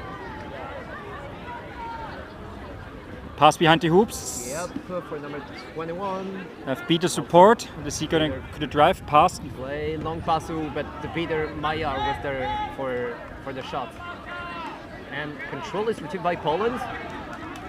This is a chance for them. They should attack now. There's no bludger in defense. No bludger. Quick pass for number 8. Oh, but right in front of the beater. Yeah, that one was very late. Yeah, that's a quaffle turnover. And it's a 3 bludger situation for Poland. And then a quick attack on the side because there's no bludger going on to the number 26, Kaya. 26, a shot. Oh, it's above. And number 12, and Barbara for the second goal. Since we didn't have the time before the game, head ref is Jenny Kravchik. I think the only female head ref this weekend. Head ref is... Oh no, it's Jenny. Jenny I thought it was head reffing. Okay. And as an ARs, we have Dmitry from France with the colored socks. Dome from Germany in front of us. I don't know the other refs. Ooh, interesting. Poland right now has had triple bludger control. Yeah, they play with 3 bludgers. Okay, they can't anymore actually. It's a touch. And then once again 3 bludgers. And a fast counter attack with no bludgers. Feel like it's gonna be the 3rd goal. Oh, fast pass, but number 6 was unaware of it. And ball out. Oh, no. Ireland ball. Yeah, it's a shame. The pass was a good idea, but number 6 wasn't aware of it. I mean, there is something you can say if you are in the Harry Potter world. Yeah, that's. We agree. Constant vigilance. Of course. Easier to say. Yeah. So take over the left side. They hopefully will try to get control some way back because otherwise it's going to be a really long game. That's a face bait. And Oh, number 11, Patrick. Yeah, I think. Oh no, it's Mathieu. Yeah. Yeah. And the score by very good. Edita, number 2, yeah. Yeah, a goal from number 2, Edita. Edita. Edita Stodolak. And that's the 3-0 for Poland. Yeah, Yeah, it's a 3-0, yes. so Poland almost getting out of French already. Yeah, this triple bludger control, it's really hard to crack Yeah, it, once especially. again, the beaters definitely must go all together to try and retrieve this bludger. Otherwise, they won't be able to put a hand on this bludger. And here, once again, an attack without bludgers. Yeah.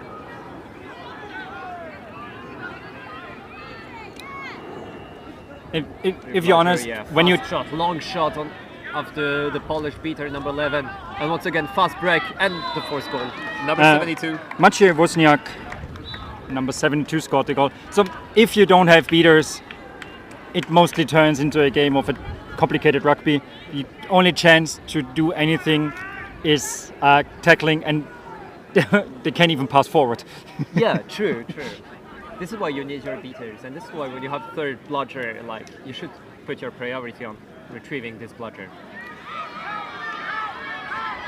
And now Ireland could have scored, but that's a long shot, missed, and a nice tackle from Poland keeper.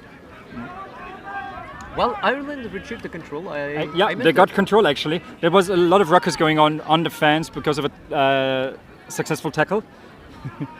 The beaters and how they got control back. So now we have Quaffle on Polish side for offense. A small pass.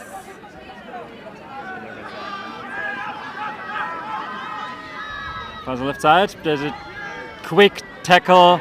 Nice tackle. They actually went right to the front side. In Ireland's side. Ooh, missed shot. This could be a score. Oh, that was a long shot. And a score, the first goal for Ireland. Wow. You can tell there's a lot of Irish fans here. Yeah. Everyone is excited. The audience is definitely supporting Ireland. Ireland have a supporting squad. Yeah. I'm seeing a green flag. I mean, for the longest time, Ireland was like one of the weakest teams in Europe. They're still on the weaker side, but just like the way they're starting to develop in the English and British leagues, it's just you get better by playing against better people. Oh, and that's a shot just below the middle hoop. Yeah, hoop is down.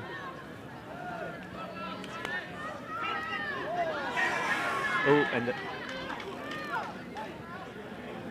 and Poland still on offense, but Ireland is defending well. Ooh, he tried to. He tried. Yeah. We won't talk anymore about it. The passing attack of Poland is really good. They have a lot of quick zipping passes. Yeah, and they have aggressive player style. Number 11 is playing really aggressively, and this kind of works. Yeah. So there's a stoppage for ball far off pitch, and I saw the Irish keeper do his hand sign that it was touched by an Irish person, but I don't think they saw it. Actually, they saw it, yes. Okay, that's pretty fair play. Yeah, well done also by the refs. Yeah, well done by the ref. Okay, long pass for number 29. Oh, she missed her pass. But number 8 couldn't get it. I'm seeing block at hoops. Number 29 still with the quaffle, but she's beat them. That's a Poland goal. Yes, but there might be the call for pass off the beat. Yeah. I was thinking of a quaffle turnover. I always wait on commentary. I'm completely different on pitch. Yeah, sure. Like you can't complain because it's your right. But on commentaries, I always refrain from doing it because you never know actually what happened on the pitch and what the decision is going to be. True. That's true, and they have better view than us. Definitely. Yeah, they're closer. I saw a fist raise by one of the ARs. Yeah. Okay, so Quaffle is turned over. It was no good because of the late pass. I really should have brought my sunglasses. We have white sheets in front of us and a white table. Well, the sun is behind us, so yes, could have it's doing overwork. Ireland trying to make it quick. Pass to the left, but but right nice into the hands interception of from a Polish number person. 29, Patricia. Okay, and Poland is now setting up their offense. Quaffle with number 31, Ignacy. Control on the side of Ireland. Yep. Not anymore. Not anymore. Yeah, by the time you say it. Yeah. Right, and that's long shot at top, but Amazing block by number 30, Mark Gallagher. Yeah. This is a name I know. Nice you pronounce it well. I mean, Gallagher is like there are some famous Gallaghers out there. True. Not a big problem attacking without control.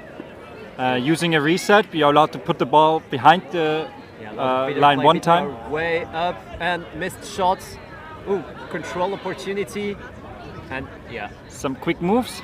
To number 11, Morgan. Interception. And I'm seeing an injured beater. That was a desperation pass. After this contact action. Pause.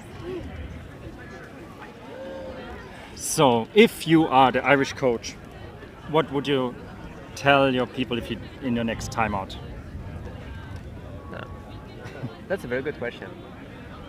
I want you to answer it. Oh, if you want to answer it, answer it. You are now the Irish coach. What do you tell? Could you tell him? I mean, you can get more control, like the obvious stuff. But how would you tell your beaters to achieve this? How can the chasers help? Well, I like having the chaser like to bait the beaters when trying to retrieve control. If this was your question. Like you just sacrifice themselves to. Yeah, and like having this quaffle turning around the hoops. I really feel like it's the best way. Okay, so we have a yellow card probably. Yeah, yellow card for the beater. I actually don't know if the ref is mic'd, so we'll just look out what's happening. I don't believe they are. Okay, so no, she isn't. Yep. Okay, so that's number 9 yellow card, contact from behind. Yes. Contact. Number 10 yellow card. Oh, you're just in for her because of the injury. Okay. Good. Thank you. Yeah. Just to be clear. Clear enough. So number 10, Maryse. Yeah, I think that's Maryse. No, isn't. Maryse. Yeah. And just got carded and Patricia Slag. So we have number 9, Patricia, in the penalty box. And Quaffle is on Irish side. Yeah, if a yellow card happens, it's always a Quaffle turnover. True. So, still something left up for debate? I don't know. Okay. Maybe some beater discussion? There's always beater discussions. There's always so many rules for the beaters. It's so hard to ref, definitely. Alright. Now they have one player more and especially one beater more, so they can attack with control. Let's see if they make the best out of it. Something quick, running right in front of us on the left side. I would have told them to answer your question to go on the beater. This is what they do and that's a goal. Yeah, definitely. Well done. This is number 17, Donnelly. Do we have a first name? JT. Okay, it's just JT. It's JT Donnelly by his track name. They had a quick run after the beaters cleaned up and they still have control, right? Yeah, yes, they do. Oh, and that's missed a beat. Double beat. But control retrieved. But number 17 was on its way and she lost her pleasure. Oh, and that's a goal. Yep. Number 4. Boguslav Blachut. Oh, you're good at pronunciation. Alright. Can they repeat the performance? And all chasers on the left side right now. Yeah, they should go like spread around the side. The 3 chasers behind the hoops. Okay, now they have the square. Quick beat and a shot. That's a shot. Oh, it's out. Okay. I saw it in, but I'm not the ref. I was not close enough. We don't but have the best angles. A very good try. Quick move to the center, shot over the defense. And Poland is making it slower again. Yeah. Poland with the control. We had the call out for 10 minutes, so 10-minute game time happening. That's like half the time before the flag on pitch comes. Oh, and a nice block by Pascal, number 7, beat at the same time. A slide. Oh, that's A huge lead. And now number 17 is running. JT with the drive. JT. Oh, that's a block, and that's a goal. That was a good body block. The Yeah. best he could possibly do in this position because you're not allowed to contact from behind in this sports. I think the leader also. But he managed to get it. So it's too late now. Okay, and getting closer. It's 5 for Poland, 3 for Team Ireland. Okay, I would have expected Poland to be a little bit more ahead. But okay, so we're still in range. They're still in range. They haven't done a lot recently, but they didn't have to. Yeah, they didn't have to. And I had fun. Yes. And oh, that's a huge shot. And oh, wonderful What shot. a shot! And it's in. I see. Oh yeah, and that's a goal. That's a long shot from number 29 from Poland.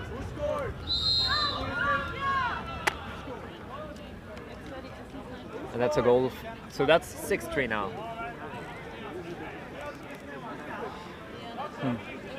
I don't know what the speaking captain of Poland has to say right now. Yeah, the only but- thing he could have discussed about is the goal, but they saw it. Yeah. So I don't know. And maybe there's some stuff happening in the beta game. I gotta admit, as I'm not a beater, I'm not looking that closely at I it. do play as a beater. I'm trying to have a look at it and didn't see nothing shocking, so I don't know what they are discussing about. Goal was good, yes. So it's 6-3 now. 6-3 now, Yeah. Ireland in offense without the control. Waffle going up to Pascal already behind the hoops. JT telling them to speed up. They Yeah. were able to avoid a tackle Oh, yeah, and now he's long, and that's a pass. And yeah, he should put it through. And yeah. Yes, And this and- brings Ireland at -2. the number 11, Dan Morgan. This is how you drive in. This is how you drive in, yeah. When you're launched, you feel like, okay, let's go and go put it through. And it might be hard to bring him down when he's moving. Oh, and that nice catch from the beater. Amazing catch, yeah. Amazing catch. Pass to the center, but nobody there. Yeah, and The Quaffle keeper with has speed. it. Keeper ball. Oh no, but he was beat, and he touched it. Okay. But quick reaction from both teams. Yeah. Avoided disaster. It was a bit messy. This one was a bit messy. Yeah, one troll really far behind with a person marking them. Maybe they tried a long pass. Or maybe they give it another go with number 11 driving. But they're against control This will right be now. debate. Yeah, number 7. That's a long pass. Oh, could have gone inside the hoops. But now it's a no bludger situation. Oh yeah, fast shot and number 72. This is Maciej Wozniak. Maciej Wozniak. He already scored one. Yes, of course. Right now we can call it a high-scoring game. Yeah. I mean, we're at around minute 15, and it's 10 goals scored so far. Oh, and yeah, fast beat of a chaser where I had Pascal come on run. So as a fun fact, Pascal number 7 is French. I would have guessed from the name. Yeah, definitely. Pass to This the gives you clues. Yeah. pass to the chaser, but she was not fast enough. And Yeah, there's another fast counter-attack in the back. Oh, that's a nice tackle from Maillard. But she speeds. And on the Quaffle. Yeah, on the Quaffle, number 26 in the alone. And that's... Yep, that's beat this before. go by Kaja Smolacik. She was beat before. But Quaffle is still for Poland.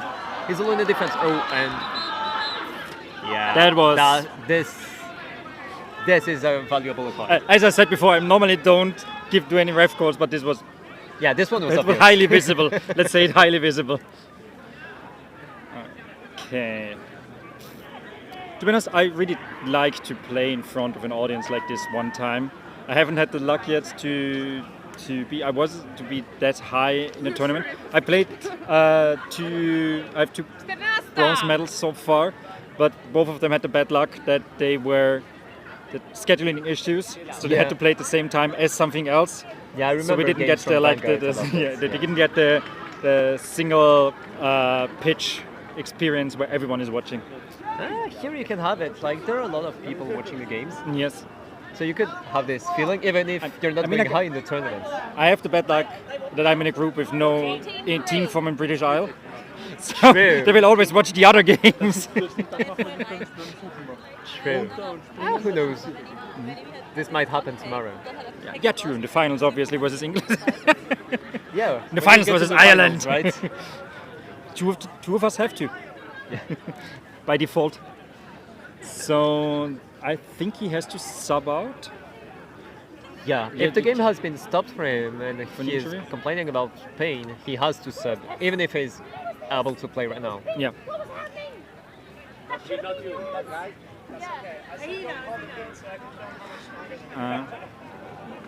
We have still a bit of ref discussion going on.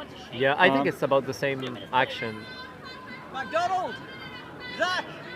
Okay, and it's a timeout called by Poland, but still no ref calls.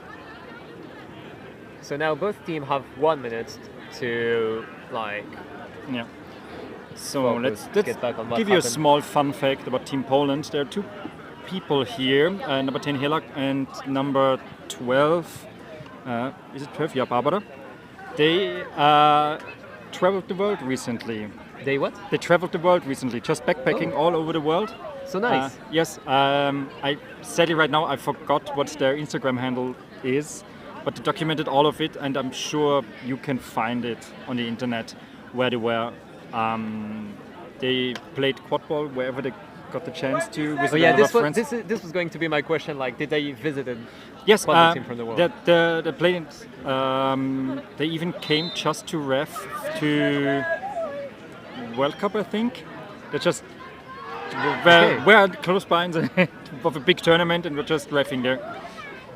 That's so nice. Yeah, it's amazing what they did. Yeah, the occasion to meet people all over the world. They have friends now all over the world, yeah. Yeah, this is what Quadball was for. Might be something like quad travel, I think, but I'm not entirely sure. I'll try to have a look at it. Yeah. And all of you out there, you should find it on Instagram. Some great pictures. Yeah, even though we don't know the name, just yeah. So it seems go like and no find it. card happened. No, so no calls. Yeah. But Right. it was a good goal as far as I remember, so it's like 7-3 now, 8-3. I'm not entirely sure. Yep. I don't know. Okay. Missed beat by the Polish beaters, but a Yeah. great takedown Great on tackle. offense. And still Bergman going. Oh, and now no bludger situation. And whenever the chasers are cleaned out, How this is gonna often be... do you have to beat someone until they're beat? He was beat. Quaffle turnover. Everyone's beat. But And you're, a fast counter attack. but you're still off broom, number 11, and Yeah. you can't move the ring up. Good. True. Everyone go to bed. I should stop. But let's see. I hope he legally dismounts afterwards. Okay, he's Yeah. dismounted now. And that's a fast counter attack occasion. Yes, And there's he's no running. beater in the Number way. 21 is running. And yeah, that's a goal. That's a goal. Number 31, Ignacy Krański. Krański. Krański. Wasza z tym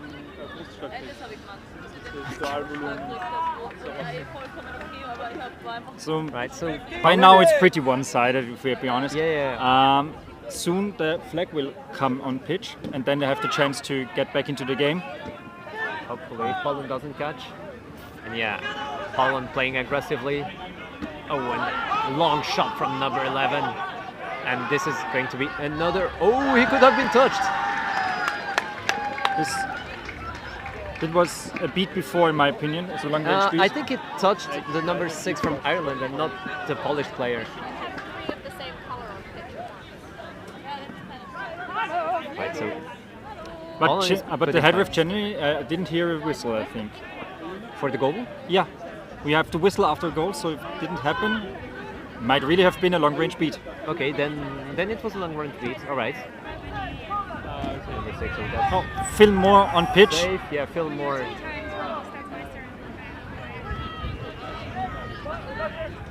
The Polish team is making it fast on the right side. Yeah, fast break one once again with Ignacy on the quaffle, and that's another goal. But I feel like it's getting better.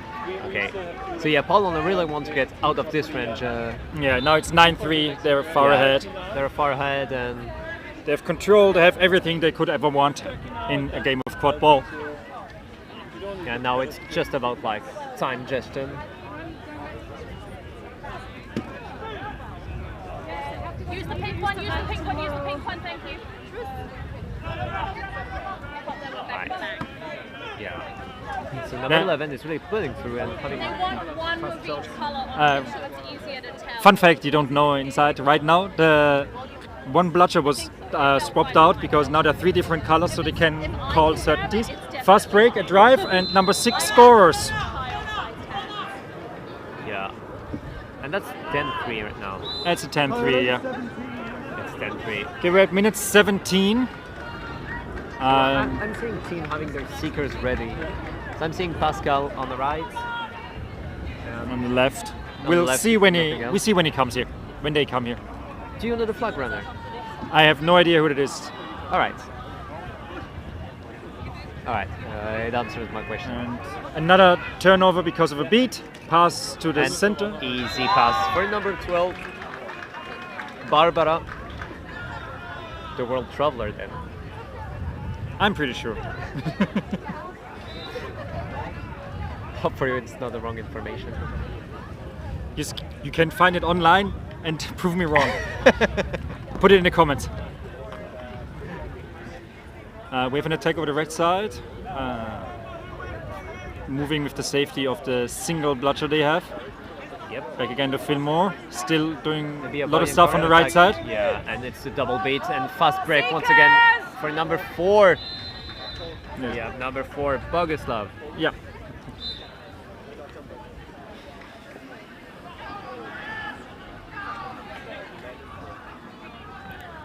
And they're really pressing on the beater game.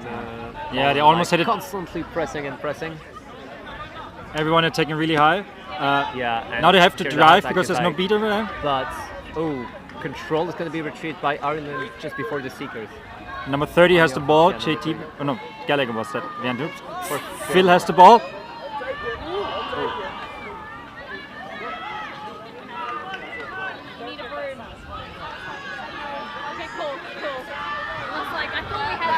On the offense. Maybe one more goal. Ireland still has the ball, but now that was still not the last tackle. A counter, and yeah, now it's keeper ball. Okay, as I said before, Pierre is on the one side. It was Pierre, right? What? Pascal, it was Pascal. It's Pascal. And here we have number 8, Claudia. Yeah, For the Polish team. Let's see how they fare. Control is on the Polish side. Ireland had control, and now control is retrieved by Poland. Well, Poland, a missed shot, but number 72 all alone, and another goal from Poland. Yeah. Maciej.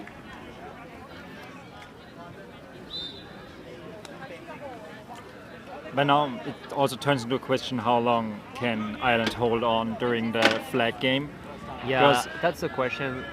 right now they seem outdone, both the beater and the chaser game. Yeah, I feel like the score difference might go even larger. Yes, because like either you have the beaters in the waffle game and it stays the same, or you have the beater in the flag game and it will turn even bigger differences. I agree. Depends on what you do with your beaters. Yes. When the snitch is running, number 28. Number 28. He's not even playing, but he's running. Okay, lucky turnover for Ireland. It's out of bounds. Ball is with number 28. A missed beat. Two seekers, so that's a contact. No. And now it's Pascal location on the snitch. Also fast drive number 8. Pass to number 5 of Ireland. Oh, and that's a catch! And that's a catch from Ireland. Oh, he tried to change direction with Pascal. Wow, that's a wonderful catch from Pascal. Yeah, he wasn't expecting like this hand to be at this place. That's a clean catch in my opinion.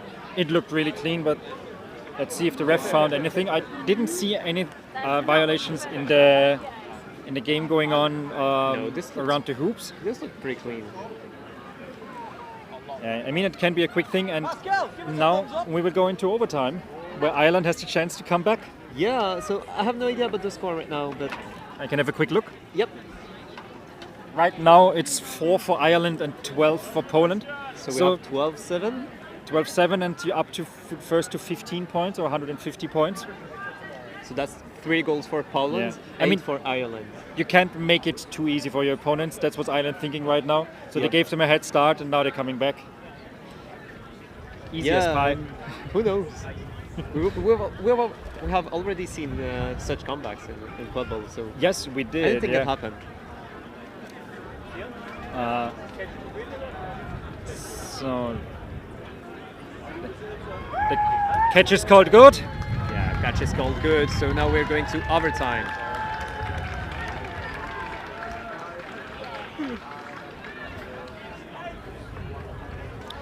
The Seekers now have to leave the pitch as well as the flag runner. Yeah. Bien joué, Pascal. Okay, it was not 12 for Poland, so 13 for Poland. So it's up to 160.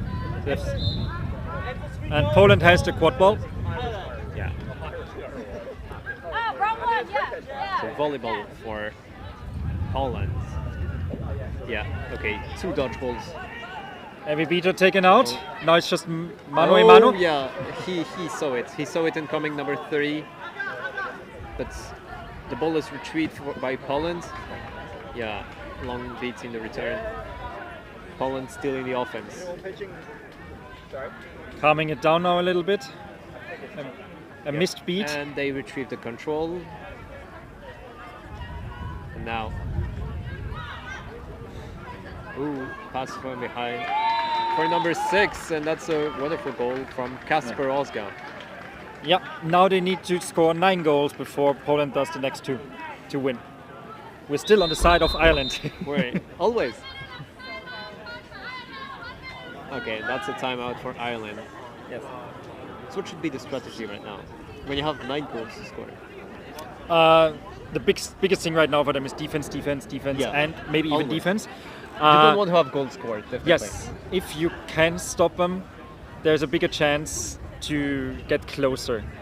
And there's a saying in soccer, this is all you get all the goals you don't make. So if you stop like 6 goals, they already made 6 for them, right? Yeah, true. Yeah, that's it. True, same philosophy applies here.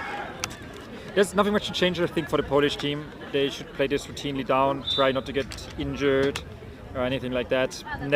Do not get unnecessary cards. They don't stack over the tournament, but it's still better to not have them. Yeah, I agree.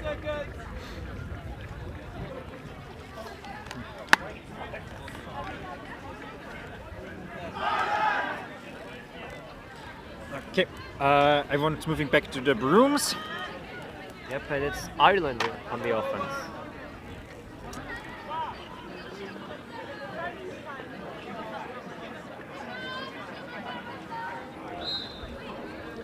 Maybe even 150. Jenny said 150 right now, so the score is 170 they need to reach. Pressure by the Polish beaters, but also pressure by the Irish fans. Yeah, and the stadium is for Ireland. It's cheering for Ireland. But here is the fast break. Only one person in the way. Oh yeah, wonderful pass for number 26, and that's a goal. And now we have a 1-goal situation. Now you need to left. stop everyone. Now that's everything. Now that's the moment. I heard something Gaelic from from the audience.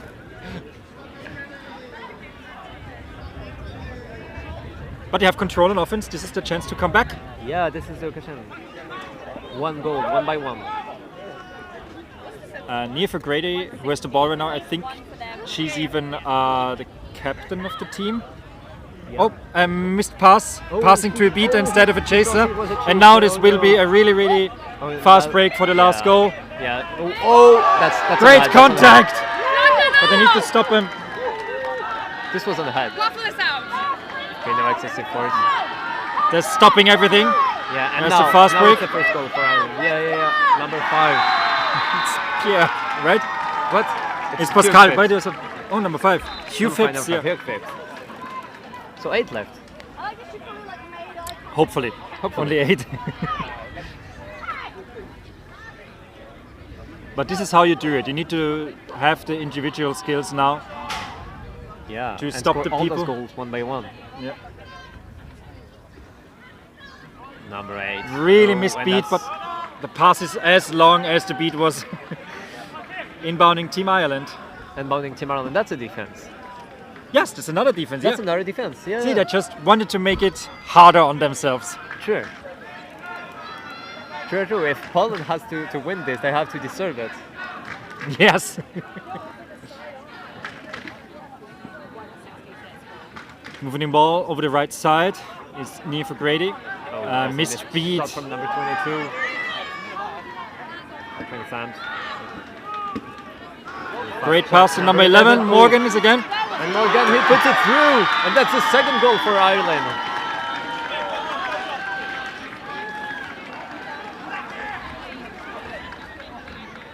And Ireland has the control. Yes, so right now everyone is looking up for the green friends over on the right side. So ball moving upwards, number 72 of the Polish team. Pass to the right back. Right. Great passing game right over the hoops. This is the Follow. goal. And now, and that's in. And it's in. Oh. Yes. Did we see any foul? They actually got up to 90 points, Team Ireland. Oh, that should be 150 or 60. Yes. Game is over. Congratulations to Team Poland, but Team Ireland had a good showing, especially at the end when they had to fight. What are you up to next? I think I'm reffing. I'm reffing on the same pitch. I don't know what the next team is. So you stay here? I'm staying here. I'm in AR. It's the next game on this pitch. It's Catalonia versus Norway. Yeah, well, that sounds interesting. Catalonia got much better over the last few years. Yeah, and they won in QC D2. No, that was Spain. Oh, D2, yeah, D2, They yeah. won D2. Last year. This year.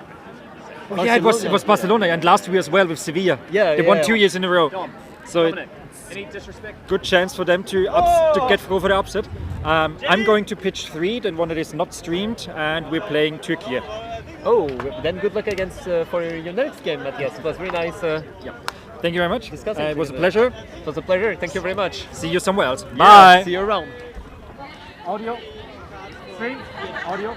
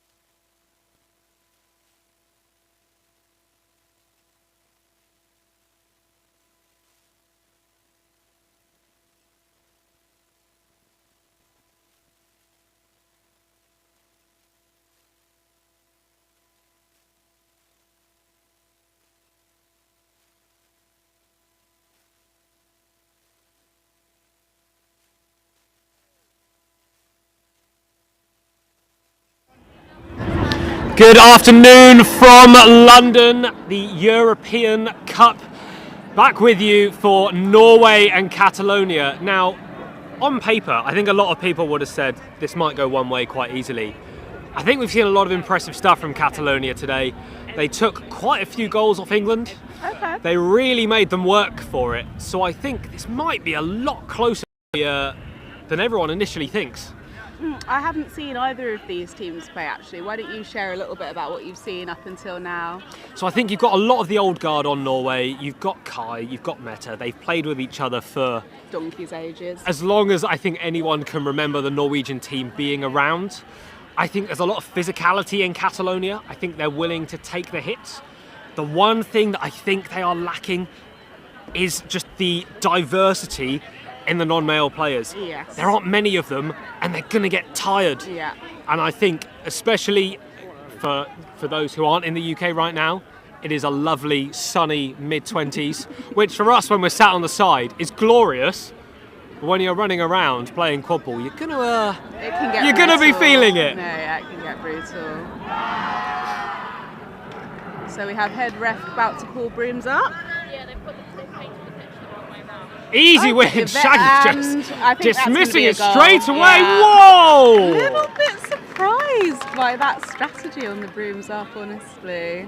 I really would have thought it's one or the other. You either don't worry about it, you go straight back and you defend, or you contest. Because the problem was they gave the player too much space to work with. At least So if much they'd time. been able to slow them down, so the beater might have been able to come in, but there was just nothing. There was just nothing. Nothing that could be done. Although absolute credit to the keeper running brooms up. Brilliant stuff. Absolutely rapid hitting Now, that there. Catalonia have managed to come away with dodgeball control, but at the moment we're seeing them being quite hesitant, not really making any use of that advantage. We'll see if that changes. Playing a double male beater set. Textbook offense for the moment though, setting up the diamond around the hoops. Oh, fantastic shot! Did it go in? Yeah, it went. It did go in. A little bit of... It may have been meant as a pass. It may have been meant as a pass. But a goal's a goal. Goal's a it goal. went in. That's all that matters here. That's one apiece a couple of minutes in now. All eyes at the moment drawn on the Norwegian beaters. Trying to try and work and get control back. There's one beat, fantastic beat by Meta. Was it in? Control. Oh, went in but beat before. Yeah. But it's a productive offense. Absolutely. You come back with control, you can set up your defense. And you've got the Given time. that they do have control, playing very deep, all four players within the keeper zone, I feel like we've been seeing a bit more diversity of defensive looks at this tournament. So this is, very tight, sort of almost Baylor defense. Oh, delay of game warning, no pressure on the keeper. This ref is absolutely, he will keep them in line 100%. Yeah, completely missed shot there from Catalonia and they lose the ball. Here we go now, counter coming on for Norway. Oh, what a fantastic amazing pass! Take! Whoa! Amazing take. Absolutely brilliant goal there from... Don't know why she needed to come off her broom there. No. That's from Uetamaya. If I've said that wrong, they have not said how to pronounce it. So We apologise. I tried my best. The heads-up play from the keeper there to find a chaser in space. An absolutely fantastic take. And even with the contact, being able to finish it so confidently is just great to see. Really nice. So, Catalonia clearly having some kind of set play. Just had a bludger come in. Oh, God, it's a sensational catch! And very smart move there. Just managed to call immunity into Oh, fantastic! Oh! Brilliant fast break there from Catalonia. Very unfortunate. Meta very nearly pulled off that last minute beat. The beat was close, the run was closer. Okay, so here we've seen this a little bit. Players really going for the triple bludger control. And it wins Norway a beautiful, just ran through the whole team. Just dominating the physical game in the chaser lineup. Yeah. So Let's see how if Catalonia know how to counter this triple bludger play that Norway are doing right now. The pressure being put on now Nice by the dynamic single play. arm beater. Yeah, and that's a goal. Really nice here from Norway. And they still have all 3 bludgers. They need to be a little bit careful here because they're sort of playing around with them. I don't know if any of the refs are actually watching. Clearly, someone yes. has a favourite. Frustrating. Wants the red one. Also, yes. Okay, so that ball looks. Oh. Good play from Catalonia to keep the quad ball in, but there's no player to reset it to, and Norway intercept. The understanding from the beaters there. Meta sat with two dodgeballs at her feet. Beater partner goes off, trades, but she understands she needs to pick one up. She needs to be part of the defense, making the beat and ultimately forcing the turnover. Really nice. And that's the risk with these plays, because you are left looking like an absolute fool if you don't get it right. Again, nice play from Meta to retain her bludger. We've got a lot of chaos here, and we've got a fast break, and we've got a goal. Nice. This is the most end-to-end game I think I've seen today. Yeah, very much a game of fast breaks right now. It's going to be really interesting to see if they can keep it up, though. I think we're all fresh. We're a couple of minutes into the game. Fast breaks are going to be happening. Are you going to be able to keep up the fast breaks for 20 minutes? Well, and can either team adjust so they're not so vulnerable to the counter? Nice shot there. Unsuccessful Just shot missing. there. And Catalonia with the ball again. So we still have Norway with bludger control. Had it for pretty much the whole game. We've got a new look in the beaters from Catalonia. Got a standard beater set playing. Long pass behind the hoops. Oh, manages to keep it in. But he's going to get Kai that Shaw taken cleans off it up him. though. Yeah. Nice. But that does at least give the time for Catalonia to get back and hopefully not get smashed on the counter. Yeah, absolutely. They should be able to reset on this one. It should be a little defense. Oh, it did go out. So this might be. Oh! In. Called No, it good. just spun the hoop. From at the desk. Oh, yeah, no. yeah, very unfortunate. That was really close. And Catalonia, in that exchange, managed to gain bludger control, missed beat, but gives a chaser time to make a tackle, and that's a good clutch defence there from Catalonia. They really came in there. I thought that was going in. But the risk when you take a shot like that is your opponents are going to be so much nearer to your hoops to try and make themselves a fast break opportunity. Okay, nice. Oh. Unlucky again. That's the second one for him as well. That was a very nice movement of the ball. If he'd, couple of centimetres, and that's a good conversion. Wow, 4-3. Norway are ahead, but only ahead by 1. Not what many people would have thought if you'd asked them. Okay. Oh, missed catch there, and a nice beat there by the Catalonia beater. You need to be hitting those. If you're doing those crossfield passes, they need to be pinpoint accurate. The receiver needs to be picking those up and really working to make sure that they're not losing possession of that. Absolutely. Normally Norway are pretty disciplined, so unusual mistakes from them. Okay, pass Really connect. nice use of the space. Oh, good beat. And that's the risk when you pass the ball behind. Both beaters were behind there, so it was a little bit sitting ducks, those two players. Yeah, it didn't look like there was any worry in any of the Norwegians' face. They knew the beaters were there. They knew the offence was being shut down. And that's again where I think you really have to see what your opponents are doing and play to that, not just play to your set style, because really the probability of them making a goal there was pretty low. And I think adaptability, exactly as you said, is going to be something that is so critical in this tournament. Absolutely. Lot of different play styles here. Misbeat here, but they get away with it, and Catalonia retain the quad ball, or take the quad ball. Looked like they were going to go for a fast break, but now going for a more pensive offence. Here we go, setting up now, Catalonia. One chaser far deep right. Another chaser looking like they're going to make their way into that back left corner as well. And now that they do, oh, nice beat there, from, very nice, Just missed times. Really nice beat to play. Norway just read them like a book. They knew exactly what they were doing. They knew the run was coming. They knew the pass was coming. Oh, heads, that is a terrible kick. We've had quite a few of the dodgeballs flying all over the place. Anjit just throwing. He's running nearly as much as the players.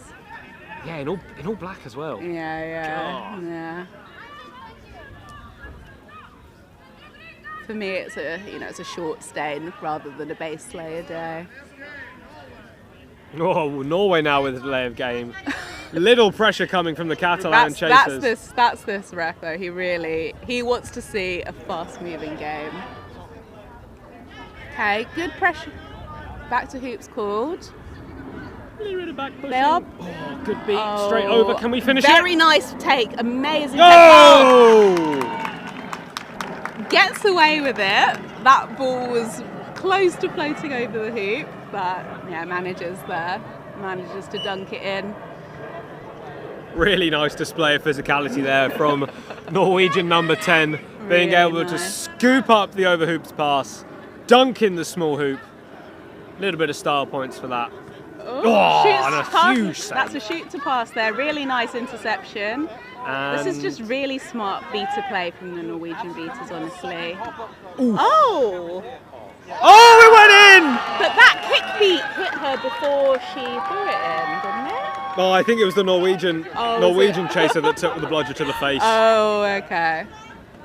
Well, Doesn't matter how it goes in. Too good.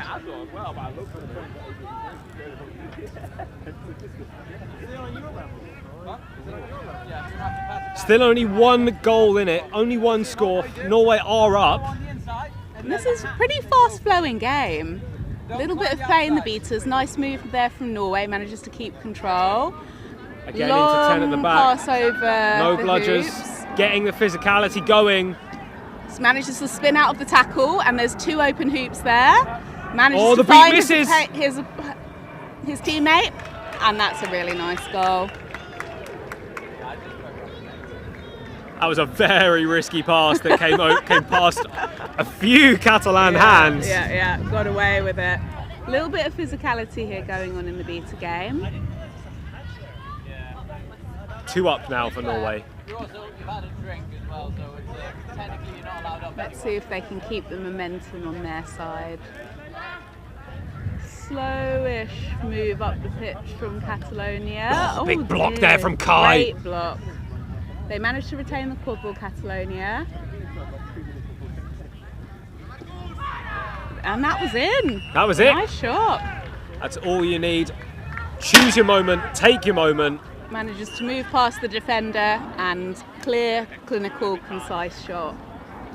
Back to 1 score difference. Big defense here from Catalonia. Oh, fantastic little coordinated play there from the Norwegian beaters. And they get regaining better control. of that. Yeah, they're playing a very smart game. That is smart. That's exactly the way I'd describe it, just smart. Misbeat there from the Norwegian beater. Norway still go for the long shot over the hoops. That's a great reset used. Great reset. Needing to move the whole... Oh, Whoa! beautiful. How is she Absolutely there? Beautiful. Such good awareness there from number 55. It was in exactly the right spot and made it an easy goal for her. Great catch, quick turn, straight into the hoop. That's where it's not complicated. She found the space, she got a pass, she put it in. Done. Brilliant. Love to see it. And Love to see it. great communication as well. Such an underrated element of the game. Really nice beat there, but Catalonia still with the ball. Good block.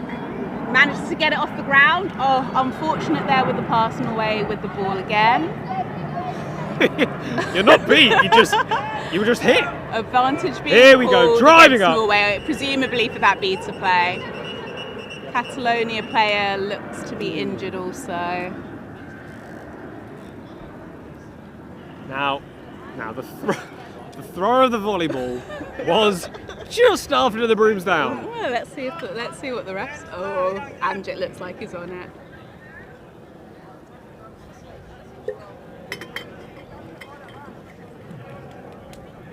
Okay, so we're going to have a turnover of the dodgeball.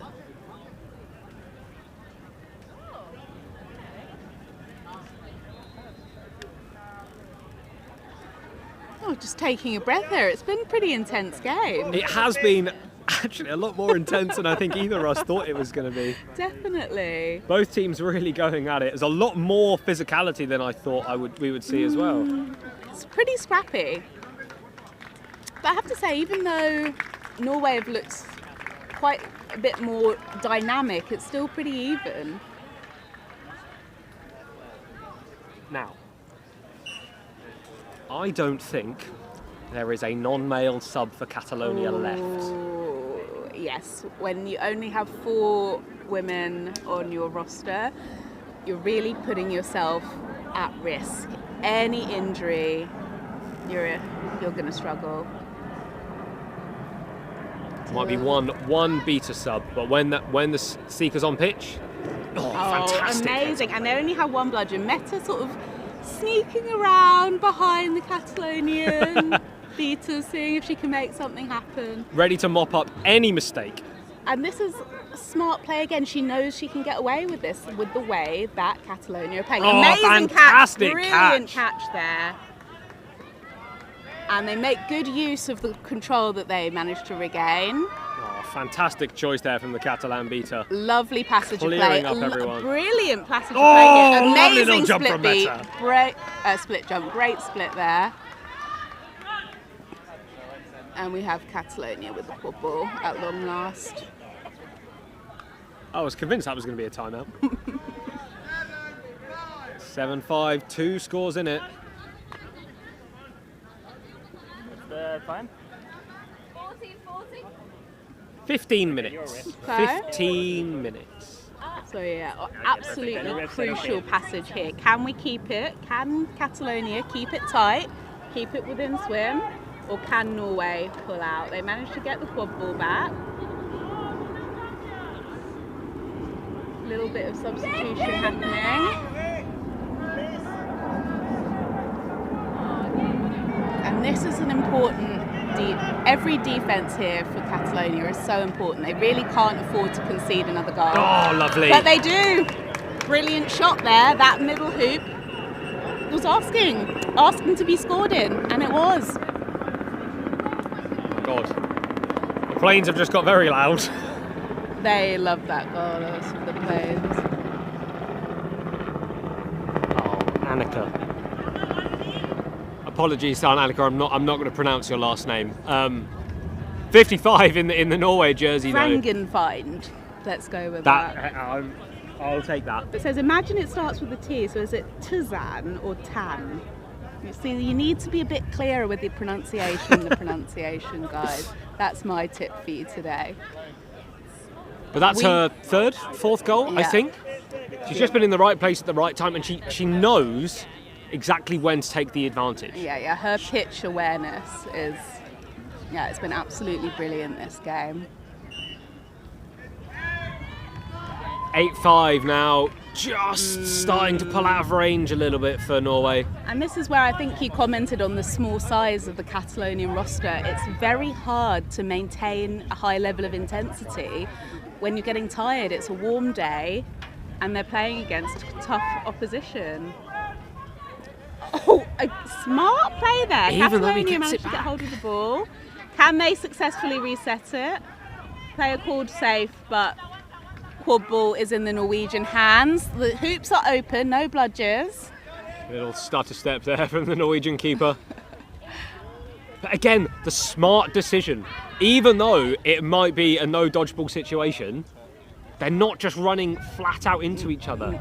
They're taking their Another time. brilliant Look shot at into the middle hoop.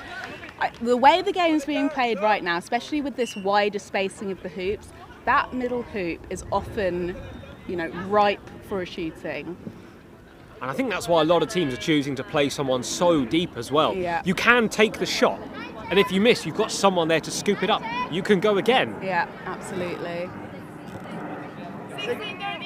16 and a half minutes on the clock. 3.5 until your seekers are on pitch. Norway 4 goals up now, and does feel like they're in the ascendancy. See if they can disrupt this offense. Manages to nice play. Really good dual beat there.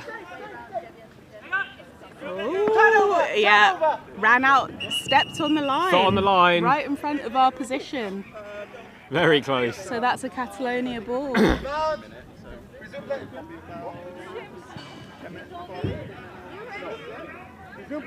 Player just clarifying the rules with the head ref there. As his first action, that does not count as a reset. So that was a little bit of luck there for Catalonia, who really need to score. I think it's been 3 goals uncontested now for Norway, and they really would like to change the momentum here. Again, I am surprised they've not elected to take their time out. It does surprise me. Give themselves a minute to breathe. A majority of these players have had a huge amount of play time. That is a fantastic pass. So unlucky, very unlucky there not to be able to convert that. Lovely pass, lovely receiving of the pass. That is the reset used. That is one reset used. Little bit of sloppiness coming into the game from Norway now. We weren't seeing this 5 minutes ago. A few accidental resets, a few missed beats. Need to make sure they're hitting those if they really want to get deep in this tournament. And you have to be, this sport, it can just happen. You miss 1 goal, suddenly you're in a swim game, the other team catches. Close. You can lose a game that you were 90% of the way to winning. Yeah, it's just a few small errors can be absolutely catastrophic. If you think about some of the opportunities that Catalonia have had, what have we had? 2, 3 opportunities where the receive was absolutely fantastic behind the hoops and the finishing just wasn't quite there. Yeah. No, that's it, it's very small differences here, like 1% difference would completely shift the colour of this game. For sure.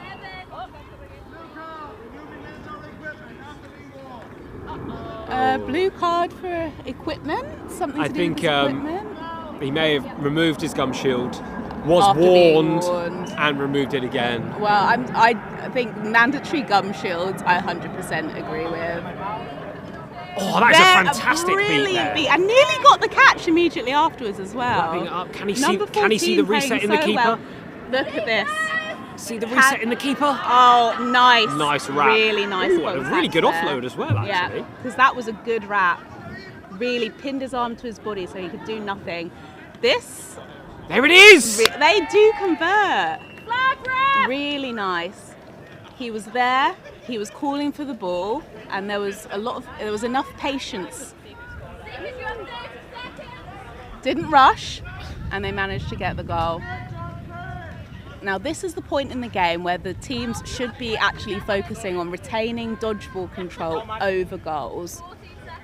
It's just close enough that it's important. The snitch play here is very important. But this might end up being very interesting. Norway are 3 goals up, yes. But Catalonia can catch. 4 goals up now. I think Catalonia are still going to want to catch to try and go for that set score. Absolutely. But if we take the beaters out of the game, I think Catalonia might have the stronger chaser lineup. Okay, so we see both teams actually keeping their dodgeballs in the quadball game. I think Norway are 5 up now, so that's probably the right move. She was injured.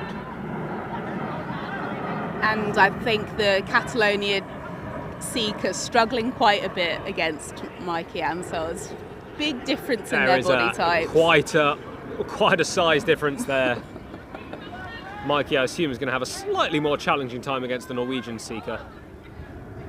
Nice there from the Catalonian beater. Did not let herself get intimidated. Oh, that contact was after after the ball was released. Now, I'd say that was completely accidental. Just need to make sure. I'm not quite sure how a beater ends up running straight on into a keeper.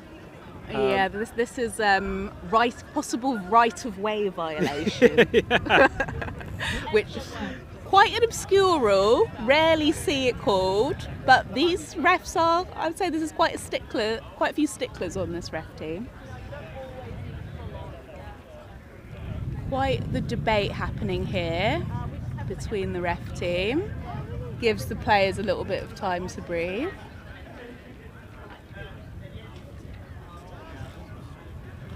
Here we go, back on. Ball in the hands of Catalonia. Meta's right there. Putting the pressure on. Really making him sweat. Oh, really heads smart. up beat there. Oh, and both nice the balls trade. are in their half. They are good. They should retain bludger control from this. Nice. First time in a long time Catalonia have had dodgeball control. How are they going to use it though? That is the question. Very loopy pass and easily intercepted by Norway. Fast break. Oh, good dodge there. Really good dodge. That beat was going on target. What a Nice fantastic take, pass. and that's a lovely goal. And Norway now with some time on the flag runner. Absolute cannon. Absolute cannons of beats. Sensational. We love to see it. Really nice to see. Oh, nice. Oh. Manages to offload really well before getting beat, but Meta's there to clean up. The composure that the Norwegian team is showing, even when it starts to look a little bit scrappy, even when a couple of beats miss, it really goes to show the quality of the team that they have here.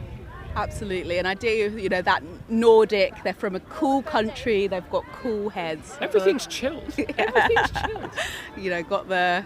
That being said, it's very similar in Catalonia as well. Although maybe it's we're a little bit past siesta time. All right. Drive coming from Catalonia. And we also have a delayed penalty being called on Catalonia. Nice beat, really nice beat there by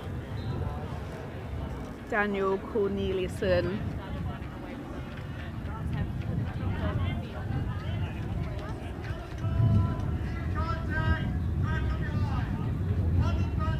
So this is the player that didn't want to wear a mouth guard, I think. So spending another minute in the sin bin for back contact. Yeah, contact from behind should be nice and easy for Norway to maintain dodgeball control now. Should be able to give their seeker a few more opportunities one-on-one with the flag runner, hopefully being able to close out this game. And I have to say, I'm glad seeing that called. I do feel with the new back contact rule, very often players are moving into that contact, which they should not be. Yeah. And especially if you're a smaller player, it can be so frustrating when you're getting clattered from behind and you know that person did not have their feet set.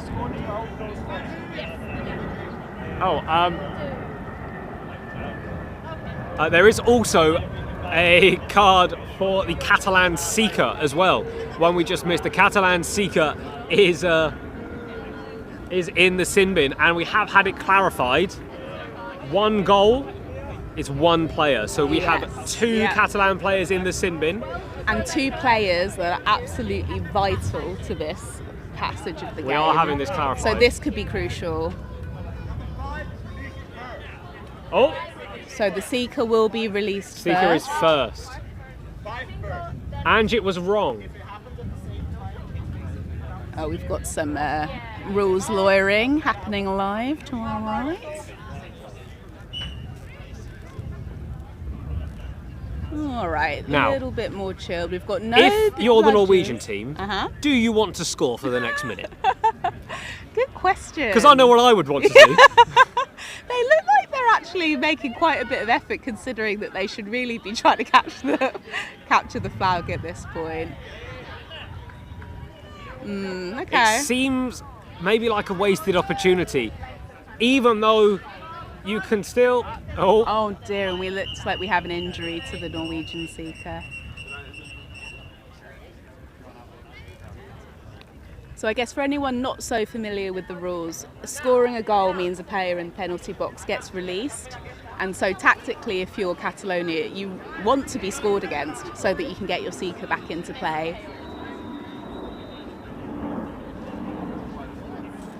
So Max was saying Andrew was wrong. Fucking Well, were you? I didn't know there was a second card. So you were still wrong. Go back to reading. Okay, he's coming off the pitch under his own steam, which is what you want to see. Get a nice back on it. Walk it off. It'll be fine. He'll be back on in 2 minutes. Oh, actually, it does look like it's quite sore. But I'm sorry, the amount of times I've seen that where someone's like crying, rolling around, and then 2 minutes later they're sprinting past you. Here we go. Back on countdown for the seeker of Norway. And we have Norway again playing triple bludger control. It's going to be very difficult for the for the Catalan beater there to be able to get a bludger back because she can't claim immunity. That's a misbeat there from the Norwegian Now, beaters. 2 bludgers are in hand. Fantastic. Does she realise she has immunity now? No, she doesn't. No. Now she does. Some miscommunication there with the some of the players not knowing the rules about what happens after a card. But we have a full team playing again for Catalonia.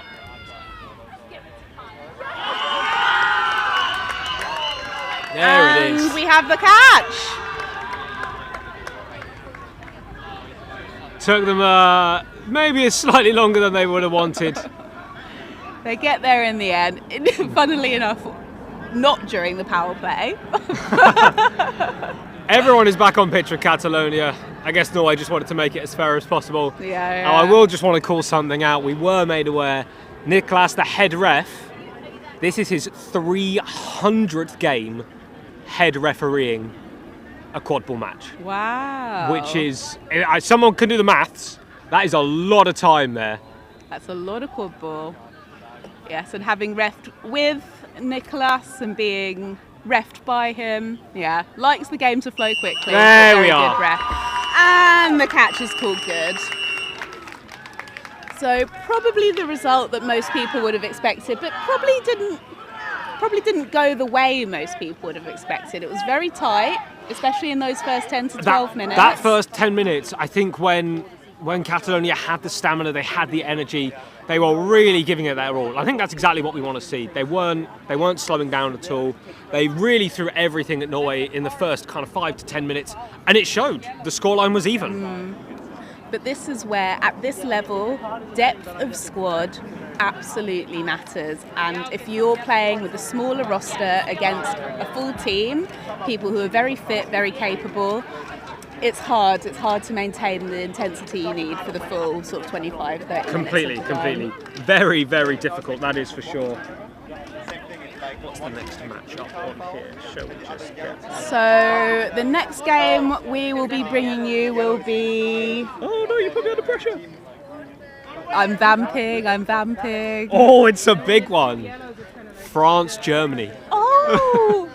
They seem to fall into each other's group a ridiculous Both amount teams of time. currently undefeated today. Okay. Both teams performing very well. Also, Italy in that group as well. I think if you put Italy in any other group, you look at them and go, they come in second. Yeah. But you've got Germany, you've got France, 2 absolute powerhouses of UK quadball. Absolutely. EU quadball, sorry. Really going to be a very interesting game. But a pleasure watching this one, and I think an absolute testament to Catalonia. But at the end, massive congrats to Norway. I think they were the better team at the day. Any final words? No, thank you for watching. I've been Monique Davis. I've been Chris Thomas. And we'll see you later on the stream.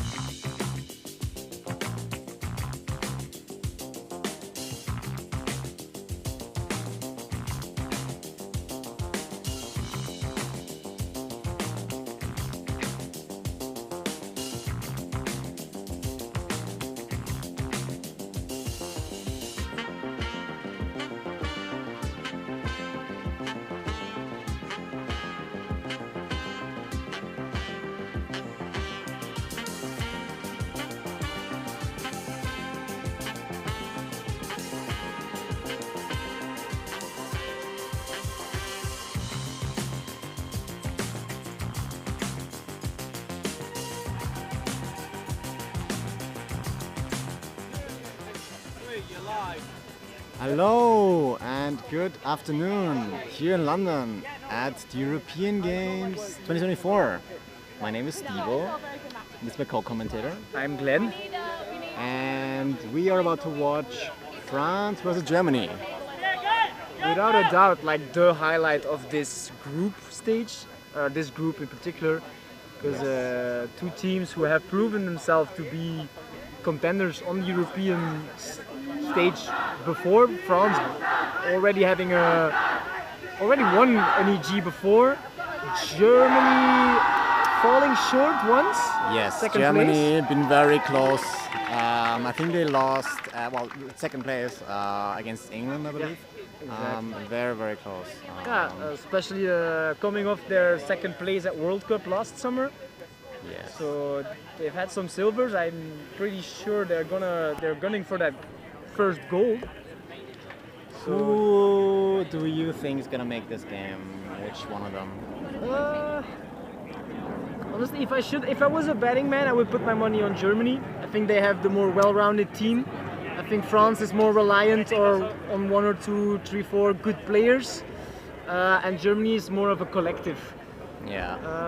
I know some of the star players from Team France have not always been showing up to practices, which is always that's some inside information. I'm not going to reveal my sources, but that is some inside info. I think that could be a big factor. Yeah. I know this Germany team is really well glued together.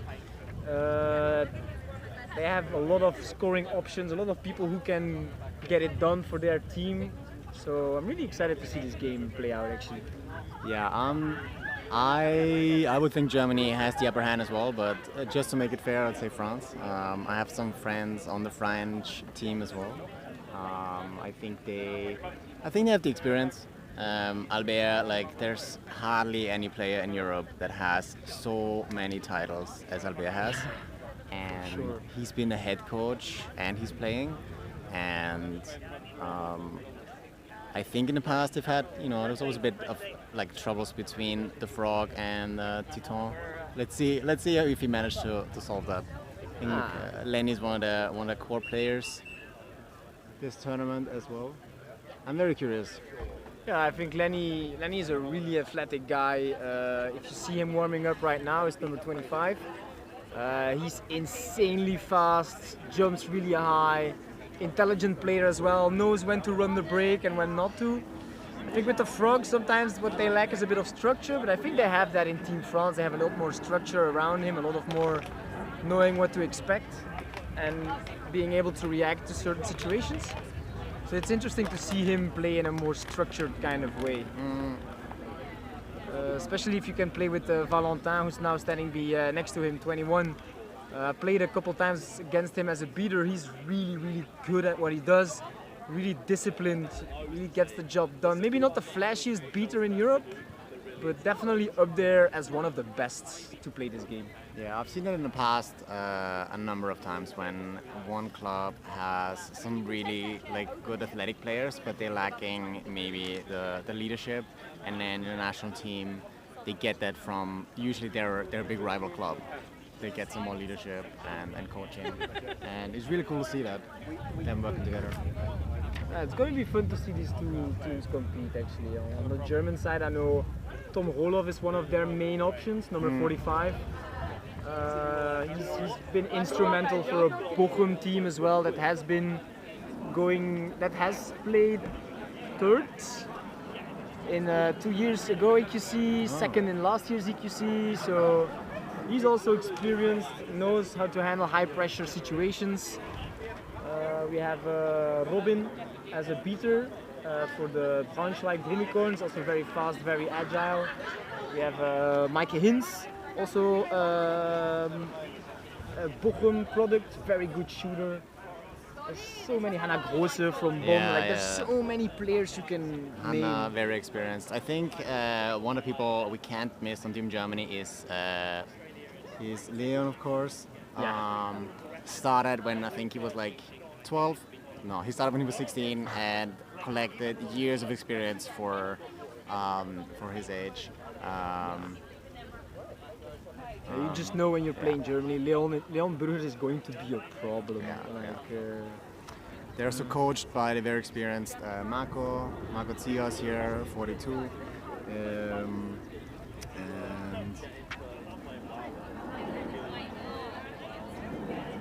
Who's one of the players you are looking forward to seeing play the most?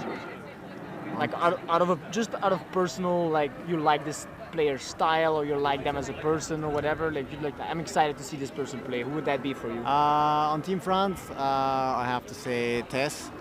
It's her first time playing for Team France, and apparently it's an open secret in France that she's been long overdue to have her time to shine on Team France. She's played for them in Spain at Nations Cup last year. So now she's on the A team, and I'm very curious to see her play. She's played for Vuitton for a long time, so she's very experienced there as well. And of course my man Hugo, he started playing with me in Ireland, and he did a lot for the French rule knowledge and behavior towards refs. Yeah, he reffed a lot of soccer or football, and then switched into quadball. So he brings a lot of reffing experience and rulebook experience. And I heard there's rules this tournament where if you're a bit mouthy towards the ref, you get a yellow, and then get blocked. Yeah. So there's some internal bets in Team Austria, like which other team might get the most ref yellows. I will say no team in this match here is one of the contenders in the betting pool.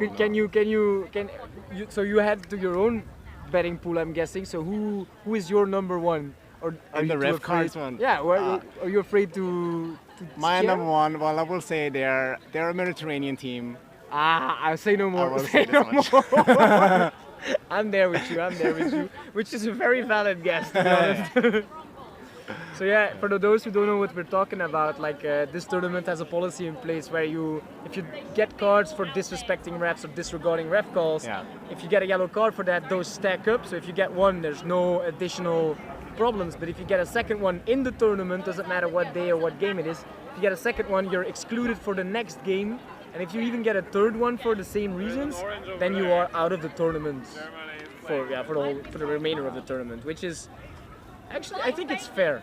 Yeah. It sounds harsh, but I think it's fair. I think there's one thing you don't do in this sport is disrespect the referee, because we are a community that thrives on volunteers and people who try their best. Exactly. They might not always make the right call, but that's just the way it goes. You try your best and you live with the result. For sure. Oh, Leander Troll, can't miss him. He's one of the most experienced players for sure on Team Germany, with the green keeper headband. Very, very experienced ball carrier and playmaker. Very, very explosive player as well. Yeah. You have if you want to learn how to drive, you should look at Leander's first step. Like he does a really good stutter step or a really good fake out, where he does his first step to the right and then cuts in to the left. He's very experienced at making defenders backpedal and second guess themselves. Like he's really fast. You see also we see here that he has like these cleats that go really high up to the ankles, which is nice to like not twist your ankle, I guess. I think he started playing in the US, so really? Maybe that's where he got them from, or like used to them. They're more popular over there than they are here, the high boots. Yeah. I think Germany. I think the German playstylers were like setting up a good passing network, whereas I feel like France is very much like a 1-2 score. Yeah. I think they're more drive heavy with big bodies like Albert, Lenny, who is an amazing driver. Mikel, who has an amazing shot, for instance. They're surrounded as well by very good female. I think their female players are more centered towards the catch and shoot, which the catch and dunk, which is sometimes a bit unfortunate. Yeah, but, like shoehorn into one role, but like Marine Goudroy, for example, is very good cutter, very good screen setter as well, very annoying defender. Like there's Germany going for a female quaffle sprint, which is always nice. France as well. Ah. You know. I think they asked it I mean- beforehand. I think Germany always asks it to do one of the two runs all female.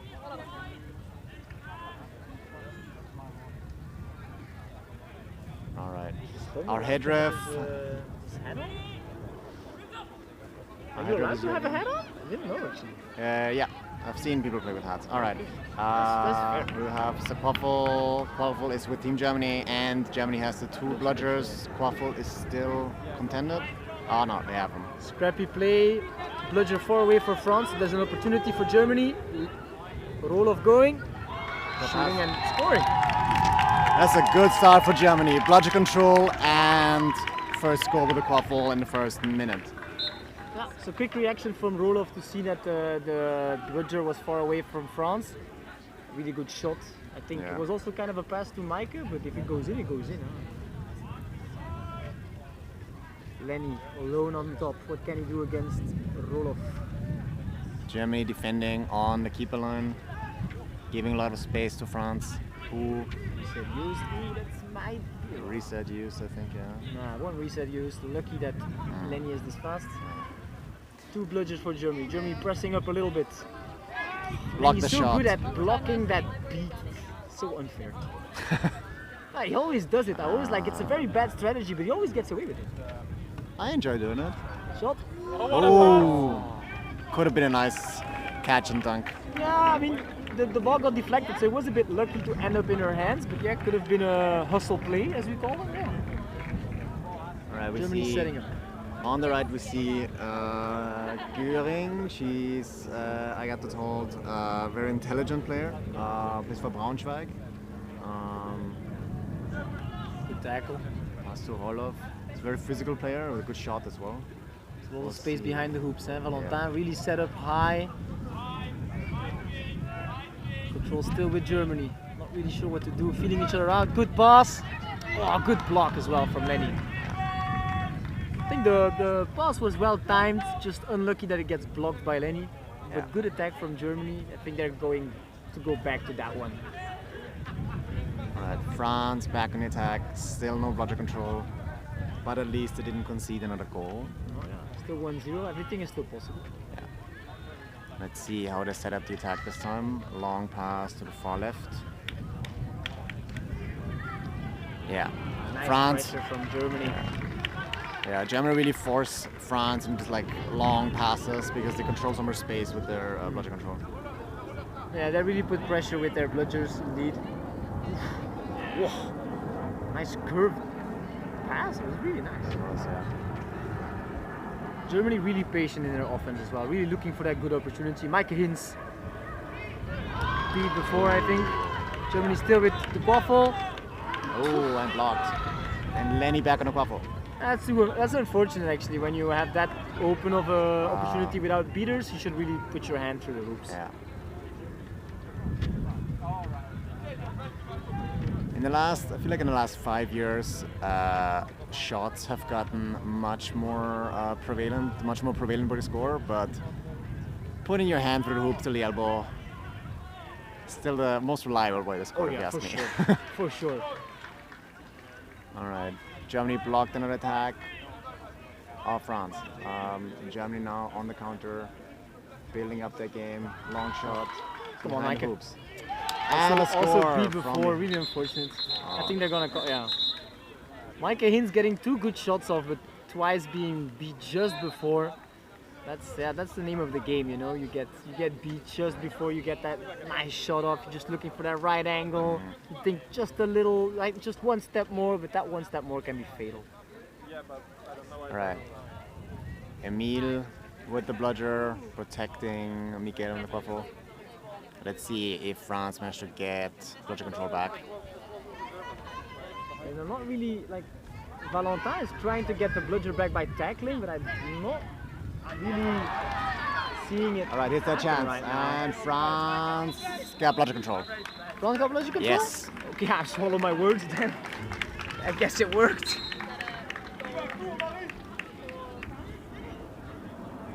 All right, Germany fast on the counter. break against 2 bludgers. Brave decision, good tackle. Good wrap. Yeah, wrapped up the second arm really nice, so he couldn't pass anymore. Nice job. Good recovery from France. Against the new beater duo. All right, France napalming, trying to sit on their bludger control. I think that's a fair strategy to go. You just recovered bludger control after quite some time. You want to keep that. Yes. One pass behind. Oh, snatched out of the air very nicely by Marcel Happ. Also a Braunschweig player, if I'm not mistaken. I think so, yeah. Okay, a whole new lineup for Team Germany with Leander Troll on the keeper headband, Eva Horst on the right-hand side. I don't know this player. Maybe you number. Hannah Grosse. Hannah Grosse. Yeah. One of the most experienced German quadball carriers and playmakers.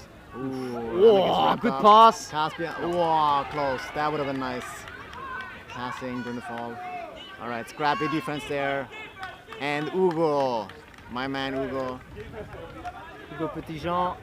I think it's his first time for the A team as well. I think so, yeah. He's a really nice player.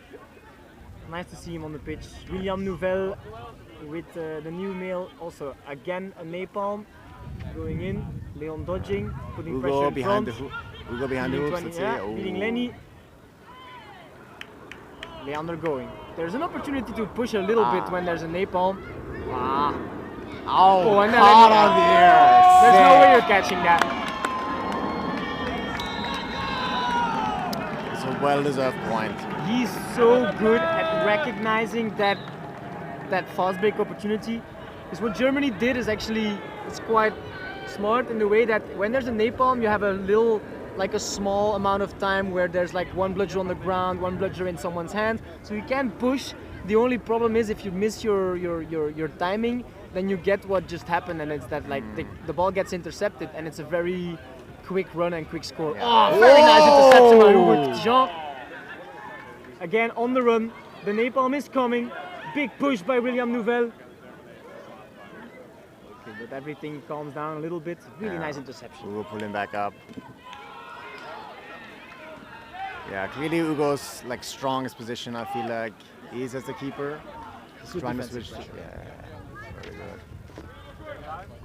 All right, Germany, the classic, passing it up. Score is still 10-10, both sides. Another interception by Hugo. Good positioning, quick feet. And we have Tess on the pitch, number 51. Mentioned before. Oh, and Albert. Yes. Germany recovering bludger control though, so let's see what Albert does with it. I think he's one of the more intelligent and patient players on Team France. Big Titan lineup at the moment as well. Titan / Yeah, Olympian. exactly. Let's see. Yeah. All right. Just with Hugo from the second team, and then beater-wise, I think Theo plays for the Frog. Good wrap by Hannah Grosse. Oof, nice shot. Nice. All right, 2-1. Albert point defending.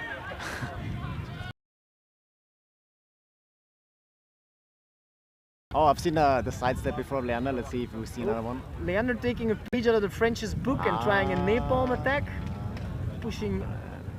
Passing to the left. Nice cut. Oh! That's so unfortunate. It was such a good pass. That would have deserved the point. Yeah. Very nice. A mental victory, but I think it's the second time that he shot while falling sideways, and it was so close. Was this Spaniard back? Yeah. Number 13, Johannes Spaniard's back. Oh! It's what we said before in the game, and Mikel is one of the deadliest shooters in Europe, if you ask me. Really strong arm. Score is 30-10 for France. France, France getting ahead in this game. I didn't expect this outcome, but it's good drama. Yeah.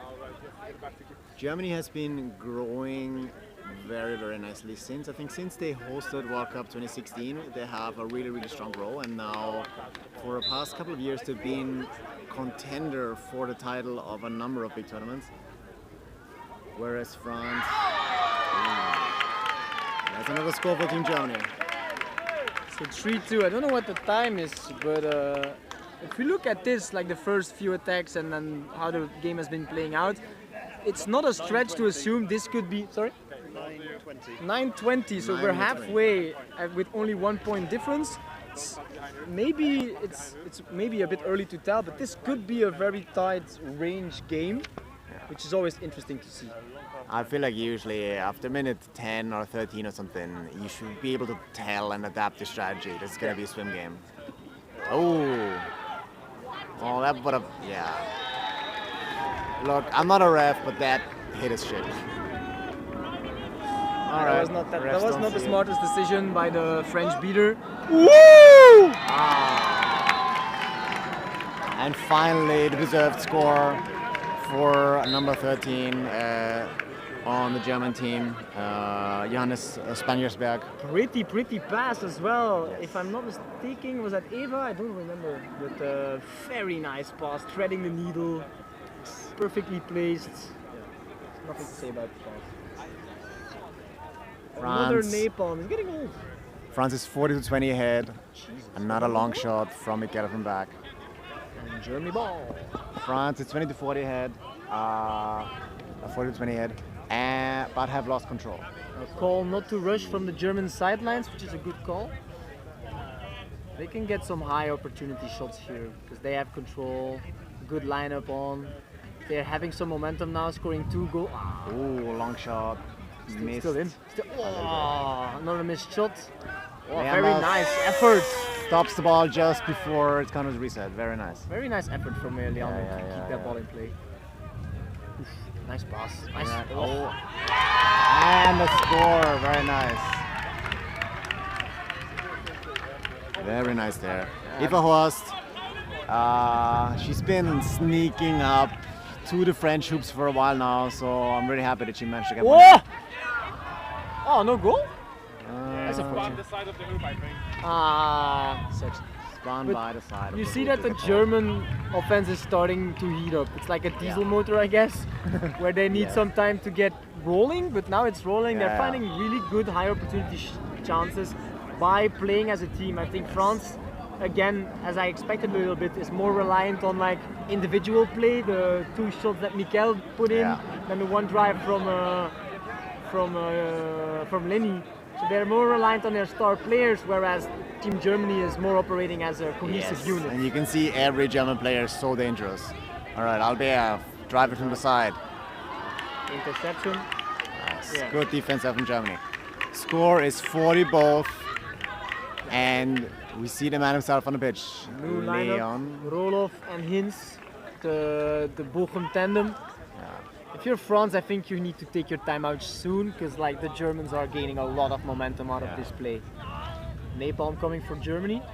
Now we see Leon on the pitch, napalming it up. Oh. Big drive, big shot. And a pass. That's a goal. And another shot. Yeah, another score for Germany. Germany now in the lead for the first time, I think, right? 50-40. Yeah. Number 30, Thibaut Jacquet on the ball for France, which just passes it away. Paris Frog player as well, together with Lenny. Lenny's back. Yeah, it's also his first time on Team France, I think. I'm not sure. All right. Oh, we see another very experienced player, Tifon Passero. Good shot from Lenny. Germany on a fast counter. Whoa, big hit! Big hit! That was sick! Good wrap, but still managed to get the shot off. That's not an easy player to stop, ladies and gentlemen. That's really, really well done by Thibaut. Whoa. Impressive tackle, but just unfortunate that Lenny tried to rush a little bit. Another score for Marcel Haab. Plays for Braunschweig.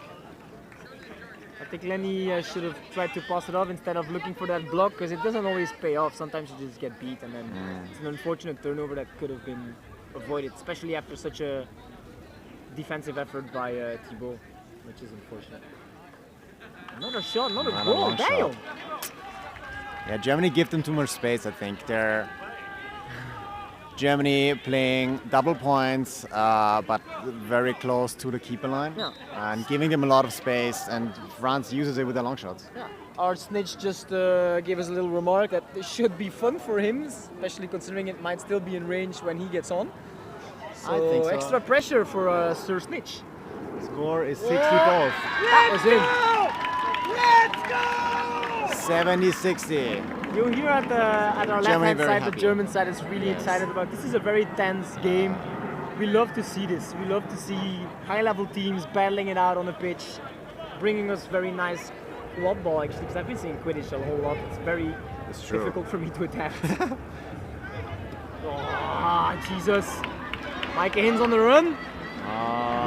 Really smart to slow it down. Oh! Very nice. Very nice pass there. Came out of nowhere. Tom Roloff. That little Bochum combination. Something it's just so beautiful to look at when players share the ball. It always makes me happy. For the people who maybe watch some NBA basketball, Nikola Jokic, I think a 3-time MVP by now, has this saying: a score makes one person happy, but an assist makes 2 people happy. And I try to live by those words, and I love that Team Germany also lives by those words. Yes. Nice little kick from defense. Hands it off to Lemmy. Shooting Lemmy runs opportunity. in, sidestep, gets wrapped up. Good wrap. Monster. Nice pass off. Oh, sorry for clapping, but that was... Pass off to Thibault. Yeah. That's a very nice catch, high pressure. Fast counter. Oh, good tackle Wrap on Tom up. Roloff. And caught. Very good. All right, Lemmy back on the counter. Whew. Thinks about it, stops. Doesn't like running into Leon with a bludger. Lenny abiding by the 5 Ds of dodgeball. Dodging, ducking, dipping, diving, and dodging. Because he just dodged Tom Roloff's arm like it was nothing. All right, timeout while the score is 80-70 for Germany. So I think we will see a swim game. Flag runner wins when it matters. Team Germany, I got told, also have a very even spread of clubs that the team consists of. Very even combo sort of Bonn, Braunschweig and Bochum, which I think really helps their team chemistry, like when you said before. Like the whole team is important. It's a very good remark, yeah, exactly. You see that those players tend to find each other a little bit easier because they're on the same team, because they've been playing together such a long time and they know each other's tendencies. Whereas if you play with someone you're not used to playing with, it can come a little bit harder. So who do you think is the upper hand in a swim game? Swim. I think Germany has slightly better beaters. I think they've had more control in this game. Yeah, I'm inclined to agree. Yeah, but I think Team France has some nasty seekers. I know Tarzan is not here. They are one of them. Their best seekers, which is not here, but William Nouvel, for instance, good seeker. I think Lenny as well has Thibaut Jacquelet from Frog as well. So I'm really, I couldn't tell you, to be honest. Yeah, I think, like you said, nice. Germany has the upper hand with the beaters. I see but 2 assistant refs saying no, and I tend to agree with that one. And that was definitely not good. Definitely beat before. So, a flag runner, how you feeling? Little interview. Well, I snitched against Germany last game they had against Italy, and that was pretty difficult. They have some pretty good seekers, and they bubbled all the way through. I'm expecting this is going to be a lot more contested in the beater game, so it's going to be a lot more chaotic, but I'm going to do my best. Okay, let's have fun and good luck. Thank you. Oh, Germany's got control. Oh, big block. Lenny on the run. All right, France. Big pass in front, but managed to get it. Easy score, nice. All right, so a lot of us excited for the seeker game. We have, like we said, we have probably better beaters on the German side, but France has bludger control, and if you give the French seekers a second, they'll catch. Yeah. It's going to be important who manages to maintain the bludger control the few minutes before snitch on pitch. Yeah. It's going to be a hard-fought battle. I think both teams are going to disregard Quaffle, play for a little bit. They should maybe. Oh, we see Hugo Petitjean as the starting seeker. Big hit. Another score for Germany. Germany 90-80. recovering bludger control in that interaction as well. Ooh, that's far more important than a score. Yeah, could be a costly mistake for Team France. I think you're much more happy getting bludger control. Yeah. Especially in this situation. In this situation where you know that it's very unlikely that any of these teams get out of range. All right, like I said in the beginning, I'll keep my money on Team France.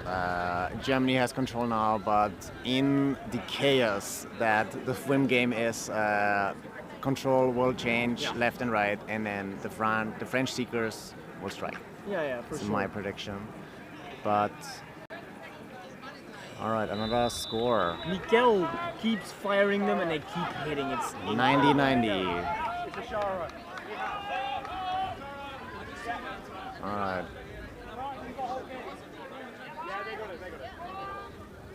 All right, all eyes switch to yellow. Paula and Leon, beater duo. It's gonna be exciting to see. Lenny coming in as the starting seeker. Very athletic, very fast, so I understand that choice. He's also one of the, I think, the calmest presences in Team France, where it's no secret that sometimes they get a little heated, but I've been playing against Lenny for a long time. I've never seen him heated, I think. On the German side with the yellow headband, we see Johannes Spanjersberg, the chaser who had the goals that should have been in a number of times and then finally showed that he deserved the goals. The Horst, big tackle. Trip before. Still has it. Getting They're fighting battered, scrappy defense. All right. We see Germany on the far side of the pitch, already setting up the bubble. Tess, ready for taking on Leon to get the control back. We'll see. Where's the second French beater? Do you see them? Where's the second French beater? Am I blind? Yellow card for Marine Dudroit. That's what happens with scrappy play. You get Marine, vas-y, Marine, bouge! Sorry. Little advice on my end, sorry. Another Quaffle score. Doesn't matter as much at the moment than bludger control. Oh yeah, I found the French beater. All right, bludger Germany control. keeping that tight bubble. Yeah, this is gonna be really hard for France to break this. Seekers released. Let's see if Johannes Spanjersberg can take the time that he has now, bought by his beaters. Another score for France in a Quaffle game. Both seekers away. Yes. Yeah. Lenny waiting in front of the German bubble while Johannes Spanjersberg has the time with the seeker, with the snitch runner, flag runner. Getting pushed. Oh, the first France good attack. recovered bludger control. Lenny going for it. Lenny alone. Oh, getting beat before he can even dive. Strong beat to the chest. All right, and France has control. France has bludger control now. Set up the bubble. Now Lenny. Side dive. All right. Lenny has all the opportunities in the world right now. It must happen right now. That's unfortunate when the flag falls like that. Meanwhile, in the chaser game, is going back and forth like a 11 to 12 for Germany. So it's probably not going to change. You never know, but it might not change. Ooh, so it's gonna long very dive. close. Long dive from Lenny. So, nice jump by Valentin to dodge that bludger.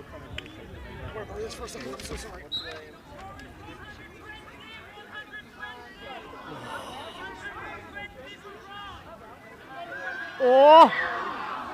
Ooh. Robin Menzel sneaking in there, trying to get that catch. This is very, very, very close.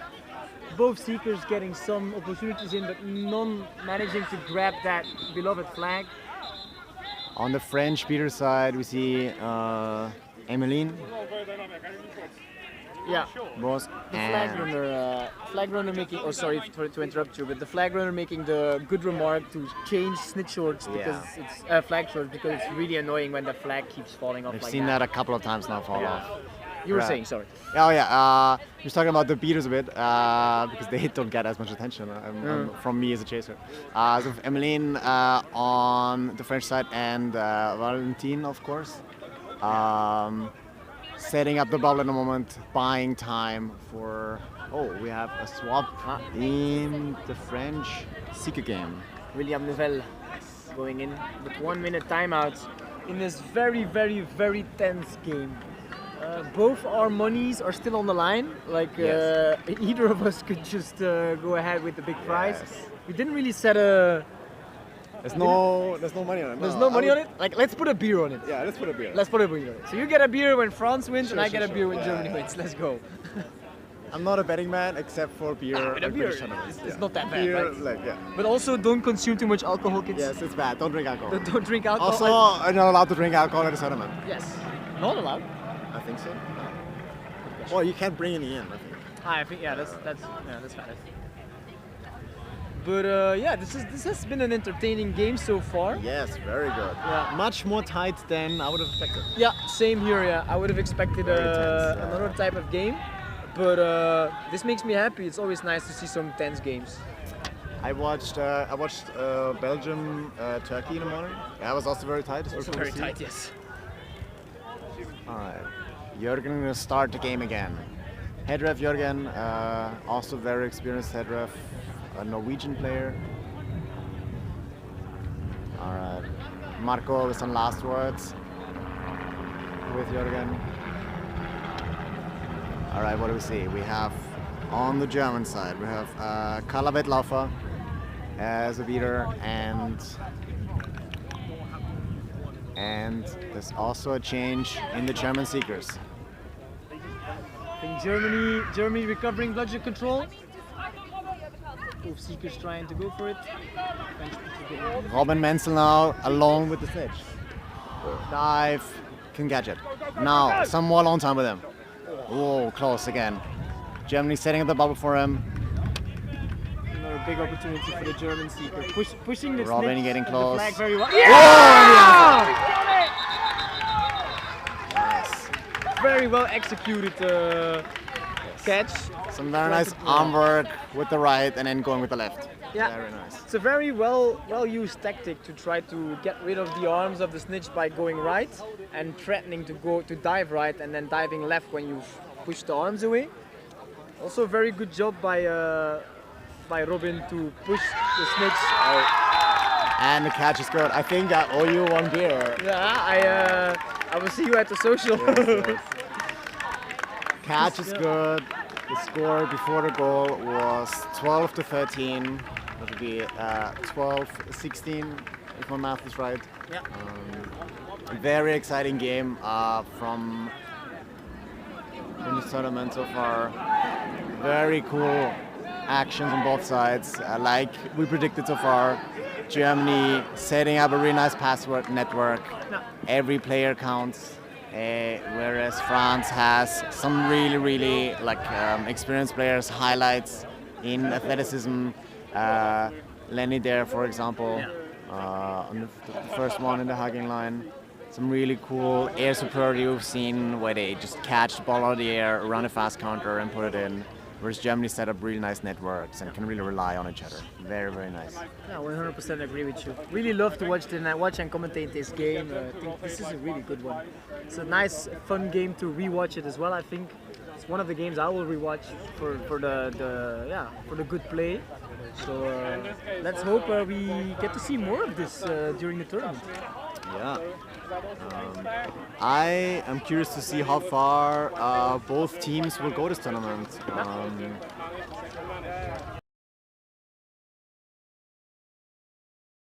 Title here. Of course, they gotta beat Belgium. Let's speaking out of own interest, but I would love to. All right. It is Belgium, Austria on this pitch next. You yourself are playing for Belgium. quad for Austria. So yeah. Let's see how that plays out. I'm gonna go warm apparently you get yellow cards as like for your team if you're spectator and Really? insult the refs. Yeah. Ah, shit. So I shouldn't do that. No, please don't. Oh yeah. I mean, please Like do. we've learned Please do. before. By all means, please do. Not after you. No, I'm not a spectator. I'm playing. So.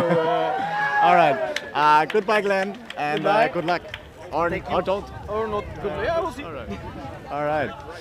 That's Glenn gone. He's gonna warm up to get ready to play with Belgium against Austria in the group of death. And I will be gone as well and hand over to the next commentator. Thank you very much and goodbye.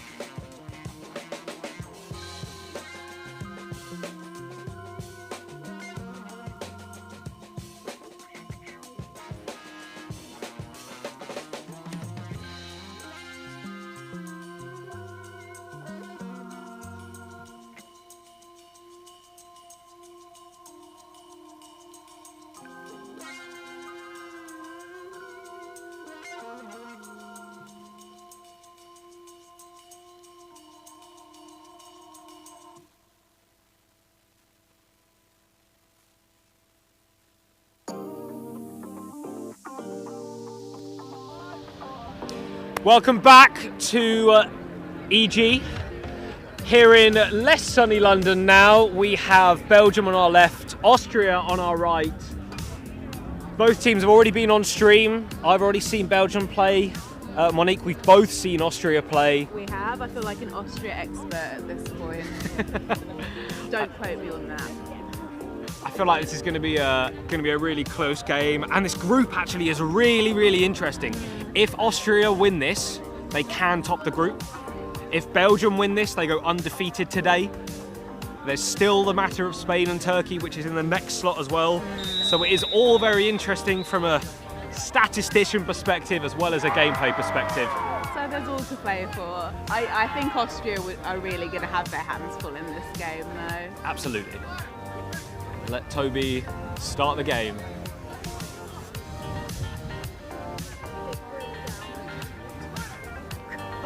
Thank you. Thanks, Ruby. So Belgium with the quad ball and with dodgeball control. Looks like the feet, yeah. for the balls. This happened straight away in Turkey. We saw 2 subs.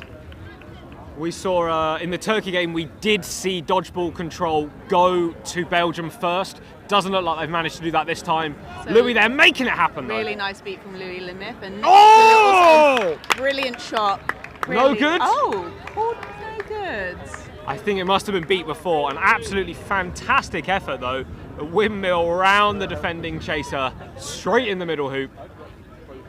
If she's done it once, she'll do it again though.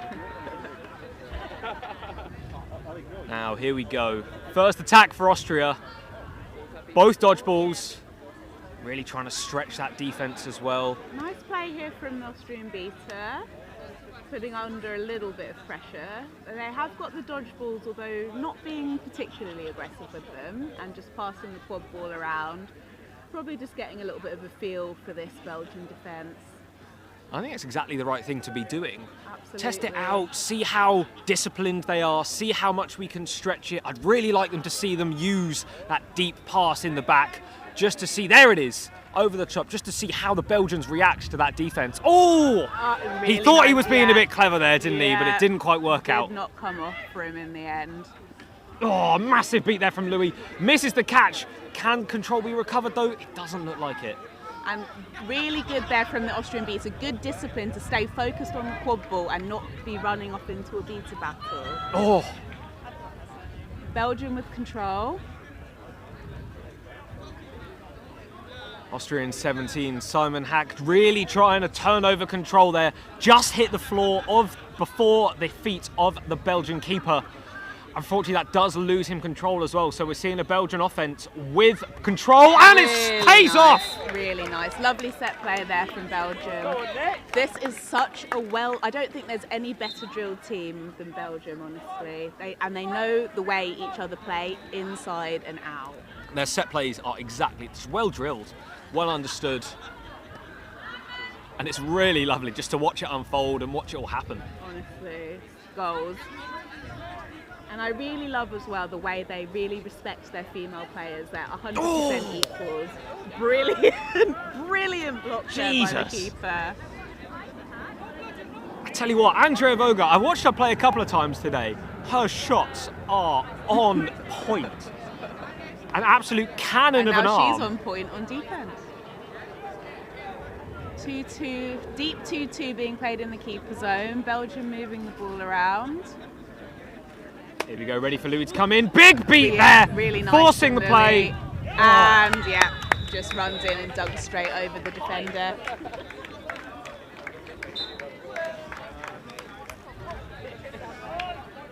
And so this is really just the size of the task you're faced with when you come up against Belgium. The tiniest hole in your defence, they just know how to find it and know how to capitalise on that. And I think it's the timing, being able to see those chasers, watch the beater play, spot the timing, and just use it. Absolutely. Just absolutely use it every time. Coordination between the two parts of the game is so vital, and this team is absolutely nailing it. Really intelligent play there, throwing the dodgeball back, meaning you do have one for defence. Absolutely, you don't want to be counter-attacked by by these guys. Not by these Belgian running chasers, that's for sure. Again, Louis just clearing out, putting a little bit of pressure. Oh! Amazing! Done it again! Brilliant shot. Absolutely brilliant shot. Again, it's just that, exactly as you said, it's just the gap. It's just finding that small gap in the defence and having the skills to be able to just rifle it through the hoops. And really backing yourself as well. I love to see a 100%. player who knows what they can do and can execute it to perfection. It's just great to watch, isn't it? Yeah, it really is. It's really, just lovely to watch. Really beautiful. And you look at this Austrian team and physically they look probably bigger than the Belgians. And they're not playing badly, but you know the class of the Belgian team is just undeniable. Yeah, the passing is crisp, the positioning is great, and then the coordination with the beaters. And exactly that, she had 1 foot inside the keeper zone. And as you say, the timing. Oh. Okay, brooms down court. I think he should get it back as well. He should get it back as well. Hurt her back with that beat. That one stung a little bit. But against these kind of beaters, you feel like you have to throw it that hard. You do. Because otherwise they're going to catch it. You do. Or I mean, they're if gonna anything, split you. You're showing respect to the opposition. Absolutely. You know you need to hit them hard in order to get them out. And as a player, when someone does that to you, you're like, okay.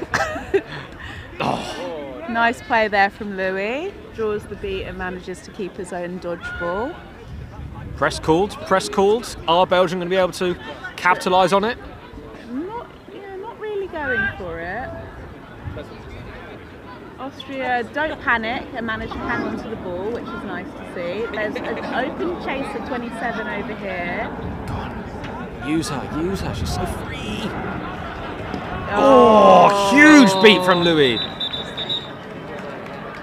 Okay, and that's called as being a pass after, it looks like. A little bit of a flick after the beat. No, that's the first time we've seen that. I think, but wrong timing, unfortunately. Like the beat needed to be drawn, but you've got to get that ball out more quickly than that. Definitely. Okay, so almost a total line change up here from Belgium. 3 new chasers coming into the field. Beat from Louis. That turns over control as well, that beat from Louis there. He is, he's too good almost. Ruthless. Absolutely. Ruthless. Absolutely. Suzanne Fisher on the ball.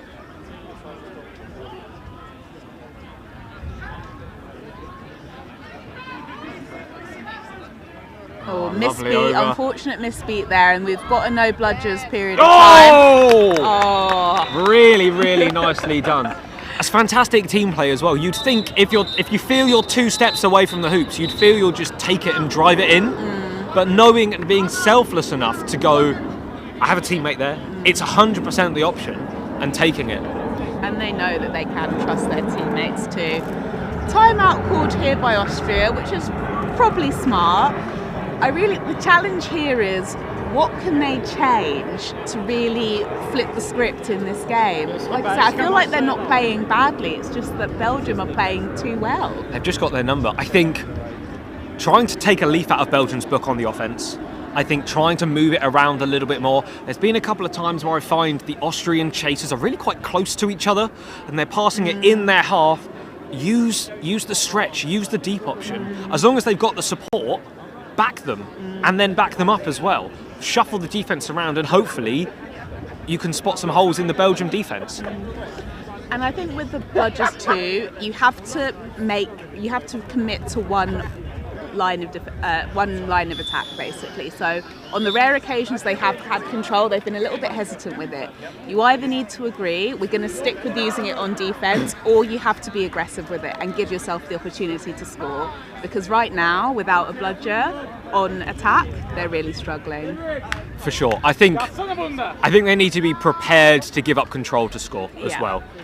Although I completely understand it is important for the defence, right now, if you're Austria, you're not on the board. As a team, it's 5-0. It's control over a goal, goal over control 100% of the time. You don't get any points for having both dodgeballs. for sure. You can use an attack as an opportunity. Nearly an absolutely sensational catch there. Oh, too good. And that's going to be going off.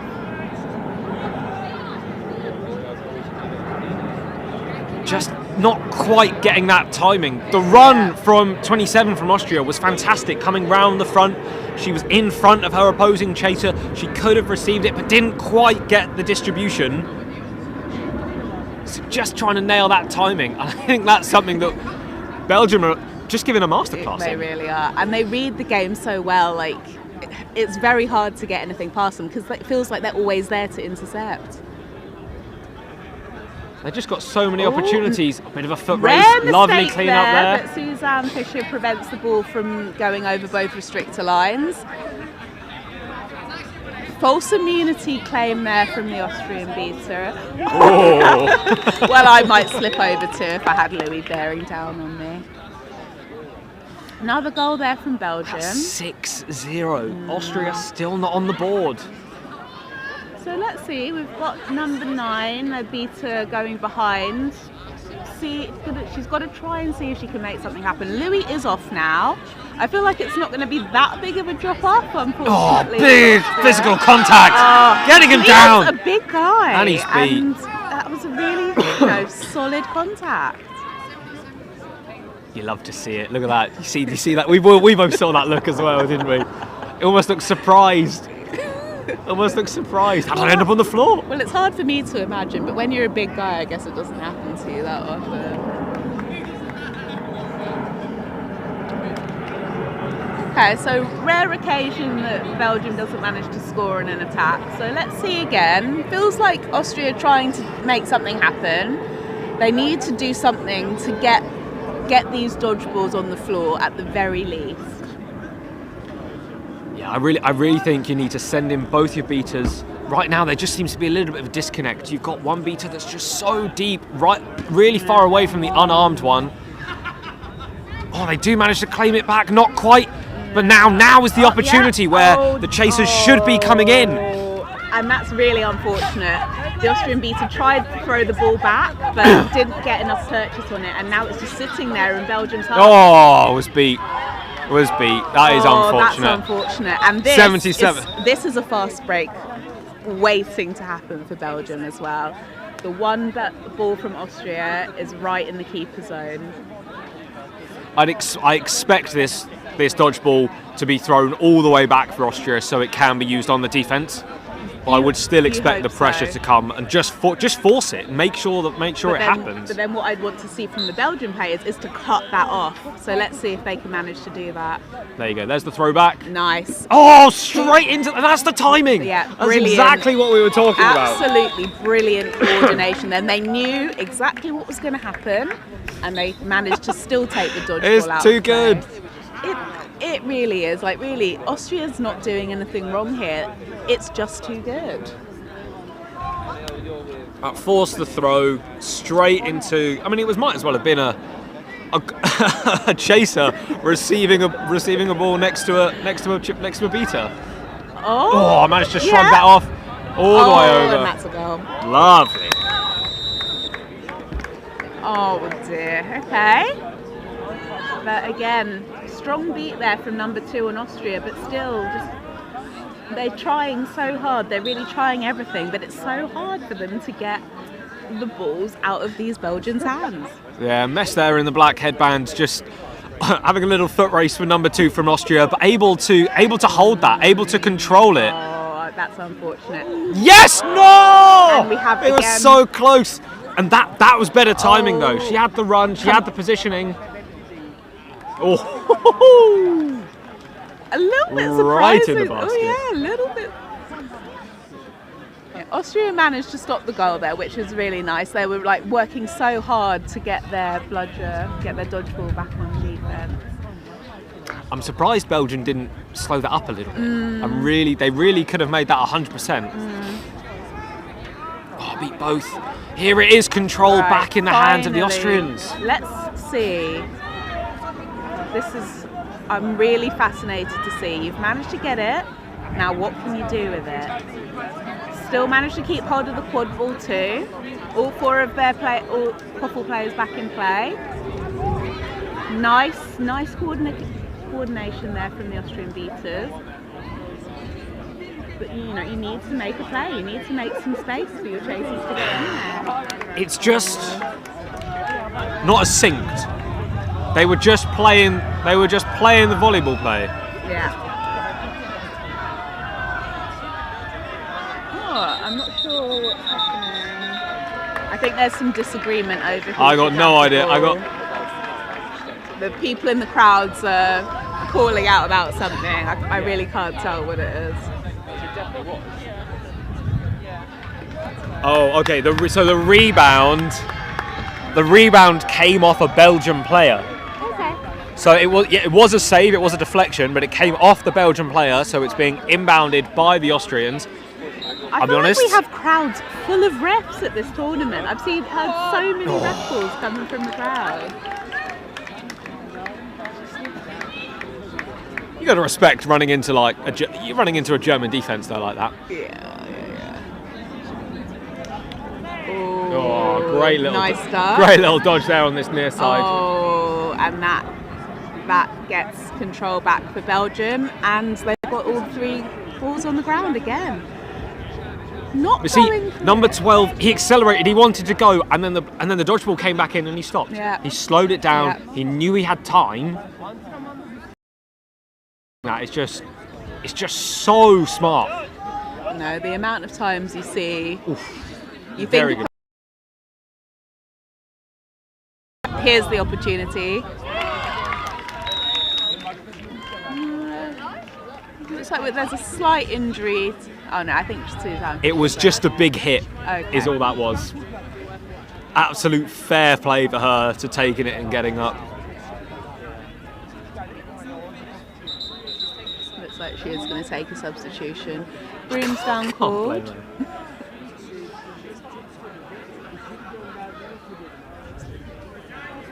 9-0. Belgium just absolutely having the Austrians' number this whole game. And it must feel like there's just nothing they can do. I'm yet to see something really switch it up for Austria though. Every defence has looked very similar. Every defence has seemed... Oh my god, please work. Oh, it would have been so that good. That would have been amazing. It would have been so good. Still quite smart to get rid of the ball and give themselves a bit of time to get it back and set off If you're being pressured, you might as well get it as far away from your hoops as you can.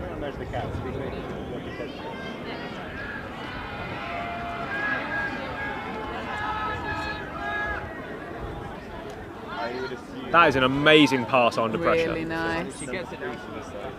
Oh, big hit! Nice hit! Love it! Really nice hit there from Austria. It does feel like they have got some physicality there they can use. They really do, but it's just they're just getting run around. And it's the skill. The skill level from Belgium is sky high. It's great to watch though. Getting some fresh personnel, getting some fresh legs on the pitch. And I feel like at this point there, you really would like to see them get on the board at some point. It's not a fair representation of the play as well. They've played really quite well. Oh, very close. Head ref calls that in, had the better angle. Just as we said that, they're on the board. All right, so there we go. And could this be the beginning of one of the most unlikely comebacks in quadball history? Oh, you'd love to see it. You'd love to see it. You'd love to see it. Is that the kick-start in the Austrian engine that we need? Inspire them to unforeseen heights of gameplay. Oh, unfortunate misbeat there. But the ball is turned over nonetheless. Inbounding that one. Oh, Is that an Austrian ball on the far... Austrian ball, far side of the pitch. And safely given back to the keeper. All right, so there we have Austria's score, and they managed to not concede a goal. Let's see what they can do now. Oh, really good beat there from 99.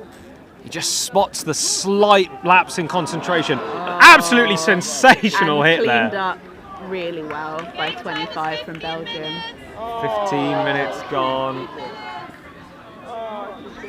She's going, she's this is all the way! Yes! Wow! Wow! What a play from Joy Hagemans.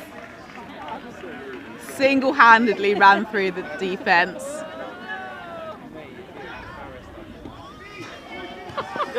Very nearly get the interception there. Oh! Brilliant beat. And she gets him in the tackle. She's just run up. She's just taken it solo through 3 players, scored a goal by herself, in defence, putting her body on the line. We love to see it. If I were her, I'd come off. Like, you've played so well. Like, to say... Take a breath. Yeah. You've earned it, love. You're on You've top of the earned it. world. Absolutely. Oh my God.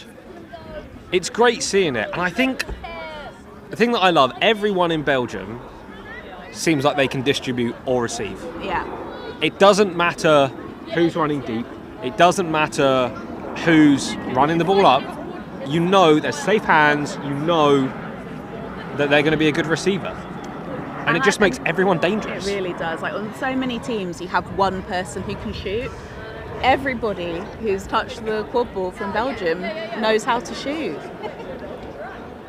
I'll be honest, I think the women have been better shooters than the men from Belgium.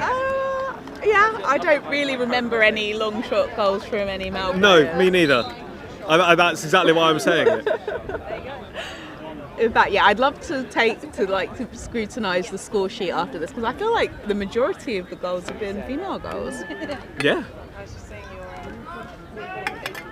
Oh, good hustle there by the Austrian beater. Really nice. On the near side. But can he regain control? Gets back into the waffle game. They've got control. Can they force a turnover here? Really nice press, but it leaves a lot to be desired in the Belgian half. But there's still players. There's still players deep in the Austrian half. 22. Oh, brilliant split there from the beater. 22 dismounted. She came back in to recover from the press. Belgium here just staying so calm under pressure. They know they can handle it, and the press is over. It looks like it's drawn. Oh my God! Exchange! Whoa! Two double catches followed by a double B. I've never seen that before. Oh, and another catch! Brilliant catch there from Belgium, and that is the terminal catch. It's almost an exhibition match, this one. And they were getting applauded. They were getting applauded for bad beats. Careful, number 7. Little stutter step in front of us. Oh, the beat misses. Yeah, now it's time for the Belgian press. Belgium go, this is how you do it. And look at that. 12 was right there, tips the ball out of the air, and he's free. Hey, we love to see it. And that, such selflessness between teammates as well. Like, no, you score it. No, you score it. Oh, big beat there from 44.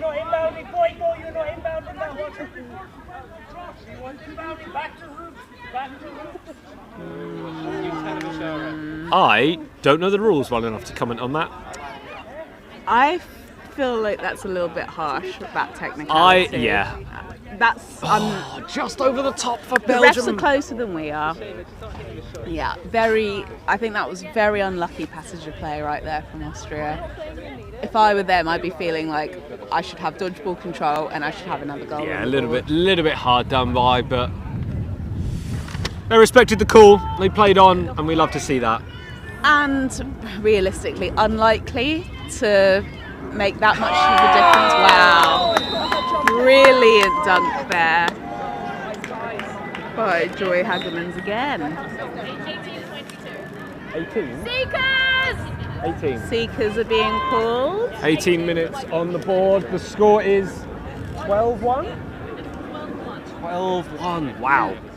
So I think it's unlikely that we'll see much difference once the Seeker does come on. The dodgeballs are very likely to stay in the quadball game.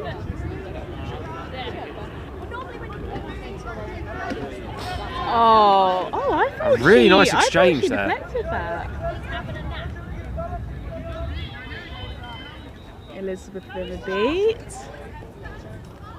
Oh, Joy subs off.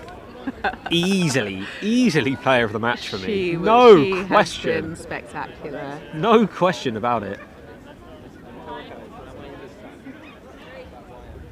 Okay, and we're back to another Belgian attack. Beats is there trying to make Did that go something in? happen. That didn't go. Oh, I thought that went in. I thought the shot rifled through the small hoop. All right, Austria get the ball back. And they are patiently bringing it up the field. Yeah, correct. To Press call the called. Press there. Press called. Big beat there. Little bit of Time to run it in. There's a couple of defenders there. I feel like this is Belgium's goal to score. Nice contact there from Voggy. Oh, but it's just too so good. nice. The movement of the ball is so crisp, and they just have always got that one extra pass. They were there to support each other. They didn't take any unnecessary risks. They knew their teammates could clear it up, and they made sure they popped it in. That is just a beautiful bit of play. I feel like this should be a good footage for teams to watch. Like 100%. The way this team plays. Oh, yeah.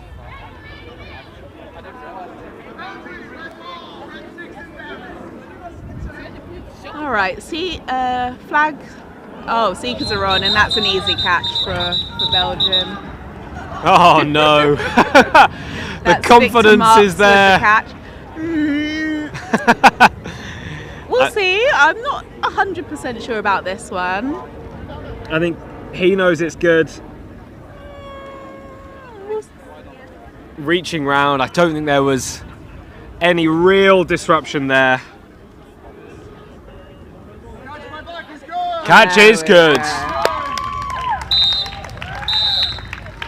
think that takes us to a final score of 160-10 to Belgium.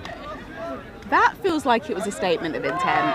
I absolutely agree. I think Belgium went into that game going, we know how we play, we know how we drilled, let's get the job done. And they absolutely did. And they showed that they may have had a bit of a wobble against Turkey this morning, but they are here to play. That was absolutely brilliant. Brilliant performance there from Belgium. Like I say, Austria felt like gave everything they could, did everything they could, but were just outclassed by an opponent that was on fire. Completely. And I'll be honest, I don't think the scoreline correctly reflects how Austria played. I think they definitely should have got one or two more. They did play quite well. They need to really work on that aggression with the beaters, followed up by the chasers. Yeah. And I think they'd be really, really in contention. But massive congrats to Belgium. 4 wins. Absolutely, 4 wins for Belgium, top their group. So we get to sit back for another 20 minutes. Join us on this pitch, myself and Monique, for England versus Norway next. No rest for the wicked. No rest for the wicked, indeed. That will be the final game of the day. One more slot. Oh, look at that! Really nice. You team love photo. to see it. Really, really nice team photo. Thanks Fantastic. Again. Thanks again for joining us here in London at the IQA European Games, and we'll see you back on the stream in 20 minutes. No, I'm not reffing. Thank God I'm not reffing. God, that was a fucking white one.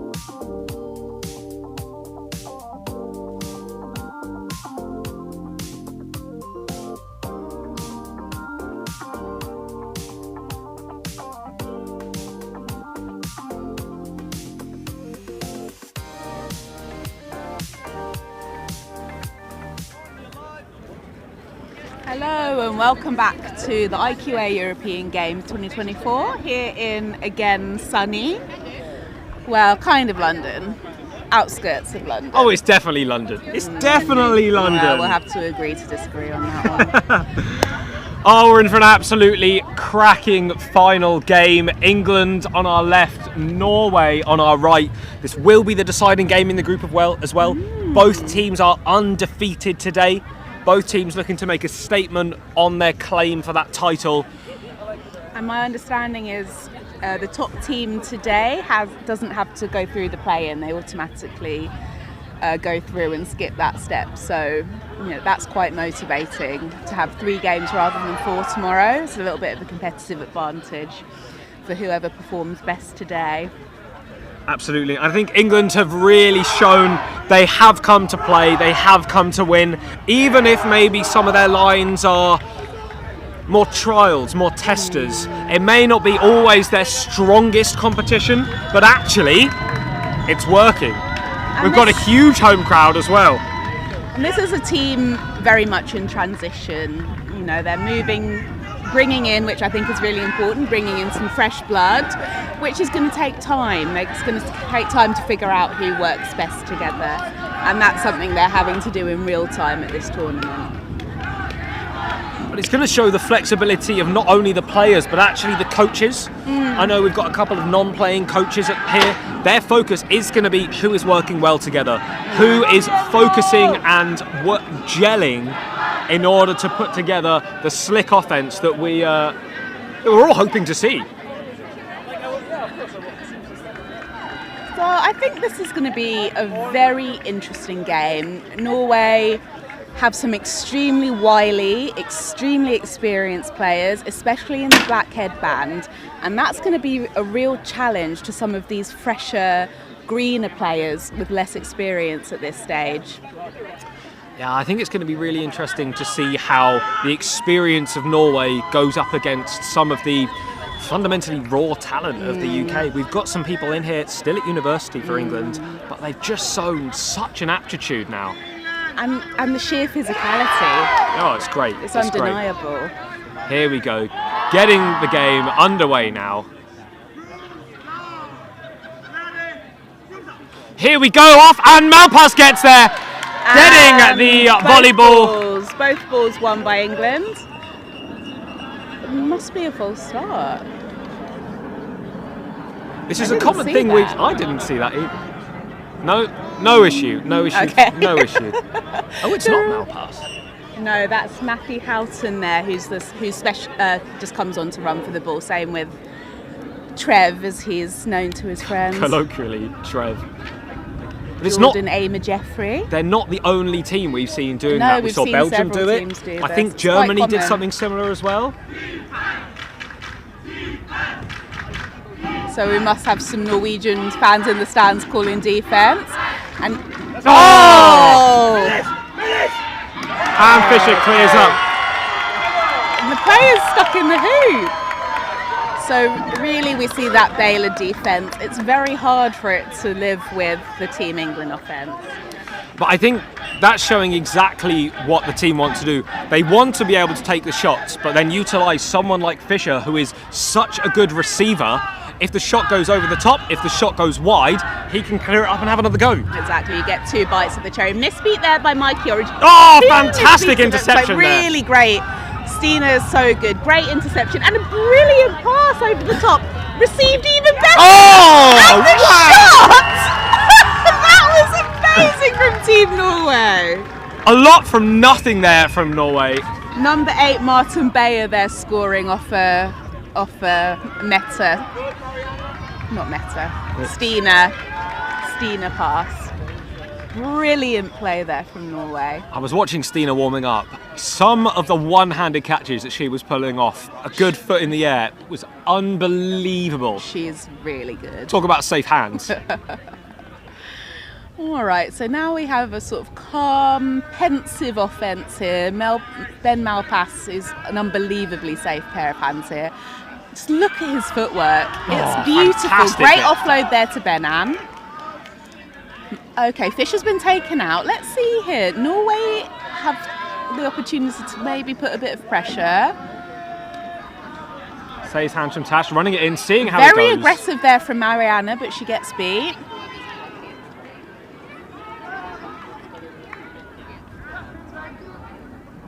Trying to set the pick, not quite working this time. Oh, there's the pick! Oh! Unlucky for No, just out. There. Just yeah, out. that did not go in, Ben. Don't even try it. It did miss. It did miss. Malpass gutted. Everyone seems to have seen it missed apart from the England squad. Oh no. Oh, and it looks like a yellow card. Off-ball charging called for Tash Ferenczi. A little bit of a surprising call. There. Yeah, Tash, you're fine there.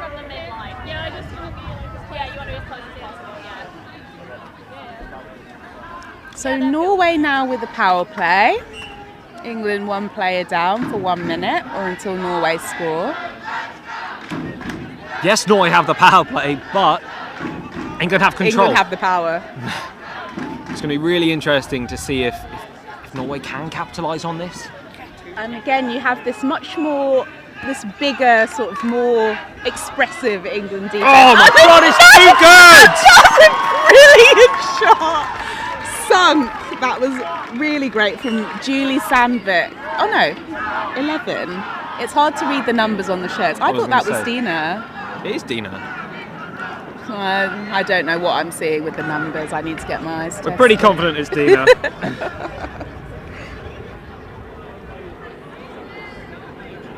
England now 1 down in this game. I think for the first time today, this is when they've been down on the score.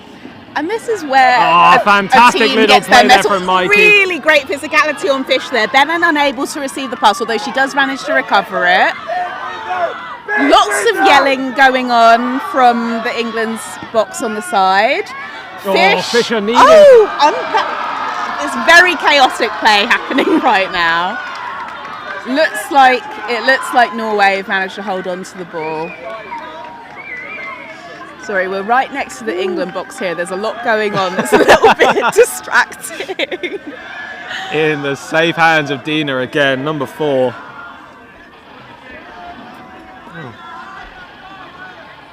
She's absolutely nailed 2 hoops there. Yeah, Not quite this time for the pass on the floor. Manages Loops to it flick back out, into the safe hands of into Malpass. Here we go, off to the races. Yeah, guaranteed. Yeah, nothing that could be done about that. Brilliant from Malpass.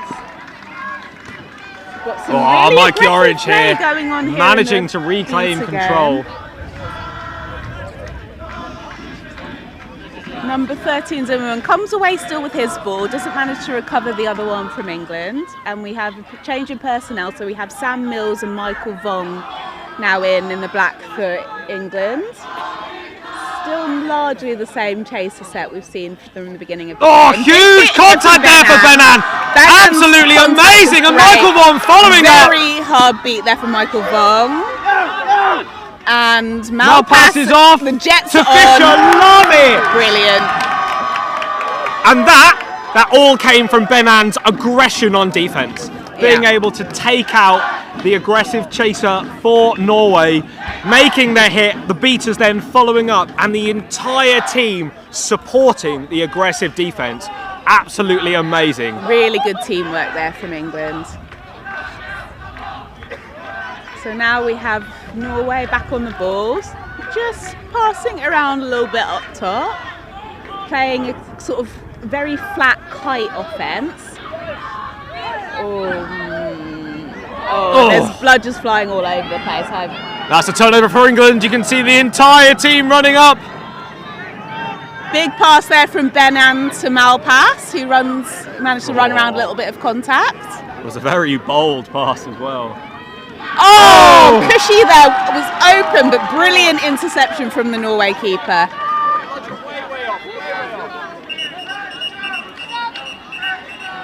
Broomsdown called for a dodgeball being a long way off pitch. Oh, so unlucky Cushy didn't finish that one Yeah. there. Really good bit of defence from the Norwegian keeper though. That was very impressive there from Controlling the hands Njals of the Zimmerman. Norwegians.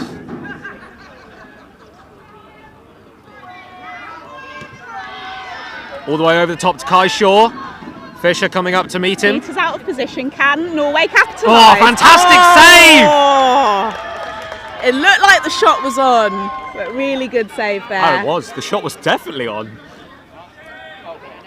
Norway, though, managed to retain the quad ball, so they're going to get another bite at the apple.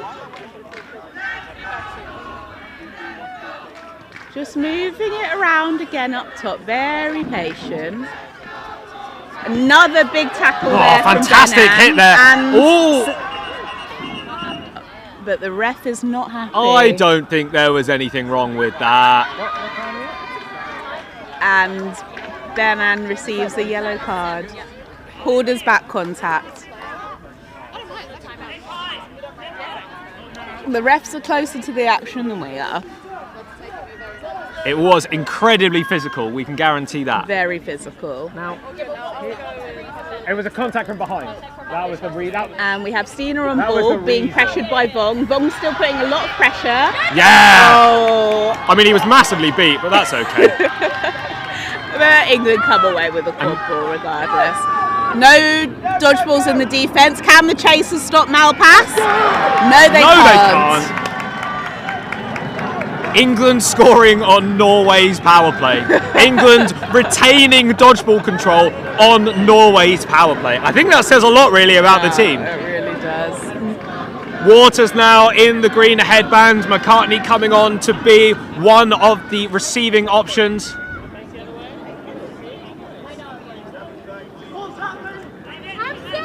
Have a bit of confusion going on here. That one-handed receive Brilliant is from just Stina. Oh, fantastic great defense save there there from from Seb. And there's a little bit of a pile-on. Norway player actually That's all has right. the This- ball, but she's this- got two people on top of her.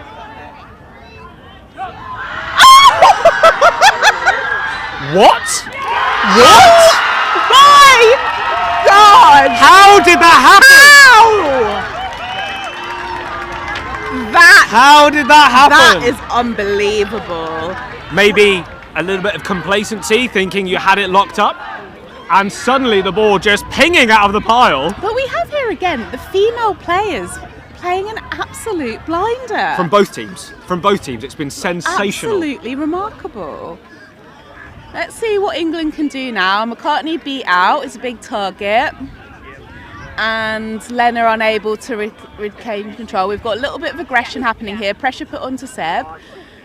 Gives the ball over to one of his other players, that's Manon. McCartney now back in. Norwegian beaters doing a really good job of clearing up these Good receiving block chasers, there. making people Yeah. do just shuttle runs, Yeah. tire them out, wear them out a little bit. It's been quite a long day. Nice Lovely, block there. lovely bit, lovely block Really there. nice play here from the Norwegian players. Now here we nearly a pressing opportunity, but he's smart enough to see their dodgeball was coming back in, so normal defence resumes. I think they've got to work now, England beaters. You need to work to get that control back. Norway are just too good with bludger in hand. Bishton, Karen. Oh! McCartney gets the ball in his hand, but unable to finish. Yeah! What a beat from Lena! Clutch beat Oh, but there. it's followed But up, they've it's still got picked the up. ball. And it that's goes another in. goal from Norway. Wow! We are 4-all. This is really a high-level game. It looks like England are about to call their timeout. 10 minutes in. Seb's 4 not goals happy. apiece. Wow. This is a really high-level game. This is brilliant. fantastic. They saved the best to last. Absolutely. I think both teams have a really similar strategy as well. Mhm. And I think that's what makes it so simple. Oh, misbeat there. Big misbeat from Doug. A fantastic interception! Great Seb needs to get back and turn.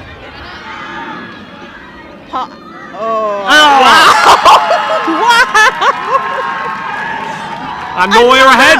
Brilliant play there. Good beat there from Lena, but not able to regain bludger control. Mikey Orange back on. Let's see if he can restore some order to this game.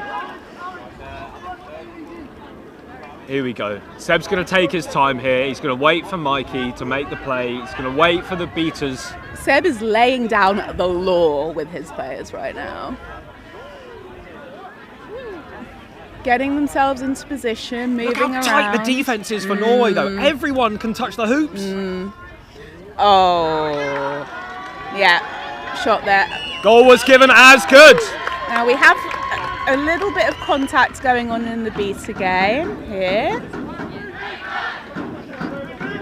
Good teamwork there from the Norway beaters. But I don't think England have had control in the last 4-5 minutes. No, they've And really it's struggled. been difficult. They've really struggled against these experienced beta sets. This weaving that Norway have been doing has just been absolutely fantastic. Really shuffling the defence around. Good defensive play there from McCartney. That's really, defence is his bread and butter, hoop defence. Managed to get the ball, but again he's a big target, and it's an interception. Interception there. Trying to be a little bit cheeky there, the England players, but Norway hold on to the ball. And let's see what they can do. Still with control. Oh, come on, Jürgen. Safe hands there. Yeah. Safe hands. You're better than that. Stay calm. You're better than You're that. playing well, guys. Stay calm. So beaters feeling each other out. Oh, weave. They just there know on it. Mikey. They just get it. Not given as good. Yeah. Not given as Missed good. shot there. Mikey absolutely gunning it. Is that control?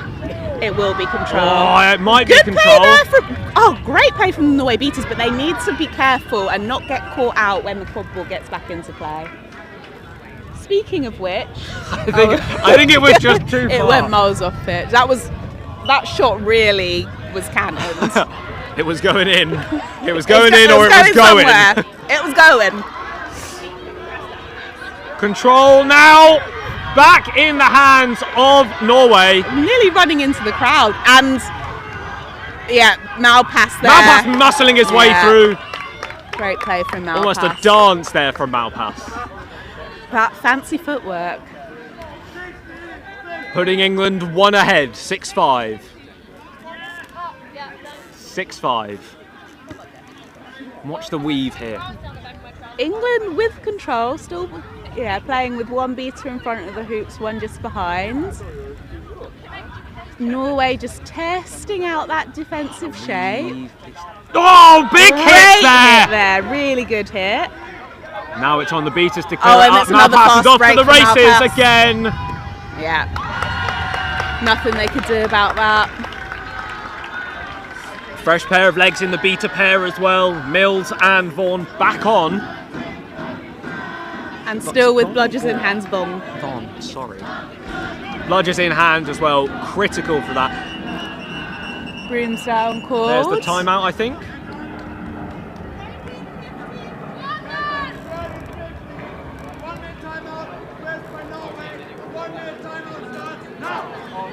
Timeout there called by Norway, which feels like a good time to call it, honestly. England really gaining some momentum, so they're going to want to break that and try and find ways for them again to impose their game onto the pitch. I think just keep doing what they're doing. I think they need control. I think Norway are such a powerful team when they have control, when they get the fluidity going in their chaser game, the weaving that they're doing up the pitch as three going back and forth, almost platting the ball. It's really hard to track as a defender. And it's showing because they put 5 past England. Yeah, absolutely. And some really good hits made by England. Quite a physical game from them. And when you can shoot like some of these Norwegians, who needs to weave? It's been great. There's some really good shooting happening in this tournament.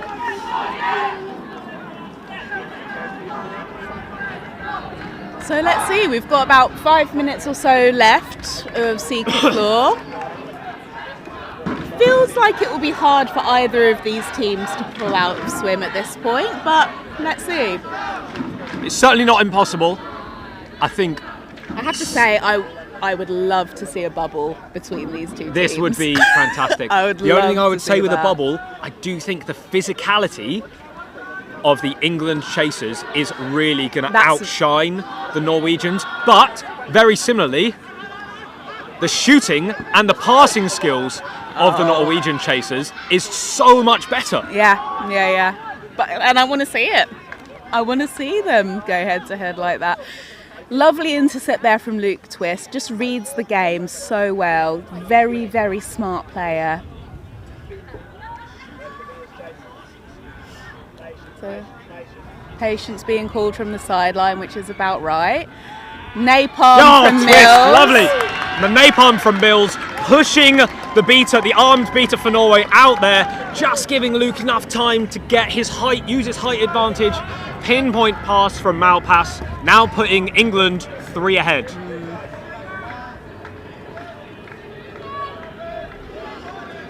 What can Norway do here? What were they talking about in their huddle that can help them, and can they implement it? I think capitalising on this aggression, watching Michael Vaughan really just showcasing his talents for being scary. Yeah, he's for just threatening the Norwegian beaters, making them flinch, making them second guess their own decisions. He's an Meaning he has a window. extremely powerful, aggressive beater. 15 minutes played. England with ball in hand. Another napalm, this time from Michael Vaughan. 13 doing well there. Oh! But a little bit of distraction there. Thought he'd beaten Vaughan, but not called. Oh! Just hitting the T-bar below the hoop. Very close. Very nice close. shot attempt there from Ben-Am. No!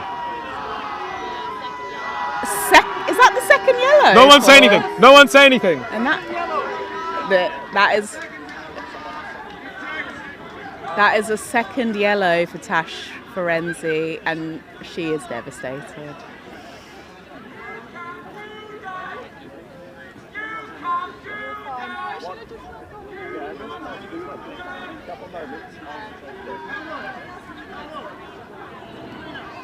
So we have Joe Creighton doing the time in the sim bin for Tash. That will be 2 minutes. She will not be released. 2 minutes? I believe so. I think. Or is it? I thought a straight red was 2 minutes, but because it's only a. I can't remember if a double yellow red is 2 minutes. How long is it still 1 minute if it's a yellow? But it's just the players off. If it was a straight red, it isn't 2 minutes. Oh, okay, it's just 1 minute. So it is only 1 minute in the sin bin. Since it was a double because yellow it was a yellow card red. given. Yes, it's still 1 minute. What was the call? I think we went with net contact. All right, so let's see. Last time there was a power play, England seemed to actually benefit from it. So let's see what's going to happen this time. They were just able to counter. I think Norway maybe got a little bit confident in having that additional player. So it looks like they're being much more methodical with this now. Lovely movement of the ball again by Norway. And there was a second fantastic play opportunity there, Here's but the press missed. coming, And here's the press very aggressive move from both Mills and Vaughan. Norway do well to hold on to the ball. There's still one dodgeball in defence with Vaughan. Where is it? And Mills is Oh, back. ready? He's going to rifle him in the back. Get him in the back. Get him in the back. Yeah, what a beat. I am so unbiased. Press again. Press is being called. The player Michael does not want to finally be beating him out. Oh, fantastic beat there. Very Shutting down unlucky the there. offence. The minute is now over. England are back to full force. Norway again not able to capitalise on their power play. Little bit unlucky for Marilena Uetemaya, who just couldn't quite control that pass. And then quite painful looking beat there from Bong. So we have Doug here playing from behind, napalming again. I thought he was beat before called. That was unfortunately, the napalm didn't work. No, and I have to say, Merlin Zimmerman is dealing very well. It can be so frustrating to be napalmed time after time after time, and I really feel like he's coping with it well. Interesting discussion. I No think idea there's what it's some about. argument over whether it was beat before or whether it was natural motion. But head ref says no, it was indeed beat before. I think good effort there from Norway to stem the flow and stop England from scoring another goal. Yeah, it's not the time you want to concede a goal here. And we have some more debates happening with the ref. Not quite sure what this could pertain to. They've just had a straight red on 2? Yeah, it's 2. I shouldn't laugh at that. I don't know. Yes, it is, Bateman. I know what's happening on my pitch. There's some drama going on in the other pitch that it's hard not to get drawn in. Swap to stream 2 really quickly. Then come back. Then come back. Well, the stream 2 pitch 2 stream is down, I believe. Oh, it is, isn't it? They're uploading the video later. We're the only show in town. Oh, well. Okay, so it's a blue card for Twist. A blue card? What did you do? I passed it, I shot. Oh, okay. okay. So a pass after beat. Okay. I was like, dude was napalming, and it was like split second after. Like I was waiting for the beat. I didn't get caught beat, but it doesn't matter apparently. There we go. So Luke Twist in the sin bin, just with a blue card though, for 1 minute. Again, And we kind of have the power play beaters for trying Norway. to do a bailer, it looks like. Interesting strategy. Let's see how it works. Oh, they know Norway can shoot though, don't they? They do. Oh, fantastic block there! Great. Absolutely fantastic block Ben there. Ann is playing so well today. Go! Yeah, no. All the dodgeballs are on the ground. Oh, great fantastic hit contact! Great contact, double teaming. And they managed to get the quad ball back. England have 2 dodgeballs. Oh, feels like a waste of a shot. Yeah. Feels like a waste of an opportunity. You still got the power play. Why are you taking the risks? That was not the best decision that player could have made. England still with control. And Twist is back in. I keep forgetting the camera's not on this one. I'm like, oh, I know it's a table that's going to wobble. Here we go, 3 scores in it. 2 minutes until the Seekers are released. So really, this is Norway cannot afford to concede another goal. Not at all, not at all. Doug about to napalm again. It looks. Oh! Brilliant turn and beat by Zimmerman, but Seb has the ball in hand. Seb and he's finishes pulled it a small off. hoop. But we have a fast break here, being led by Zimmerman. Oh, brilliant play to get control back. Really nice for control. So good from Zimmerman. Just before the Seekers are going to come on as well. That's such an important moment to get control. So smart. So smart. Brilliant play there from Norway. Watch Norway just shut the game down now. Use their passing to slow it up.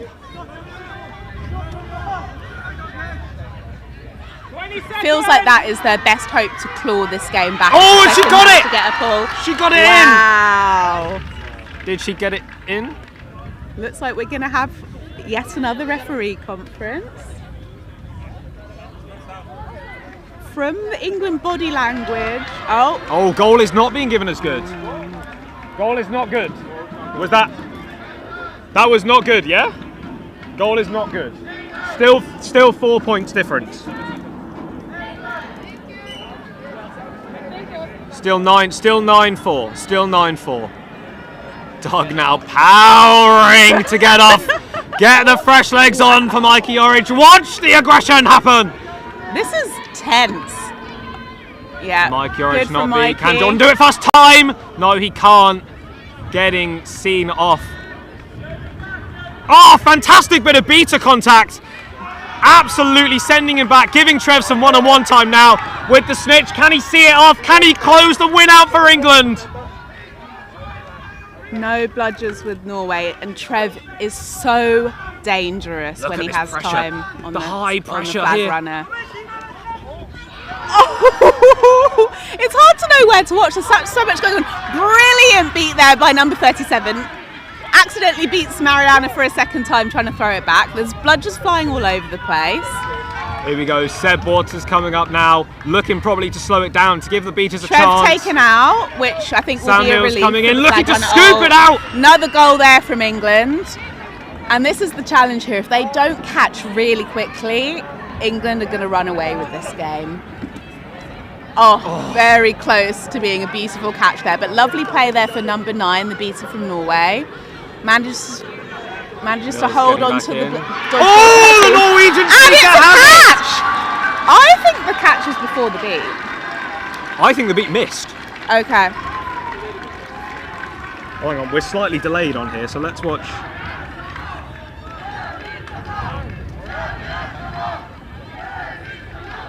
Yeah. Yeah. We've got a slight delay. I'm watching the live stream as well, just if there's any comments. That's how much so we he can loves see, Quadball. we Catch is we good! can see the delay. Okay, So, Norway able to claw back 3 points. So it'll be first to 13.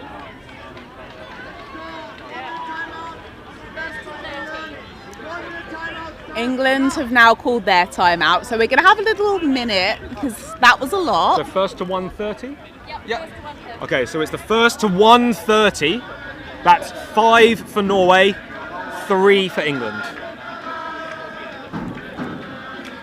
This is going to be interesting.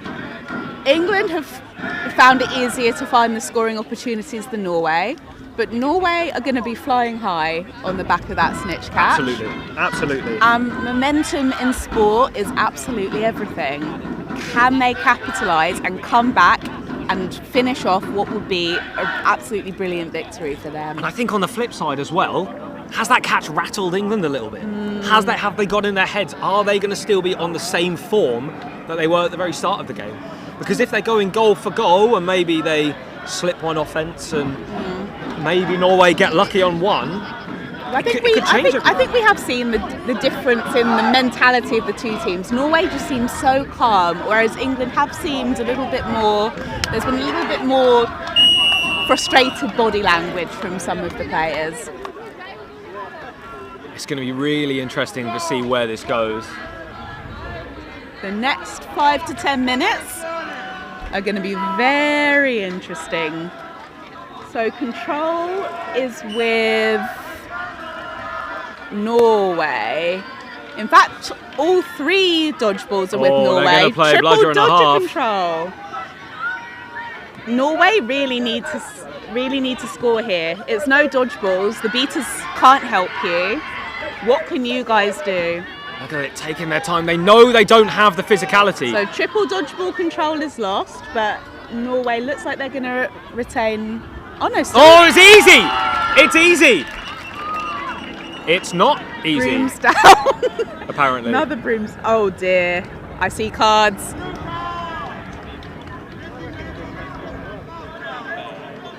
Goal is not good! My God! Because he doesn't have a mouth guard in! A goal isn't negated by a blue card, is it? Is the goal good or is the goal is not good? The goal is no good. That is potentially a huge call.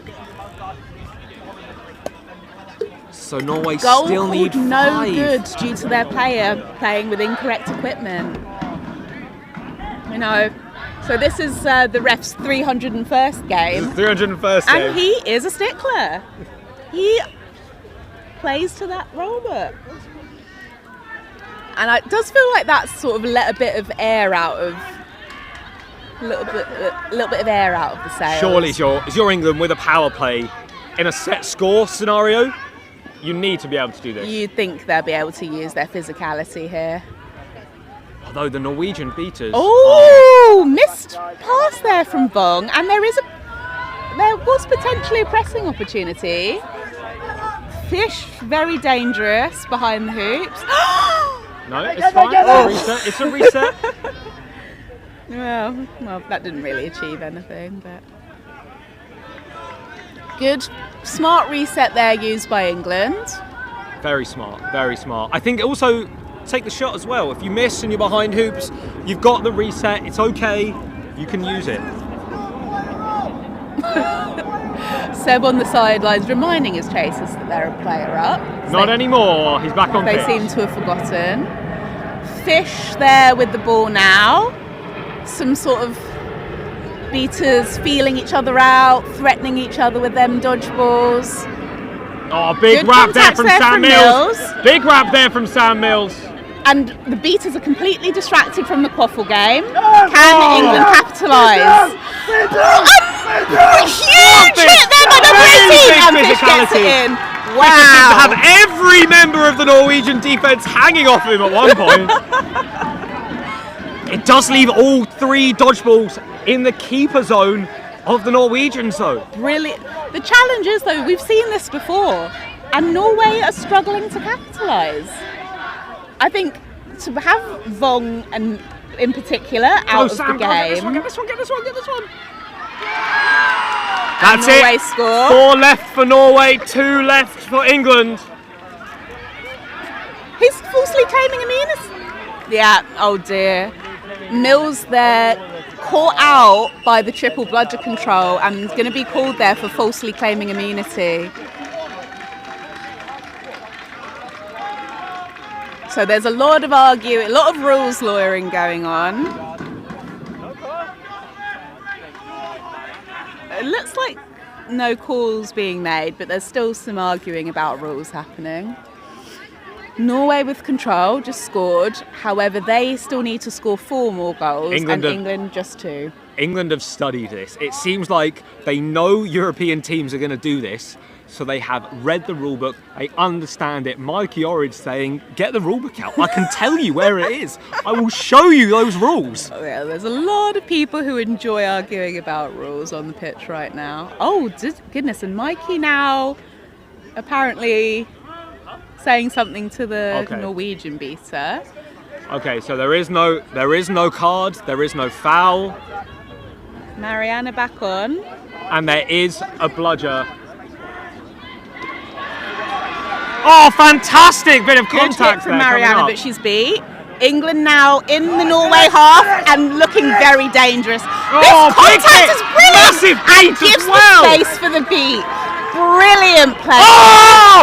Absolutely And- massive beat from wow. Mikey Orridge halfway across the pitch. Woo! 2 huge plays back to back. England now with ball in hand. They have managed to get 1 dodgeball now, which is a lot more than they've had for most of this set score passage. Mikey looking dangerous.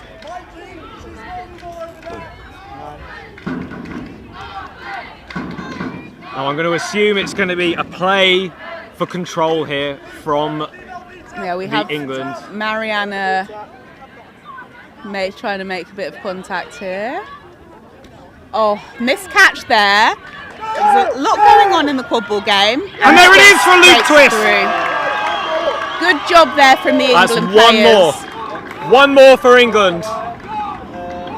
They really just made themselves such a big presence and made it so it was impossible for the Norwegian beaters to focus on the quadball game. That was it. Mariana going in for the contact, Mikey hitting those beats, just causing chaos in the middle, which gives people like Luke Twist, who do have the physicality and the agility to go in and capitalise on that. Norway again just weaving that ball around. No, you don't try and run past big them, hit there from Malpass. You don't do it. Oh, and he's beat. Good beat there on Malpass. There's a lot of confusion here. Get back in, Mikey, get back in. Number 12 with the ball, but Oh, another fantastic big hit from tackles going Benan. on. And Left Twist and right, and there's no bludgers. Twist is there, and Yeah, there it is. scores the winning Malpass game. finishes it off. Oh, was it Malpass?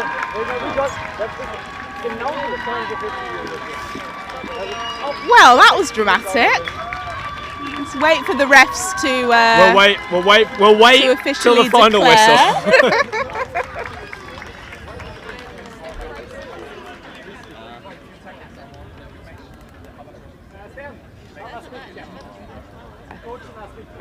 I think just a general warning about tackling there, and that is it. England coming away with the victory, maybe a little bit closer than they would have expected, but it's good. It put them to the test, and I don't think they would have come across a team that plays the 1.5 bludger, whatever you want to call it, so well. Yeah. The Norwegian beaters just knew how to play it. They knew how to manipulate the game, and really just tried to get the brains ticking. They took the England beaters out of the game for a significant portion of it. The challenge was chaser on chaser. It was very hard for Norway to get through England. There's so much size, so much physicality on that team. But this, I think, sets us up for a very intriguing day 2. Definitely. I think a lot of these teams that only go in even as seed 2 are going to be formidable. They're going to be really big names. You know, you've got France going in as a seed for a second seed. You've got now Norway going in as a second seed. And I will need to check the other one because I can't remember who the other one is. Another European nation. It's the team. Actually, I don't know. It's still going. Oh, that's Spain. true. Spain. It could be Spain or it could be Austria. We just don't know. Oh, we have. It's always very wholesome seeing the way that some of the European teams support each other. Fantastic. So we're going to wrap it up here now. Massive congratulations to England going on undefeated today. An absolutely sensational performance by Norway, though. I've been Chris Thomas. I've been Monique Davis. Thank you very much.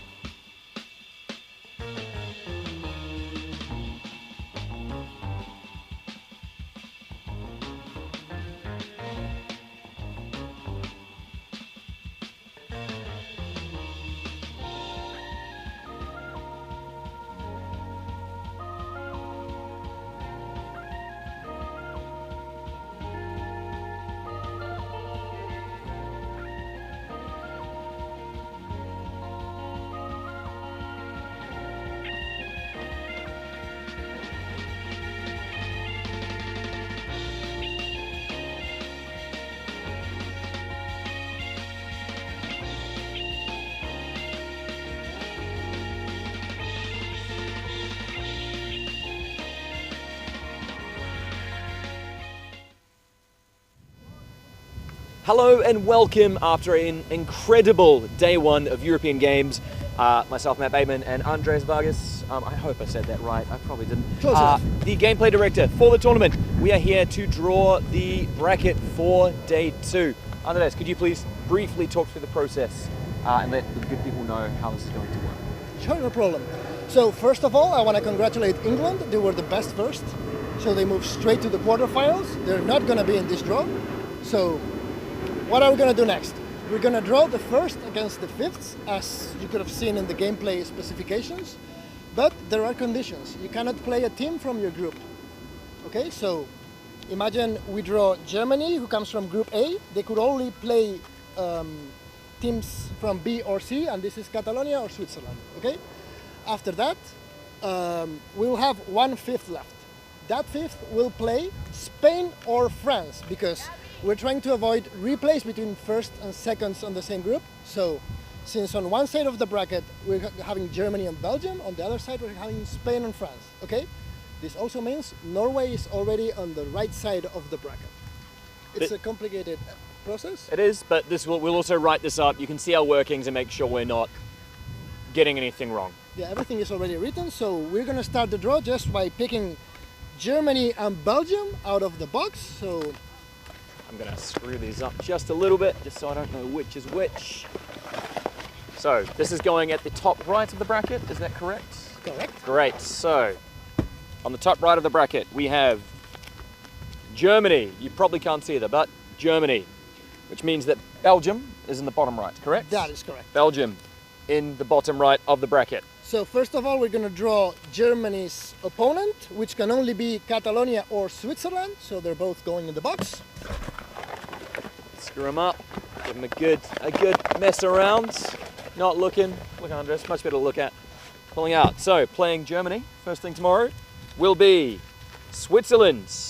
We'll be playing Germany first thing tomorrow, which means. Well, we have to see what that means, because Belgium comes from Group B, right? B for Belgium. So they cannot play that team, because this is Catalonia is Group B. No, has Belgium already played? No, Catalonia was with England. Switzerland, Group C. Catalonia was Group A. Okay, no, it's okay. They can play either of these. They can play either of these? Catalonia or. Yes, because Catalonia played England today. Correct. Great, cool. Sorry about that. We're figuring it out, making it up. It's all good.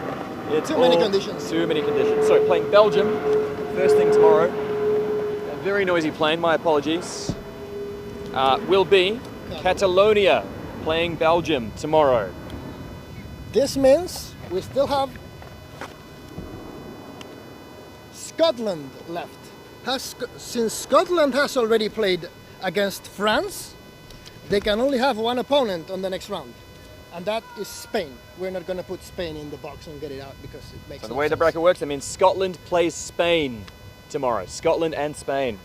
Okay. Okay. Since we already know Norway is on the right side of the bracket, we don't need it. So now we're going to draw France's opponent. France can play against.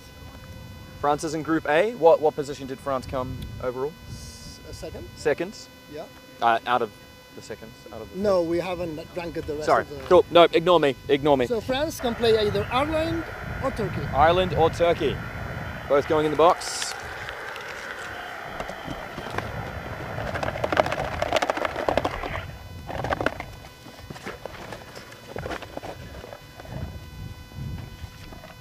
And playing France tomorrow is Turkey. Turkey, France. That means Norway has to play against Wales, because they have already played against Ireland. They have, yes. So it's Turkey-Wales. Turkey-Wales. That means Ireland goes to the top left bracket against one of these teams. Ireland was Group. Group B. You have played, Ireland. I do have Ireland. Group B. Ireland's Group B, so they can only play Italy or Austria. Italy or. Oh, it's making sense. I'm kind of getting it. I'm kind of getting it.